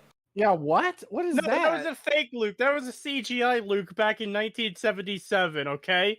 He wasn't in live action until fucking last. Are you so dumb that you didn't realize that Mark Hamill aged? That was Mark Hamill back then as well? Oh my What is wrong with god. you? Are you fucking serious? Didn't he bring up a thing earlier where he brought up like that Mark Hamill criticized these films? Didn't he bring that up? Did he forget? I want to hear that again. I never would have gotten amazingly directed and shot sequences like these in Star Wars. I never would have appreciated seeing Mark Hamill's tremendous acting chops in live action. It's real. I can't believe he said it. Oh my god. Wait, did you think that Mark Hamill was like working on the Batman the Animated Series and then just this is his first time in live action you've ever seen him? Like, what the fuck? Oh my god, dude. No, you don't understand. Mark Hamill didn't exist until fucking the year 2000, okay? He's 22 years old right now. Yeah. This crab isn't worth cooking. Oh, God. Jesus Christ. This is wow, we've just gone straight off the rails into crazy territory now. What the fuck? Didn't Mark Hamilton look miserable and wanting to die when doing the interviews? Yes, Yes. Mark Hamilton looked like he wanted to die when he was doing the interviews. Oh. Mark Hamill was constantly talking about how this movie annoyed the piss out of him and how much he Yeah, did which is not why like it's it. annoying that he brings up like, oh, it's so great that I get to see Mark Hamill's acting chops and stuff. It's like, oh, okay, but fuck his opinion about his character, Yeah. right? Yeah, fuck what he has to say about the movie and his character. Nah, just look at the superficial shit. Mm. I still can't get over that he said seeing his acting chops in live action. That I is fucking know. I amazing. don't know what he means by that because he was in live action in all the other films. Well, Wow. not all of them. Not all of them. He was In the A New original Hope, trilogy. Empire Well, Strikes in the Back, and original Return of the Jedi, trilogy yeah. is what I'm saying. The original trilogy. Yeah. But yeah, because I don't even think because Boba Fett wasn't a thing, or not Boba Fett. Oh no, yeah, no, well, technically both, but God, No, that Mando. Mando wasn't a thing when he made this. This was in 2020, I believe. So Wasn't would've been Mando the out by then? Yeah. Oh, it was. Yeah, I'm pretty Oh, sure. season 2 of Mando out. Because that's what he means. There was season 2 where Luke showed up. Skinwalker Luke. No, I don't know. Yeah. So I don't know if he was there or not because it just seems odd to me. It's like, well, is because how else would he get that though? Live action, but at the time this was Pagan. made, there was nothing but live action for him. The pagan, it Yeah. doesn't matter. That's our entire point is that he fucked up entirely. I don't know. Incredibly. I'm just trying to rationalize it, and I can't because he's just too fucking stupid. So, people out there who either make videos or are interested in making videos for YouTube, these are the kind of mistakes you check through your video to make sure, aren't there. Yep. Because Oh if my you God. misspeak while you're on stream, that's one thing. It's not edited. This is an edited video, edited by numerous people, Mm-hmm. and he somehow got the line in there. I really liked that I could see Mark Hamill's acting chops in live action, or I wouldn't have seen Mark Hamill's acting chops in live action if it wasn't for this movie. Are you fucking kidding me? Yeah. Again, you're either paying your editor too much or not enough. I don't know which one it is, but it is one of them. Dear fucking God. Yeah, I don't get it. I never would have been intrigued by Rian Johnson as a filmmaker and seeked out his other works. Dude. He's not a good filmmaker. Oh boy. I like how he shows a fucking poster of Knives Out as if that's anything good. It's not. Yeah. Or maybe this is his editor doing him dirty or something like that, and they can only think of Knives Out. Well, no, he was Maybe. the editor of this section, wasn't he? I don't know if 35-24 is where we're at. I need to see All who's right. the editor of this section. I am skipping back. I need to know. Oh 'Cause God, was where the is ending. it? It was the ending Yeah. thing when you talked about. Yep, I believe this is- we're near it because this is him talking about what if this would have happened in that. Here we go. Okay, it was edited by someone else. Okay. So yeah, maybe the person fucked him over real bad. Where were we? 35-40 3540. or somewhere around there. Yeah. Shit.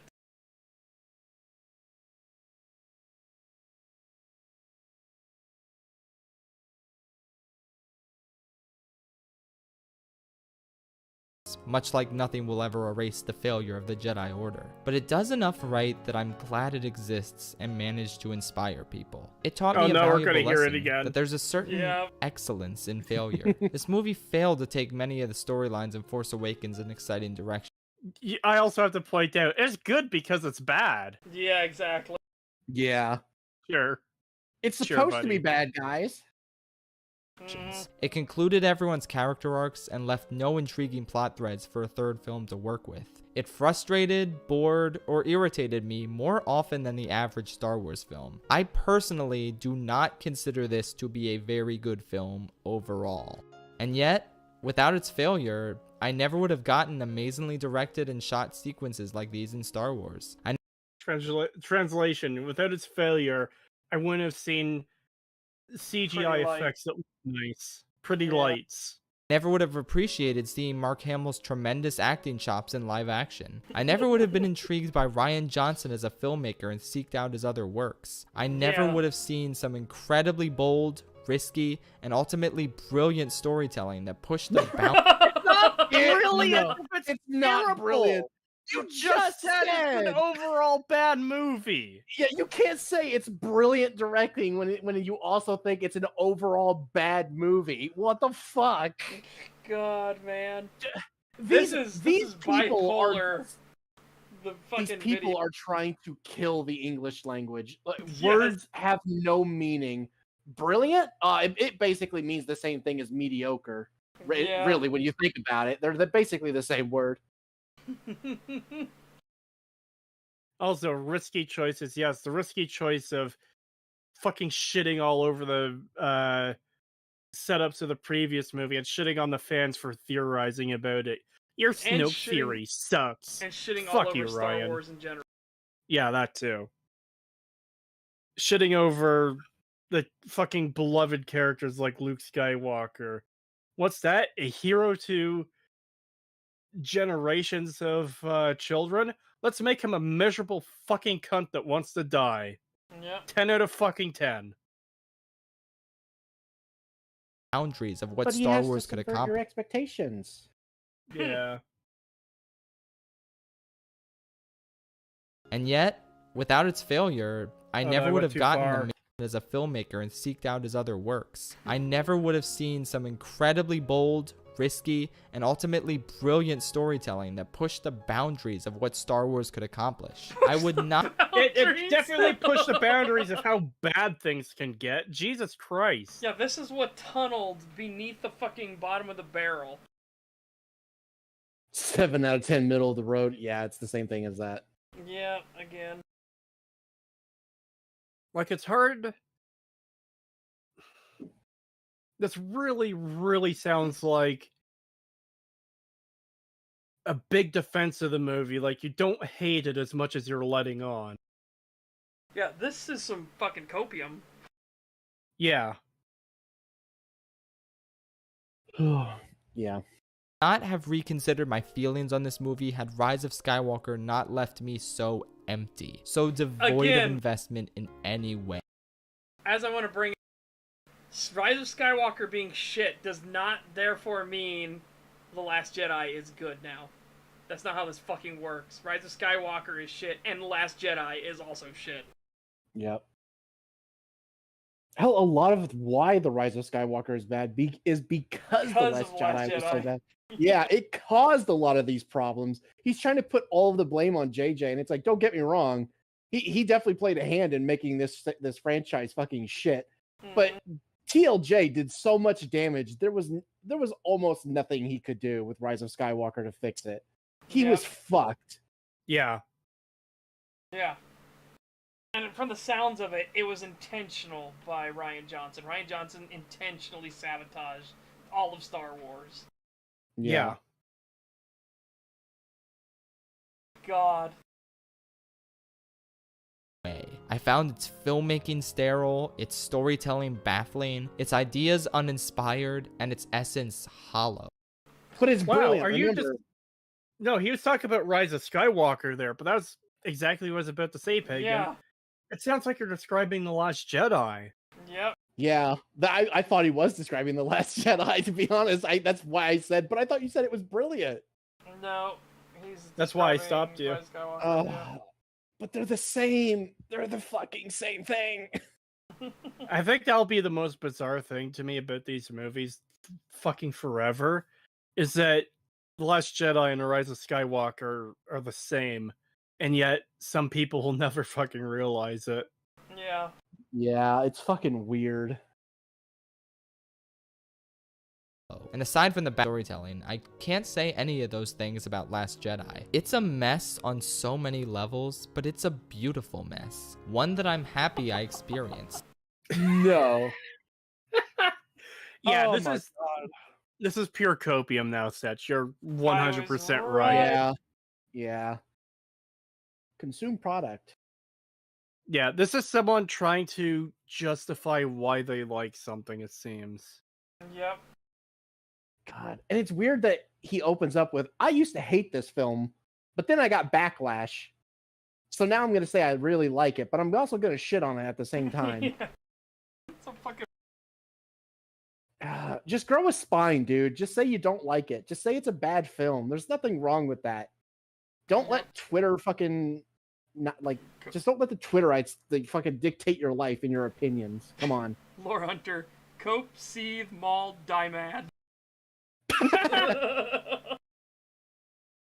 I had to hold myself back when it was showing the fucking lightning in the frame before. I was like, oh god, that'd be perfect right now just to do the fucking Yeah. thing, but I'm gonna hold back. Yep. All right. Push the play button. At the end of the day, I can watch this movie and have a good time, like I can with any can't. Star Wars movie that isn't Attack of the Whoa! Clones. What? Hold up. So you have seen the other movies. So you know you have seen Mark Hamill's acting chops in real life. No, you don't get Live it, you action. fuck! That was a different person. It wasn't Mark Hamill. That wasn't live action. That was all CGI. Clearly. Yeah. Oh god. Yeah, the glory of 1977 CGI is what brought us Luke Skywalker Mhm. in the original trilogy. Oh god, and some of the first porn parodies. I remember Skywanker. Oh shit. Fuck. Wow, that's a An You know interesting how- segue into our next topic. Let's discuss CGI Star Wars porn, everybody. Yeah, no. no. It's not. I always found those hilarious where they were trying to be the thing, but they would come up with fucking like stuff that was obviously porn, like Lord of the G Strings sort of shit. This is like, oh god. It was Hark Memel. Yes, that was who played him in the originals. Mark Milkman. All right, back to it. Dare I say, I might consider this movie pretty good if I fast forward the Canto Bite stuff. With that gone, I can tolerate Poe and Holdo's Dance of Deception because the focus is now on a beautiful story of regret, sorrow, and failure. It hits. Well, yeah, it definitely gets the failure Gets the part. It failure failed on part, every right? fucking. Yeah, Oh, it definitely failed. porn parodies come up with fucking. Hey, thanks for removing all the rest of the context, damn it. But yes, I agree.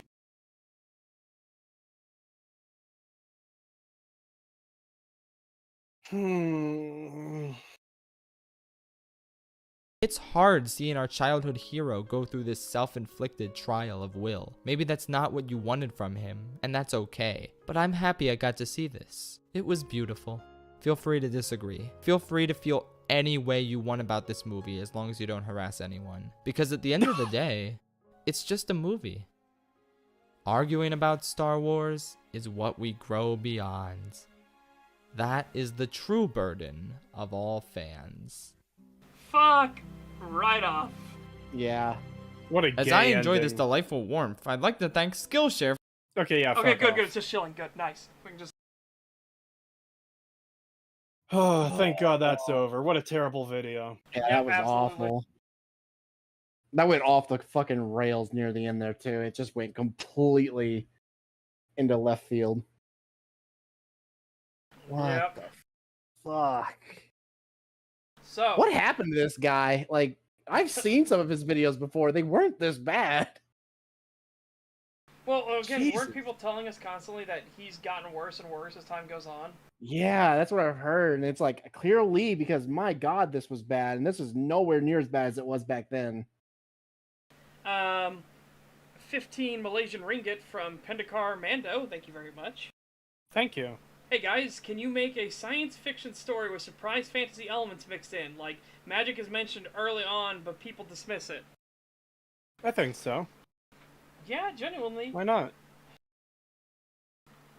I have to say that maybe magic is kind of like a forgotten art thing. Like, because technology has advanced so much, people don't seek it out or think about it. So that's kind of like it's a dead language, so to speak. It's like Latin.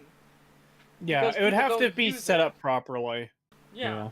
So you could have all this space travel and everything, all this modern convenience, like magic exists. Okay, why would we need it? We have robots and starships, and we can fly to other planets and everything. Like, oh whoopee, you can make yourself fly, or you can cast a fireball. Well, I've got a laser blaster here, or something like that instead. You know what I mean? It could be that sort of deal where magic did exist, but as technology became more and more convenient, less and less people put in the effort to learn the magics. So it eventually just died out. Not because magic is gone, but because, it's just more convenient not to use magic anymore. Yeah. Like, there was a short, what was that? Was it Love, Sex, and Robots, where they had like a segment where that was literally the fucking plot?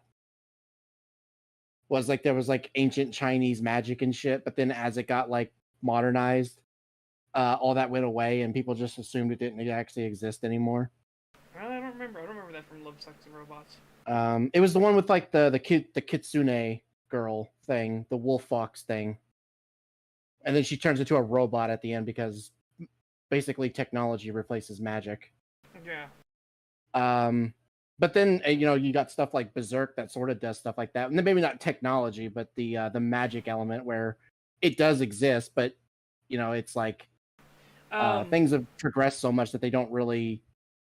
It's just considered a myth until eventually it comes to the forefront. Which I fucking love the concept that in Berserk, where basically Armageddon, the end of the world, is literally just the setting changing into a high fantasy story, where it goes from like a grounded Middle Ages story into a high fantasy setting, and then that's what makes it considered like that's the apocalyptic ending of the world. Is it becomes a high fantasy story. Evan points out, Love, Sex, and Robots. It's Love, Death, and Robots. Well, I always hard conflate death and sex. Death and sex are basically the same thing to me. So. Well, okay, not to me, but I went along with it too because there's a lot of sex. There's a lot of sex in that series for sure. Yeah, it's kind of hard to not conflate it when there was a lot of sex in that stuff. I'll tell you what, I was happy to see the sequel to The Robot Taurus. That was funny, but they kind of fucked up the messaging of the sequel. But it was interesting. I haven't seen it yet. I haven't seen the sequel yet. I've only seen the first one. Yeah. They got a new one, and not all of them. The one I want to know is, what the fuck does you want to talk about one that's obviously was just thrown in there for diversity? It's that Indian film that was about the siren in the lake. It is really shit. And it's all visual noise and nonsense. And it has nothing to do with robots or love or anything like that. It's so fucked. Oh, you can tell that was obviously a diversity. We put this in for diversity's sake, sort of thing. It is really bad. $10 from Bentastic197. Thank you very much. Oh, here we go. Hey, Pagan, were you able to find the piece of shit who tricked your dementia-induced grandpa into releasing private information, resulting in you losing all of your money? We know who it is. We've always known who it was, but we still don't have. We don't know where the money is. We have no way of figuring it out yet. We're trying. We already know he went. He lied to the officers, and because we were trying to get surveillance footage from the bank to show that he was there, but then he just straight up admitted the second time that he talked to the police that he lied the first time and that he did go with my grandfather. But he says that he put the money into a savings account in my grandfather's name, which we can't find that account, and no one else can either, so we don't believe him. Yeah. And yeah, he tried to burn my field down a few days ago, which is why I haven't been streaming. I was going to bring this up. I was planning on streaming Elden Ring all week last week, but I didn't. I only streamed it once because this idiot fucking tried to burn our field down I had to call the police and the fire department and stuff to come down, which is when they then went down there and talked to him because we got our no contact order. It got sent to that officer's desk that morning.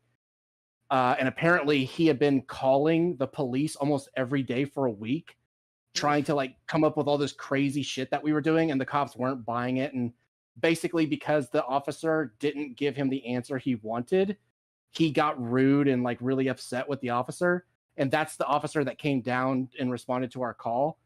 And he said, well, I'm going to go give this fucker this no contact order because he's been pissing me off and he's been wasting our time and all this shit. And then after they got done talking to him, they called us and said, yeah, he lied. He admitted that he actually did go down there with your grandfather. So we got him on that.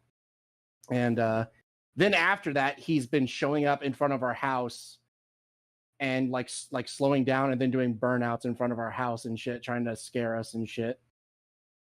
So yeah, we're still dealing with that, and we still haven't found the money. So yep. $2 from ScorcherCast. Scorcher, you might need to put a thing in here. Just finished Golden Age. I either love you or hate you for the depression. Because he saw the Golden Age arc. Nice. $2 from Fantastic again. Time for me clean his soul with the flamethrower.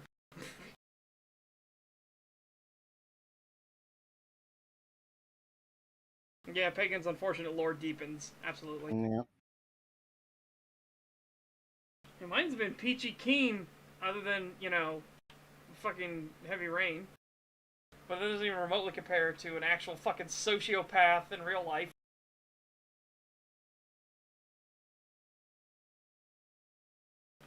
At some point, you have to be legally allowed to shoot him in self-defense, right?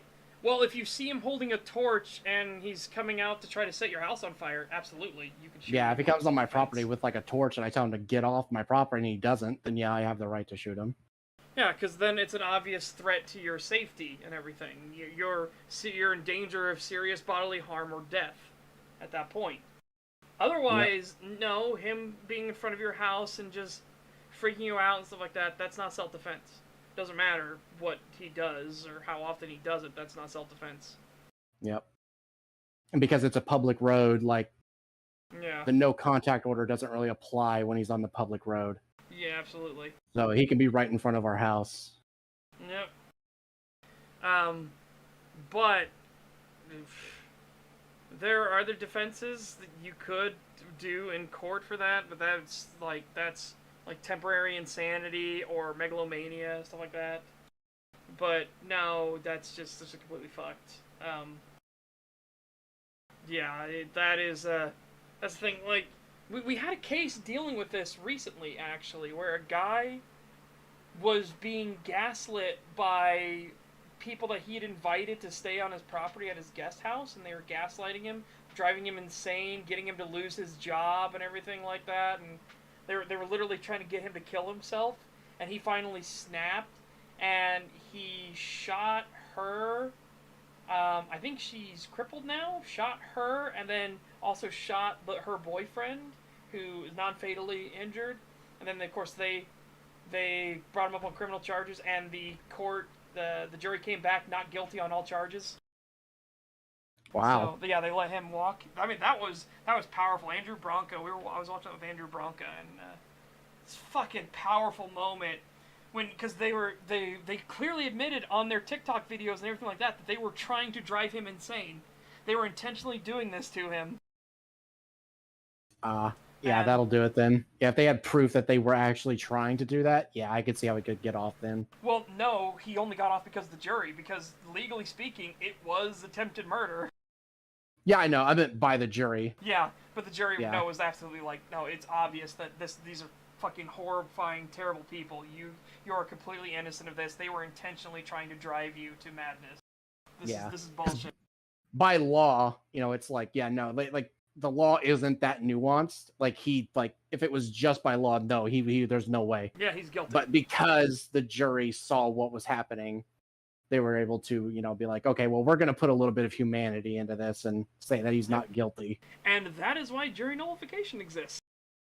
The actual real reason why. Because the letter of the law is cold and emotionless. Which you want it to be in a lot of situations. You don't want it to be dictated by the heat of the moment, passionate debates and arguments and, chest bumping, stuff like that. You don't want that to do it. But you have these moments where they're edge cases. This is why the system in the United States is so fucking good. Because this is allowed to be this way. This is why we have the jury system to begin with.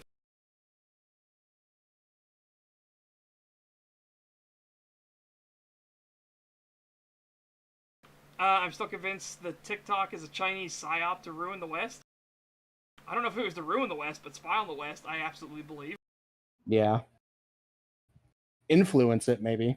Yeah. Oof, boy.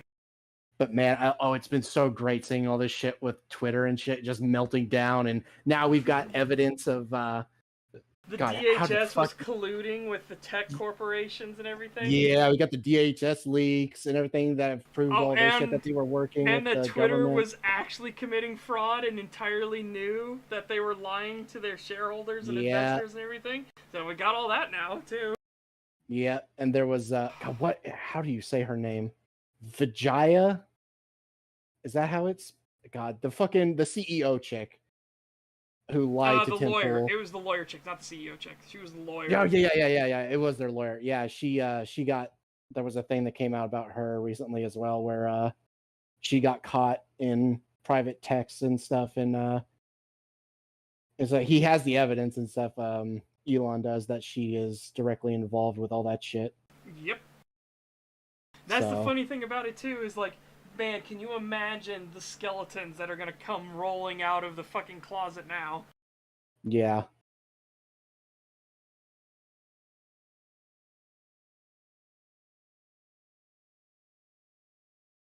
Yeah, so it's been wild. It's been a fucking wild ride, everybody.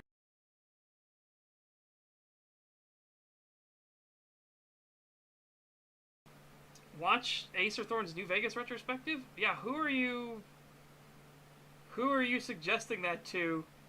Because that's one of, I think, our highest viewed episodes for STAG, I think.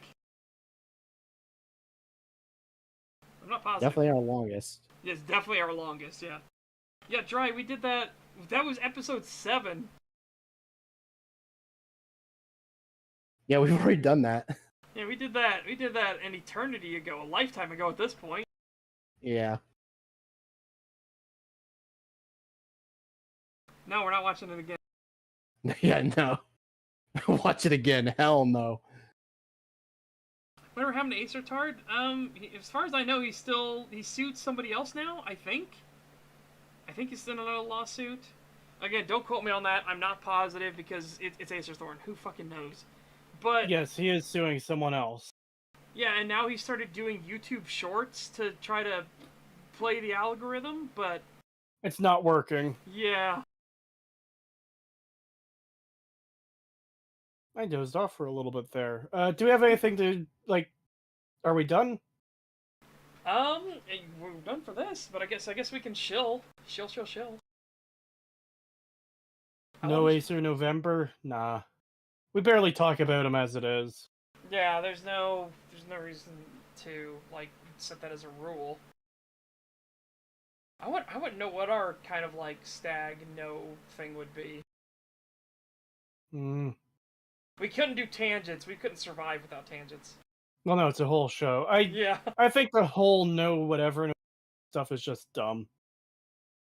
I think it's interesting to a point of, like, do you have the self-discipline to do something? No. Wow, okay, well. Cree's out already. I'm out too. Yeah. So, I guess we'll just chill our ways on. Cree, do you have anything coming up recently? Or maybe what might be next on STAG? I'm still working on the secret video. I've been slacking a bit on that, sorry. Sometimes it's just hard to sit down and do editing, because I kind of don't like editing, but it's fine, I'll get through it. Hopefully that'll be out soon.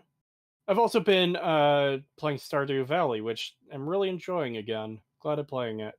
Yeah. Is the analysis vid still in the works? They're on the back burner. There's other stuff that's coming first. I don't know when, but next week or the week after, hopefully, we'll be doing an episode by episode breakdown of Cyberpunk Edge Runners. Yeah.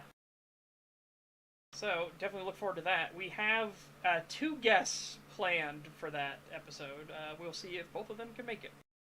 Yep. And besides that, I'll be starting to script the Rings of Power videos soon. Which I think I'll try to do in the Discord, on stream in Discord. I don't like to shill Patreon or channel memberships, but those people do have access to that stream channel. So yeah. Pagan. Yeah, again, I shilled this last week and said I'm gonna stream Elden Ring all week, and then I streamed it one time and then had to deal with a bunch of bullshit. So I'm gonna try to do it this week some more. We'll see. I'm hoping I can get time. Hopefully no bullshit comes up again like that and I can actually do some shit, but we'll see. Things have not been going well for me lately, so it's hard for me to really focus down on any kind of actual schedule when shit's getting uprooted every other fucking day. Yep. That's So entirely fair. So hopefully I can do some more this week. Yeah, we'll see how that goes. As for myself, we are currently in the process of doing the bounty. We are collecting the bounty on Heavy Rain, which is a disaster of a fucking game from a really shit game creator named David Cage, and it is truly a fucking disaster, and just oh god, the control schemes, the characters, the dialogue, the voice acting, it's all so bad. It's all so fucking bad. We are working on the next bounty hunt objective, which is Vagrant Story. We're at 110 out of that bounty, so 110. 200 is we play it once on the stream. 300 is we play to completion on the streams. So we're getting there for that.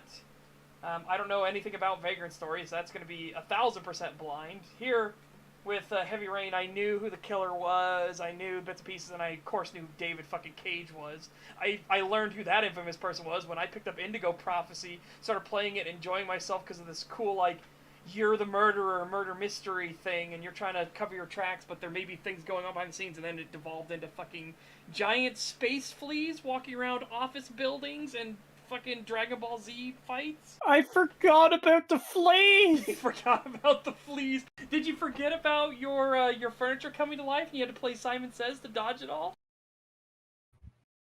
Because Jesus Christ. I think I did. That also reminds me, I do have to find the helicopter fucking fight for Pagan to watch. Yes. All right. Oh god, and we should. I definitely want to show him where the furniture comes to life, and you have to play Simon Says to dodge the furniture that's trying to kill you. What is this again? Like, what is this from? Indigo Prophecy. Indigo Prophecy, aka Fahrenheit in Europe. It is. It is very, very bad. Oh no. It starts off again. Here's the premise. Here's how the game starts. You're a guy sitting in a toilet, and you start shaking. And then you see a guy, it goes to another guy who's performing a ritual, and he's sitting on a bucket. And then he stands up, and your character stands up, and you're twitching, and he's twitching. And you start walking out towards this guy in the bathroom. You draw up a knife, and you stab him, and he falls to the ground, and you keep stabbing him over and over and over again, and then suddenly the connection's broken. Now suddenly, you're standing in front of a dead body you just committed, not knowing why you just did it, and now you gotta hide the body. You gotta clean up the blood and everything, wipe yourself off, stuff like that. You hear police come into the diner where you are. It's like, oh fuck. Bam, that's how you start. That's a hell of a way to start the game.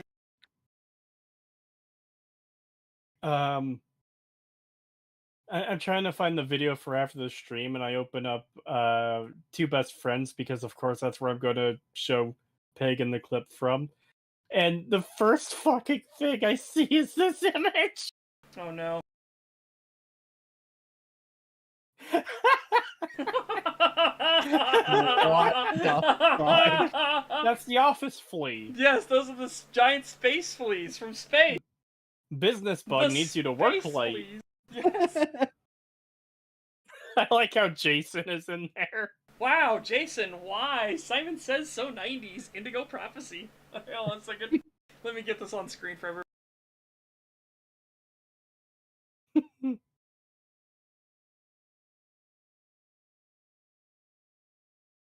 Oh shit, hang on. I'm gonna change it over to this new one, but let's do the turtle man one more time too, because it's still saved.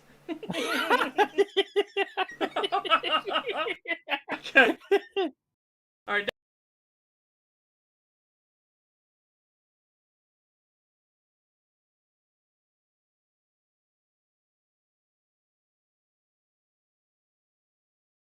Wow, it was There you go, Chad. it was 9 years ago they played it. I didn't realize it was that long already. Yeah. Oh, chat, again, the fucking outer space fleas. Like, seriously, it's... Indigo Prophecy is a wild, like, fever dream of a game. Like, holy shit.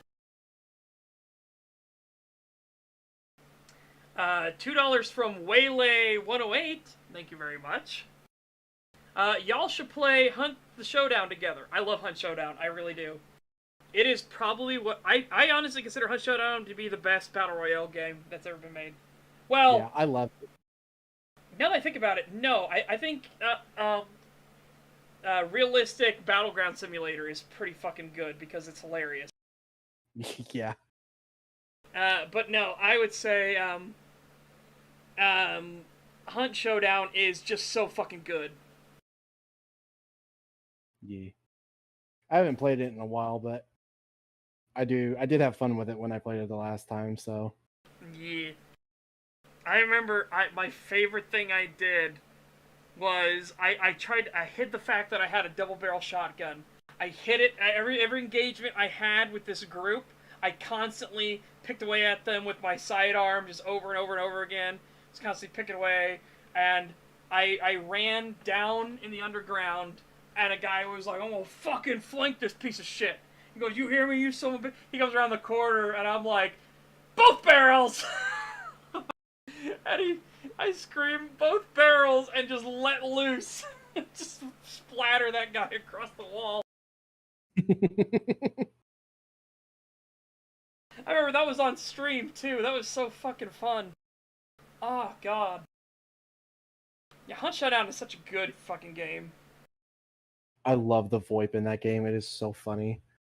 It's so great just being able to, like, hide. Like, I remember I hid in some reeds next to the water because it was a team, and my teammate got knocked down. And I was like, fuck. And I had, like, nothing. Mm. So I just pulled out, like, my knife. And I just hid in the fucking reeds. And they knew I was there, but they couldn't find me because I was crouched down. And they're just, like, throwing shit in there randomly, walking around. They would walk right by me. And they didn't know where I was. Eventually, they gave up and left. And I went and got my teammate up, and then we ended up running into that group again, and we killed him that time though. we actually managed to get him the second time. I'm surprised they didn't burn your buddy. This tactic I know. to burn your buddy. Yeah, I know that's what they usually do. But yeah, no, they killed my buddy, and then I don't know if they knew that I was his teammate. Maybe they thought one of the other people nearby was the teammate, and they decided to go for him. And I think they also thought maybe I had, like, snuck away. Mm. But yeah, it is weird that they didn't burn his body. They also might not have had Molotovs because they weren't throwing any in the reeds to try and get me. So I don't think they even had any. Oh, that's fair. You know what? I haven't actually played since they put the assassin and the assassin monster. I was playing back when they had the butcher and the spider as the main monsters. Now they've got a lot more. Yeah, I've played The last time I played was around the time that they added the big bird guy. That was the last time I played. I know the assassin is the bug monster. Yeah. Which is just, ugh. And then yeah, I heard They've about changed him a yeah. little bit. He's not the same as he was back then, but he's still pretty cool.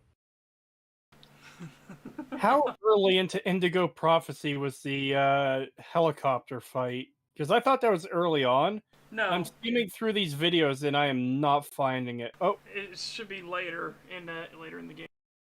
really? Yeah. Oh god. Is, No. Is it before or after he fights ghostly angels? I think it's after. I want to say. I forgot about that too. Okay, guys, Oh. everyone in chat, go watch Super Best Friends play Indigo Prophecy. You will have a wild fucking ride, I promise you. Wild ride including moments like searching a library for a book for an extended period of time, playing a game of basketball against a black man, Yes. Oh. and hiding from fucking giant termites in a goddamn office. Yeah. It's space fleas. It's like, what is this? What is happening? Anyways, we should probably cut it here because we're rambling at this point. Yeah, I mean, sure. Did you see that one part in Modern Fallout Content Sucks too, where Silver Fox counters a few of your points? No. I haven't given him the time of day, because he just seems like an attention seeker to me. And considering his argument last time was, you made an 8-hour video, get a life. Yeah. I don't think he has anything too intelligent to say on the subject. Yeah, it's not even worth responding to someone like that, where if literally their only fucking complaint is the length. Oh, you made an 8-hour video. Oh, it's okay. Well, there's no point in even engaging with you. Who cares? Yeah. Oh man. But yeah. So I guess I was in the middle of shilling. Feel free to come by the streams, guys. I stream every weekday from 10 a.m. Eastern Time to 1 p.m. Eastern Time. We have ourselves a good old time. We're currently, and like I said, we're currently collecting the bounty for Heavy Rain. We are working on the bounty towards Vagrant Story. We are $110 out of $200 to just play it once, or $110 out of $300 to play it to completion on stream. So yeah, we're having ourselves a good old time there. I'm getting stuff drawn up for the new desk stand thing I'm gonna build. I'm gonna be building that beside this desk, which I really do need to replace this desk. This desk is wobbly as fuck. But I'm gonna build a table stand over there. That's where the new computer's going with all the new parts and everything. So we're gonna have that all hooked in, connected together. Have ourselves a good old time there. So feel free to come by the streams, have yourselves a good old time, and hey, if you enjoy those streams, or if you'd like to check out movies, every Saturday I do a movie night called Saturday Showtime at 5 p.m. Eastern Time. We watch a movie, and we talk shit during it. Well, we don't actually talk during the movies, we type it all out in the channel, and hey, if it's a movie you haven't seen, or you just want to sit down on a Saturday and watch a movie, feel free to come by. There is also another thing that I'm in the works on with... I'll just tell you. I'm in the works with something with Sir Ben as well, so we'll see how that goes. And I'll let you guys know about that as well, because, yeah. It should be a good old fucking time. Yee. Yeah. Yeah, come on by. And, for anyone wondering, I am still working on the Reach video. The Halo Reach video is being worked on. However, I'm kind of liking where I'm taking my time more on it.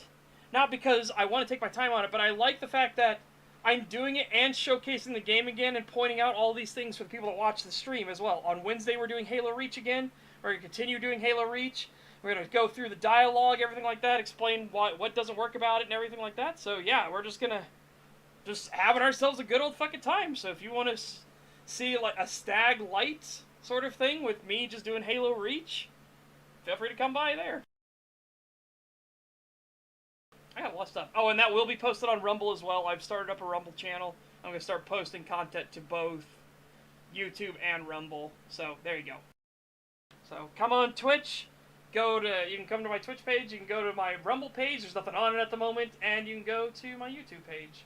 Which, there is stuff on it, but it's been a long time since the last thing I posted. Because I've been working on big things. There you go, I had a lot to shill.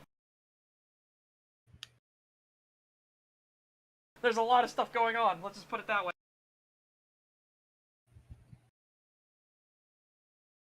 Yeah. Yeah. Yeah. Yeah.